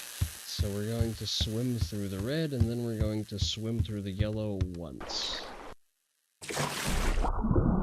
We could, you know, just lower the flask into the water and, like, not have to swim through a mystery liquid of unknown content and effect. That's also an option.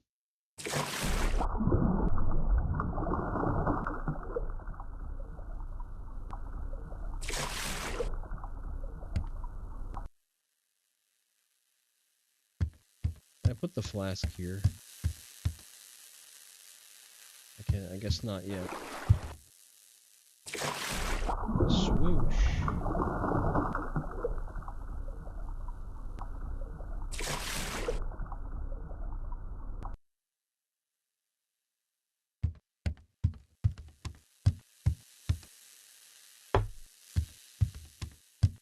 Can I just walk away, please?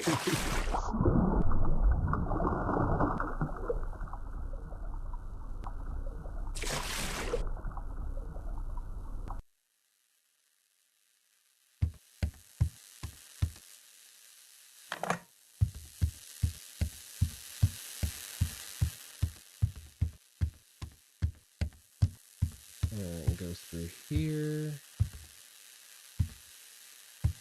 Yeah, I kind of prefer the pencil skirt.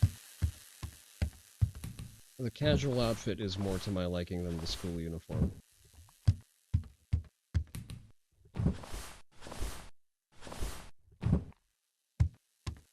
Flop that over here.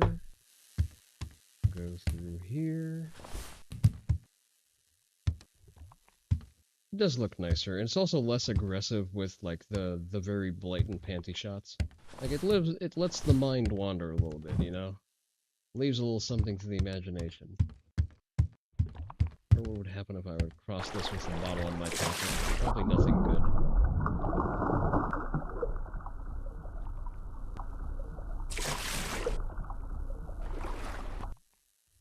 Okay, so we just place the orange one over there and that's it.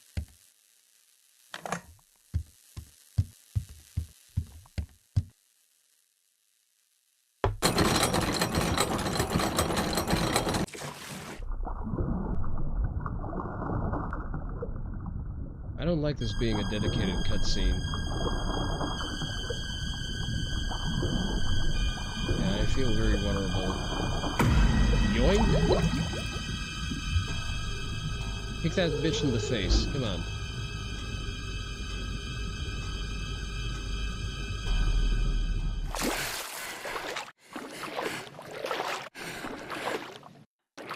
Is that a new hazard that we're being taught? That she's just going to yoink us from under the water? Encounter the Abyss follower. She grabbed my ankle, how scandalous. Well, shouldn't be walking around with your ankles uncovered now, don't you?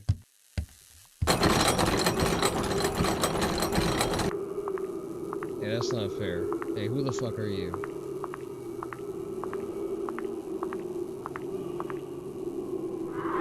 Why did the door close behind me? Hi.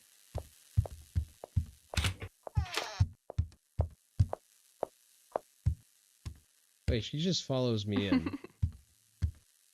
Okay, she can't follow me in.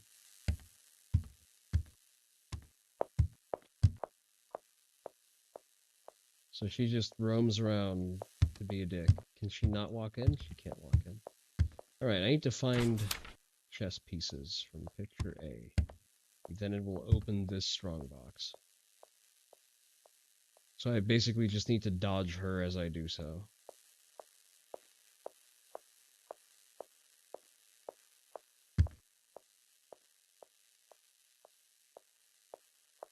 I guess the volume of her stiletto heels sort of indicates what we need to do. Rather, where she is. There she is.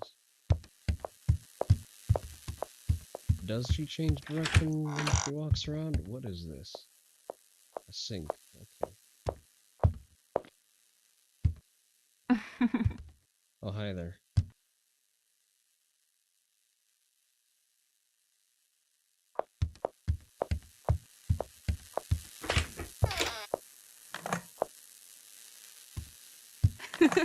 Yeah, I know, big spooky. Please leave me alone, lady.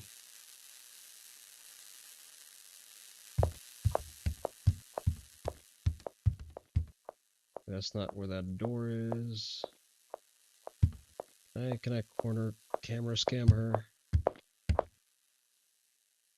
I can leave that piece in the other puzzle room for now.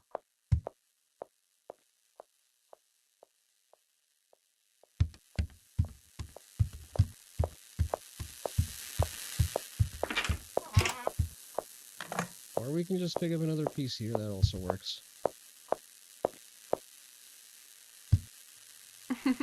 Does she zero in on us, or is she just randomly roaming, I wonder?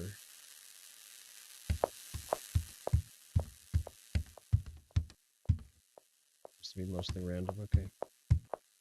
Here we have a queen. We have a queen, I think the other one we have is a bishop. And queen goes lower left.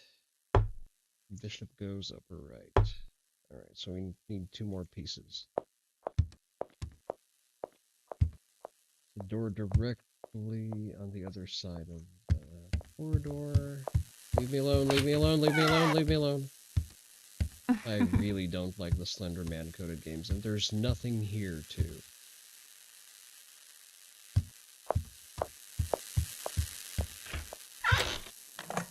Alright, 1 more piece.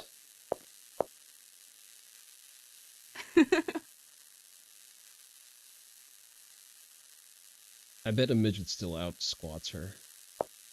It's statistically just like that.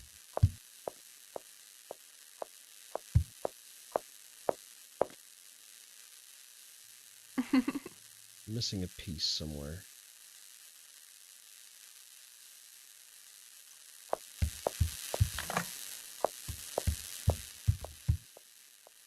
Alright, there's a set of gears on the door over there, which I assume I need to place.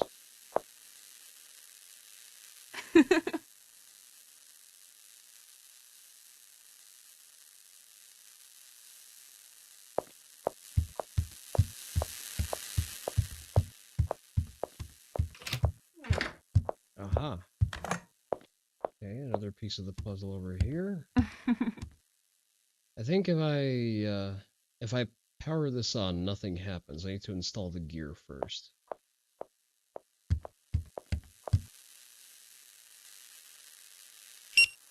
Or not. Okay, sure.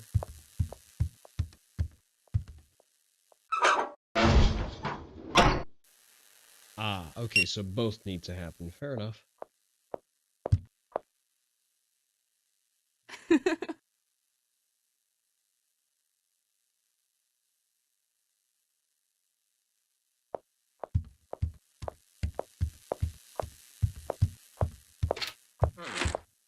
Mm-hmm. 7881 and the other wire cutter. Okay.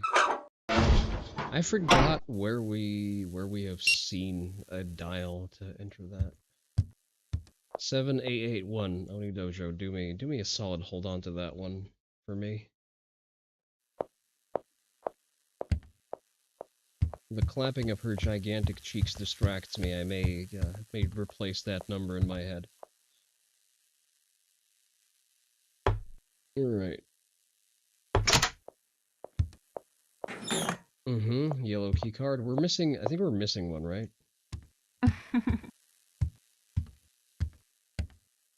Ah, there's a strong box on the opposite end. Okay. Or it may become boobies? Probably. She does have a nice set of assets on her. Can't really argue with that.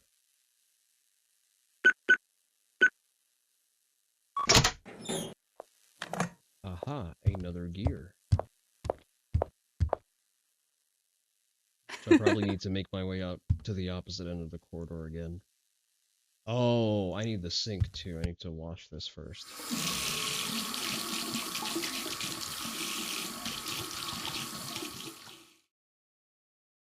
It's a good thing that I remembered to do that. Alright, now we have a wire cutter.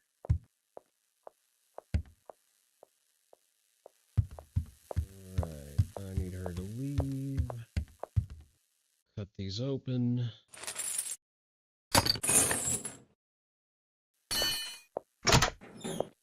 Aha, okay, we have 4 cards.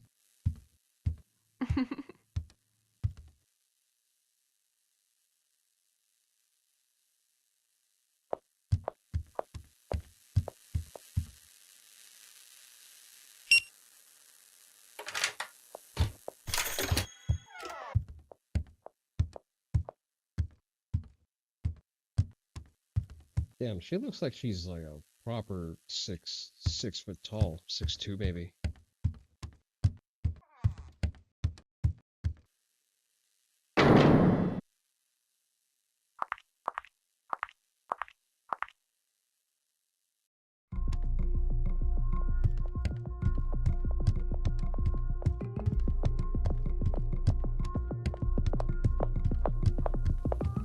Yeah, that's not entirely fair. That's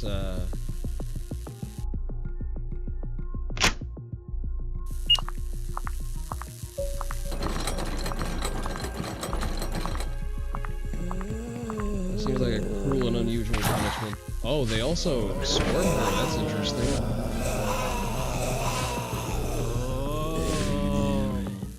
A little bit over-designed, but I'm not gonna complain.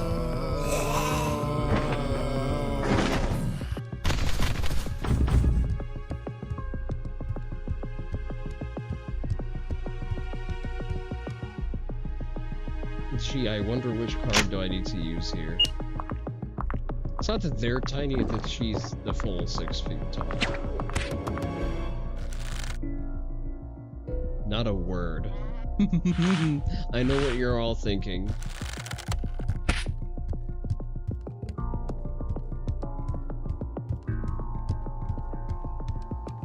Not much of a puzzle, but I appreciate the effort.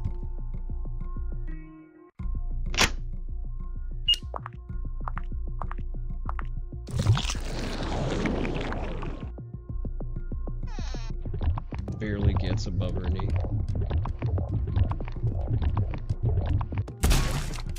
It's tempting to stay and watch, and that's probably by design.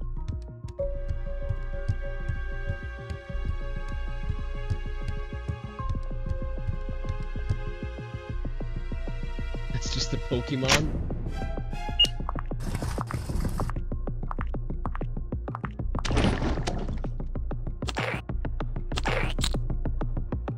Intrusive thoughts are really loud right now. I mustn't give in. He is not to be trifled with. Hey, that's not fair. Yeah. Yeah.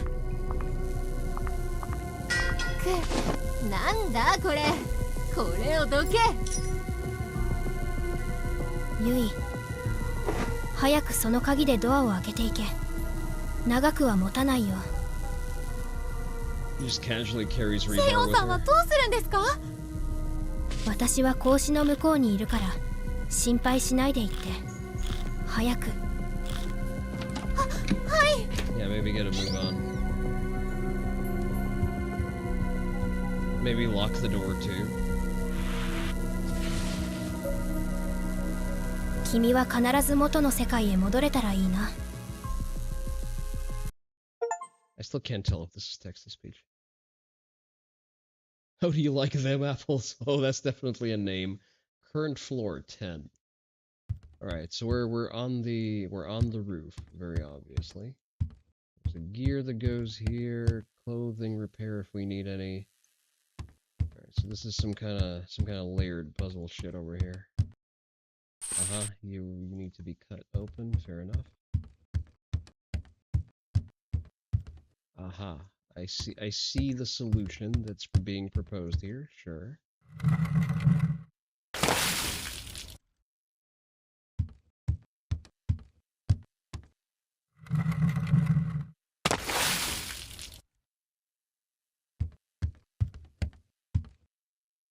Oh joy, more swimming. Need to find a key if you say so. I climb over this, I can.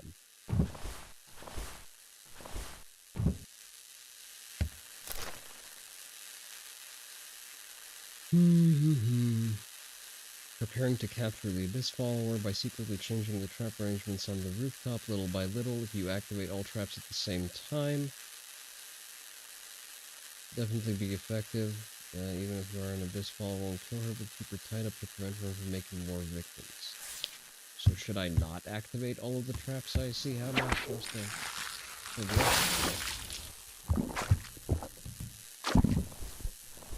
We'll cross that bridge when we get there.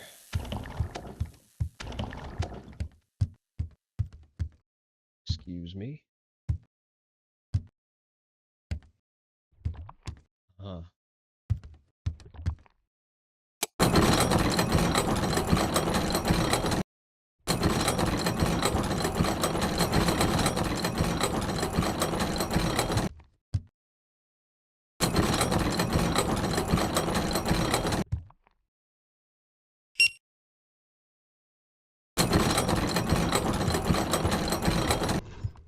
Easy enough.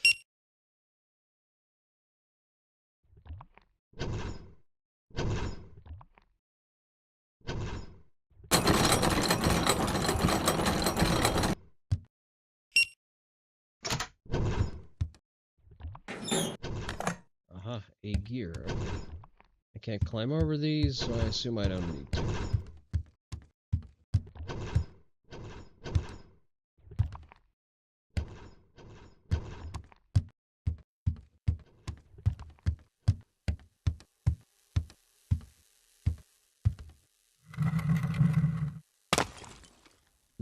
A battery. A dirty battery.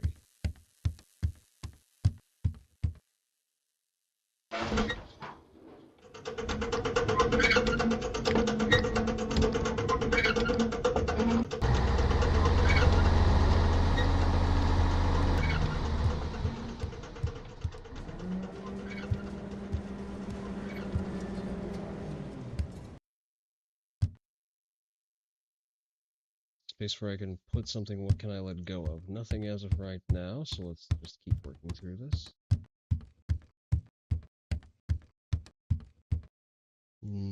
Oh, there's a hammer over here.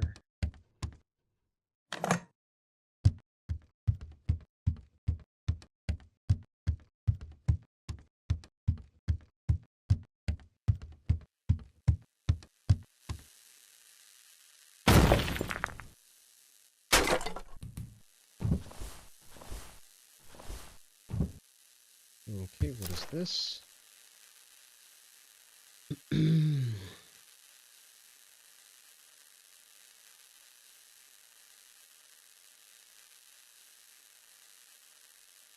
This is strong and dull.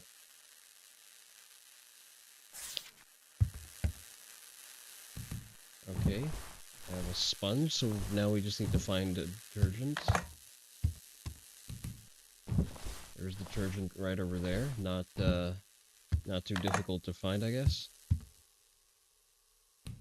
That's steam. Okay, not sure what it's supposed to do. 2339. Kind of an unsafe place to have your password just out there. Oh, I see what you're doing.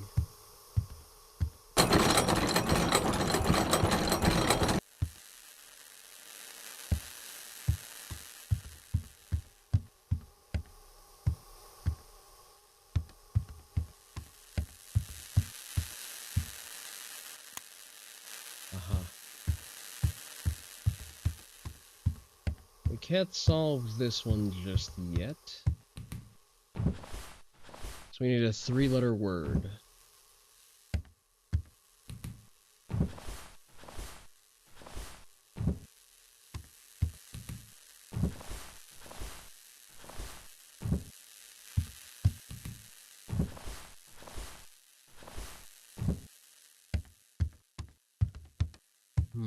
What's this? Wire cutters, okay. 3-letter word, you say? There's something smidged over here. Can I wash this off? No. Oh, I don't have any detergent to wash it off with. Never mind. Cut this open.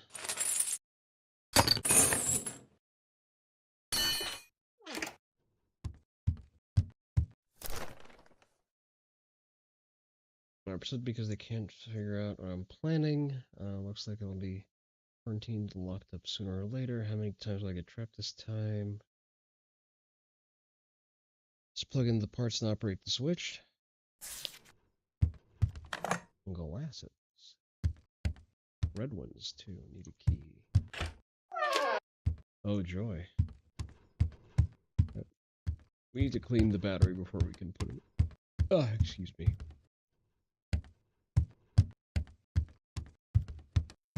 Alright, we need to clean off the battery somewhere. I guess no choice but to swim.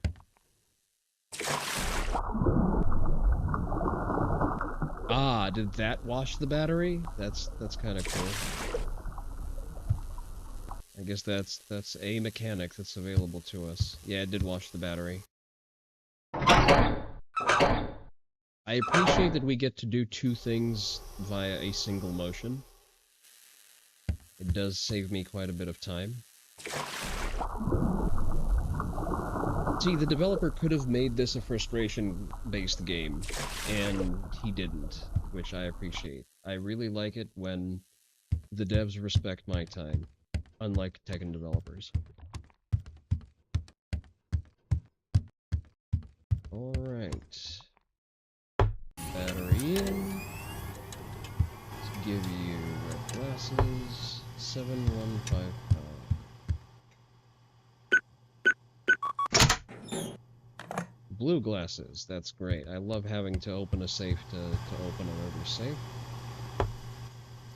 8189. See, this is mildly dickish. You could have just had me, operate the other one. 9488.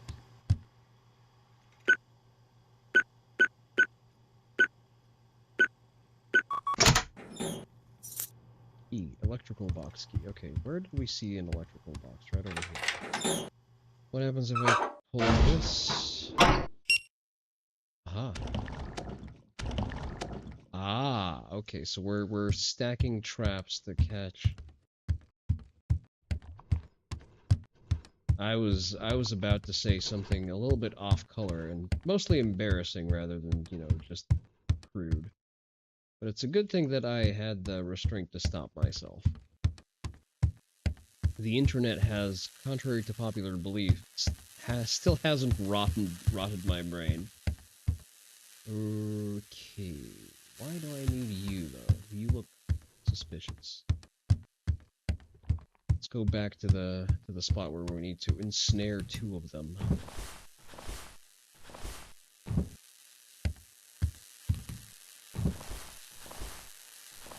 I mean, it's a 3-letter password. We can just brute force the lock, I guess. Not intended progression, but you know what? It's getting a little bit late, and I need to observe my sleep schedule. Oh, ABX, never mind. That's the sleep right there.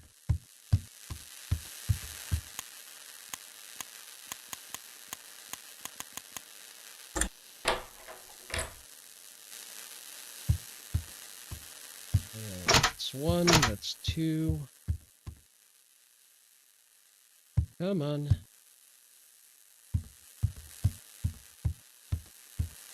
There we go. Alright, now you're walking.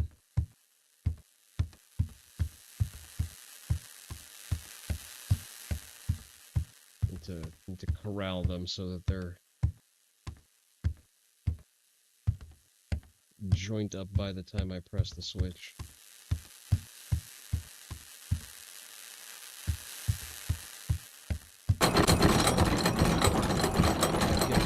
I double tapped it. That's my bad. Come over here.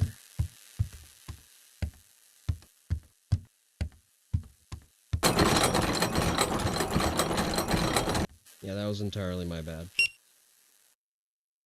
Ah, okay. So we just need to solve one more and we're done? From the looks of it.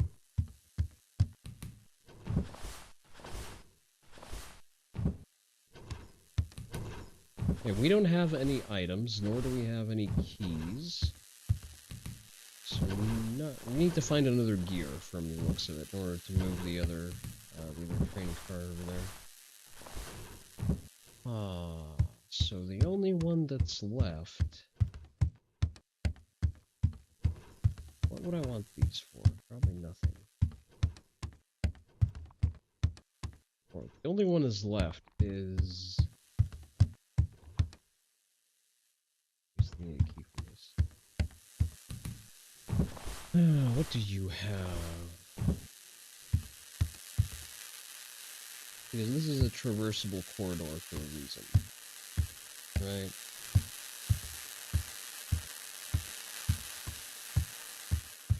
Sure it is, okay.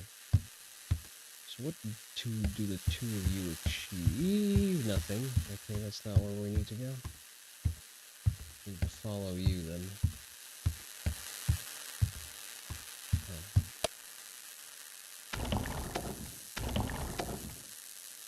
Not sure if that's more of a help or a hindrance. Yeah, that's definitely more of a hindrance. Can I turn that off? I can, okay. Thankfully that's a toggle. So I'm probably supposed to engender a wanderer to follow me? There we go.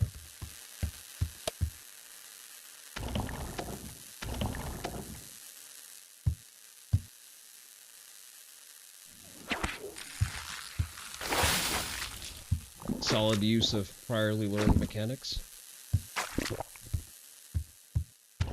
Dripping saliva is definitely a nice touch.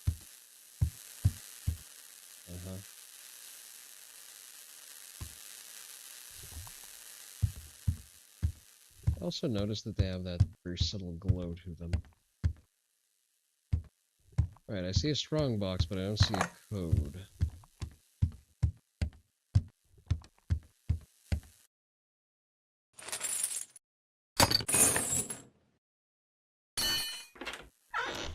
So it just opens up into the main area. So we just need to find a code. Fair enough. Was there more to that other one? I need to go back here. Probably missed a code somewhere. Probably on one of the blind walls. Something that's out of reach if I keep following these areas. Aha, so there is something over there. Aha, there is a note.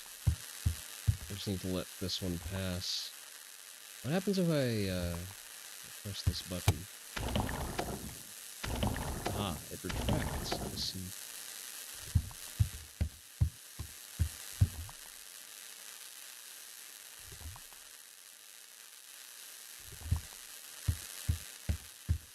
How do I get there, though? There's an opening on that wall. I see. I'm not sure how I'm supposed to navigate the other one, though. Oh, I kind of get it.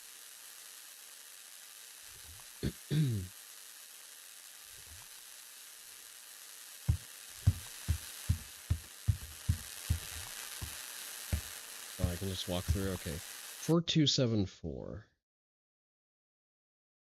Let me write that down. Okay, now I just need to walk past them. I can collect the Pippo damage. It's not an issue. Hey, get away from me. That's not fair. That's not fair. You passed me. Get the fuck away from me. Just gonna walk into another one of them.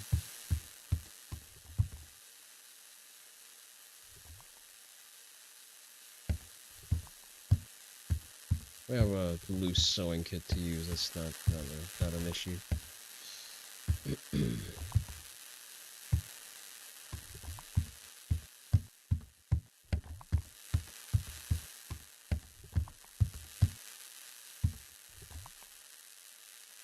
My guess is that the safe contains a gear or a key. More likely a key, because we still have areas that are not opened up. 4274. Ah, never mind, it is a gear. Okay. Not gonna use the sewing kit just yet. I feel like we should leave some in the tank. On second thought, never mind. Alright, what happens if I move this?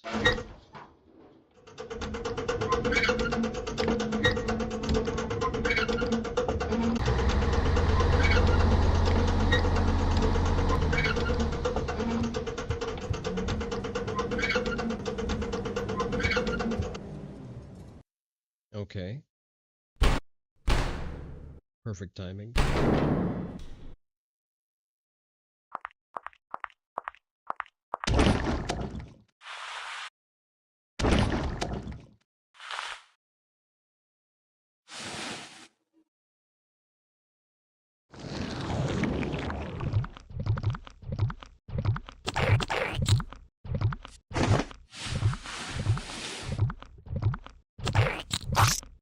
There's no way this is gonna work.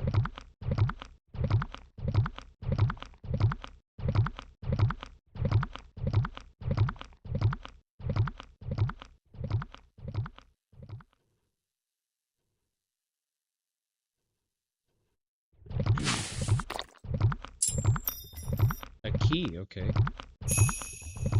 Well, mine now, I guess.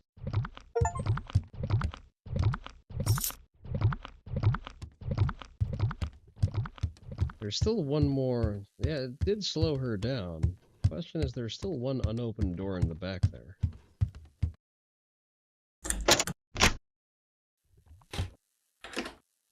Wait, do I just leave? What does that other door do though? Aha, okay, never mind. This is not an exit. Generic magical effect? これは Aha.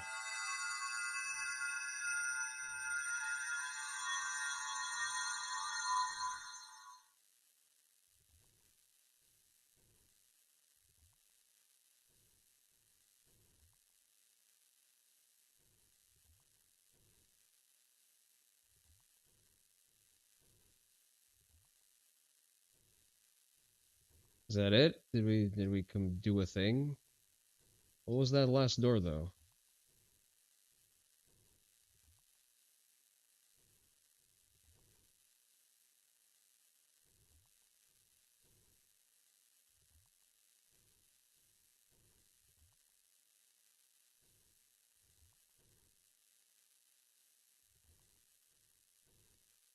Okay.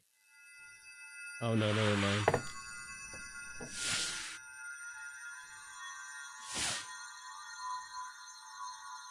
It doesn't look like memories. It looks like, you know, someone else is piloting her body in her stead.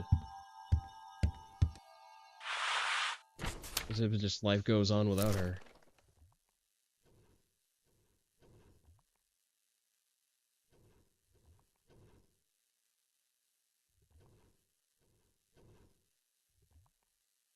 Ah, so we are a copy of the original who's just wandering here solving puzzles.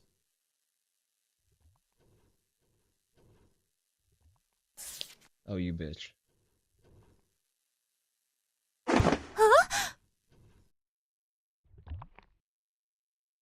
She's just gonna nope out of the trap? I guess not. Oh, there's a key over there, okay.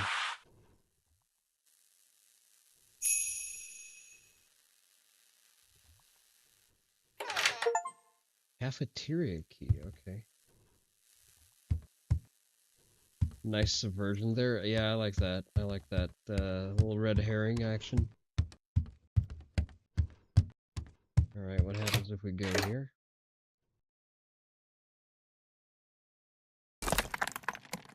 Let's just assume that that thing is lying.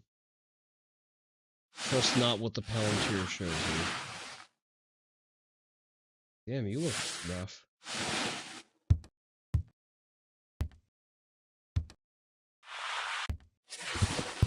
What, do we now play as the alternative character?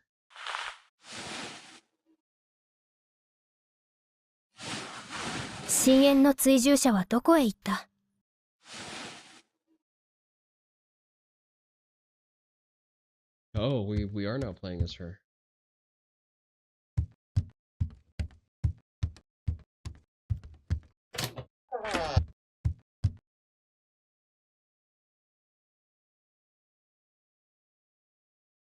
Damn, this one's got some load-bearing hips on her.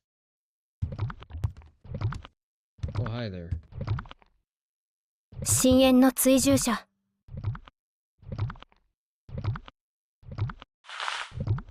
彼女に一発食らったのか。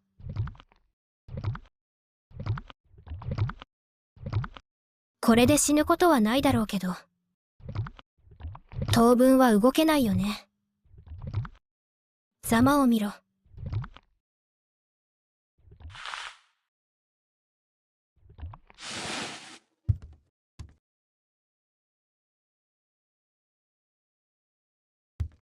ユイを探そう。なぜか彼女は他の子と違う気がする。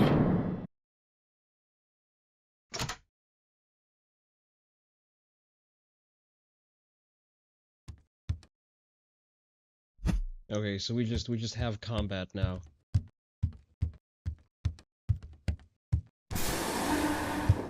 Elevator action? Okay, sure. I guess this is no longer a puzzle game, it is now an action game.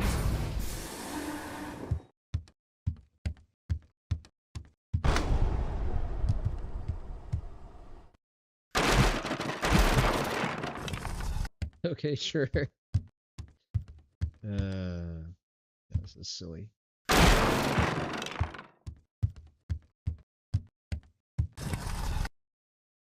Oh, she's just the bruiser.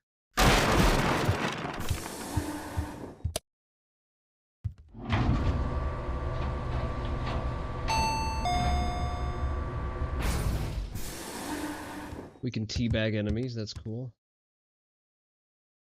ごめん、君たちを通らせてもらうよ。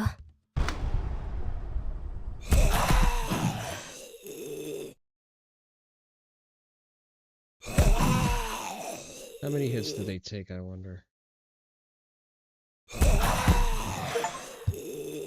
A number of them. Stunned an abyss zombie, and probably suggesting that it's going to get up eventually.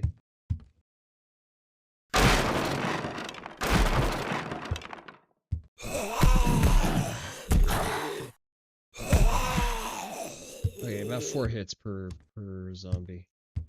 Oh, that's okay, that's violence may be a question, but this is definitely not the correct solution for this.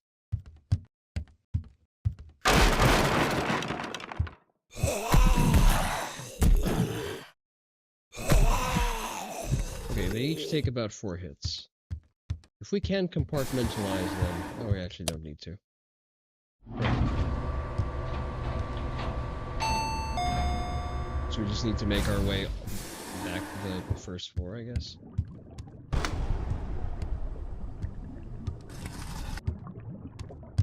Beat your ass.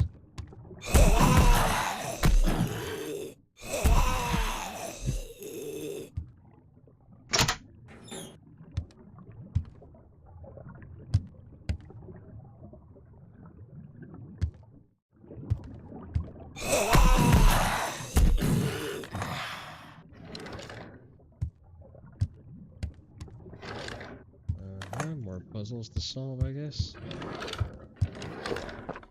Health recovered, okay, there's a health system now. Probably more of them here. Yeah, I was expecting it. I was ready for you.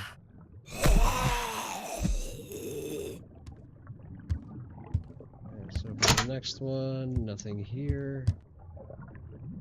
Anything else I need? Please don't tell me they block each other off. I hope that doesn't soft lock me.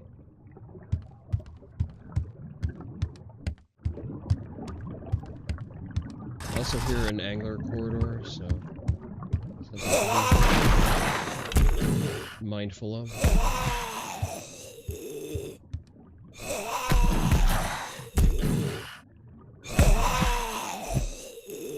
Alright, are there specific ones that I'm supposed to open?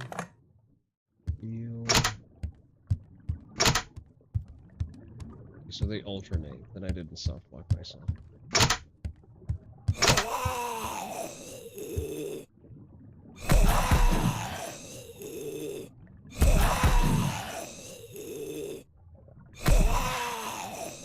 5 hits, they take 5 hits, okay.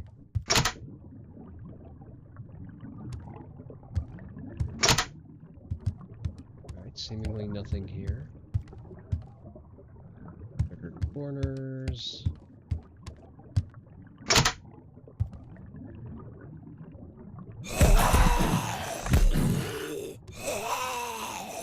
Hey, you bitch. I forgot that I need to hold down the right. Sound of groaning does echo. It sure does.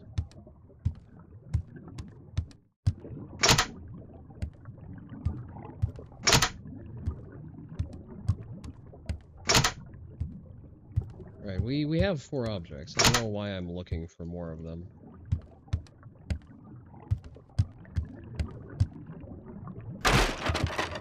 I just yearn for violence, I guess. Okay. Vase to sand glass bracelet. Okay. Jar. Hourglass. Necklace. Shield. I'm impressed by my ability to name every one of them wrong. Yeah. Fuck.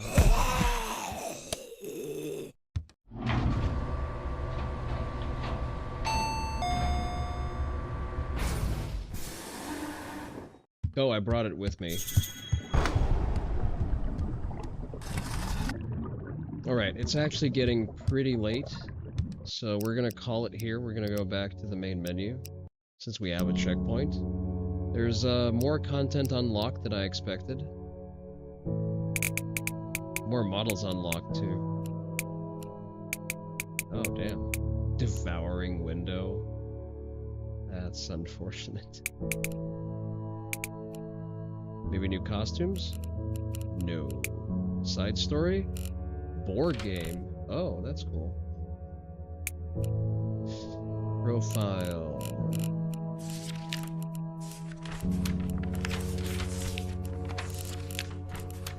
Okay. It's been funny, but that's quite enough.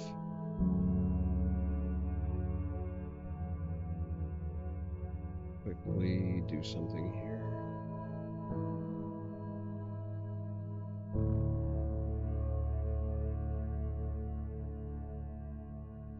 Okay, let's quit the game because it's kind of loud. I guess we still have at least another session of playing Abyssal School after all. Doesn't end at floor 10. But what we're going to do is, we're going to look for someone to raid. That's not the button that I need to press for that. Let's see. Let's see who's up. You know what? Let's go and raid Hamstrel. Yeah, we're gonna go and say hi to Hammy. There's an ad playing, we'll deal with that later. So, I don't anticipate... Newen... Just a second. You know what? Never mind. We'll raid into Hammy. Hammy is friendly with us. We'll raid into her. Do not be swayed. Right. So we are on our regular schedule. Until further notice, nothing changes. Next stream is on Saturday. Join the Discord. I'd wish to say that I only ping for streams, but I've not been doing that. Buy the merch, buy the patch, and go donate to Hoffman's legal defense. Even if it's $1, then you know, it's what you can give. But yeah, this has been Onii-san. Stay safe, live free, be dangerous. Bye bye.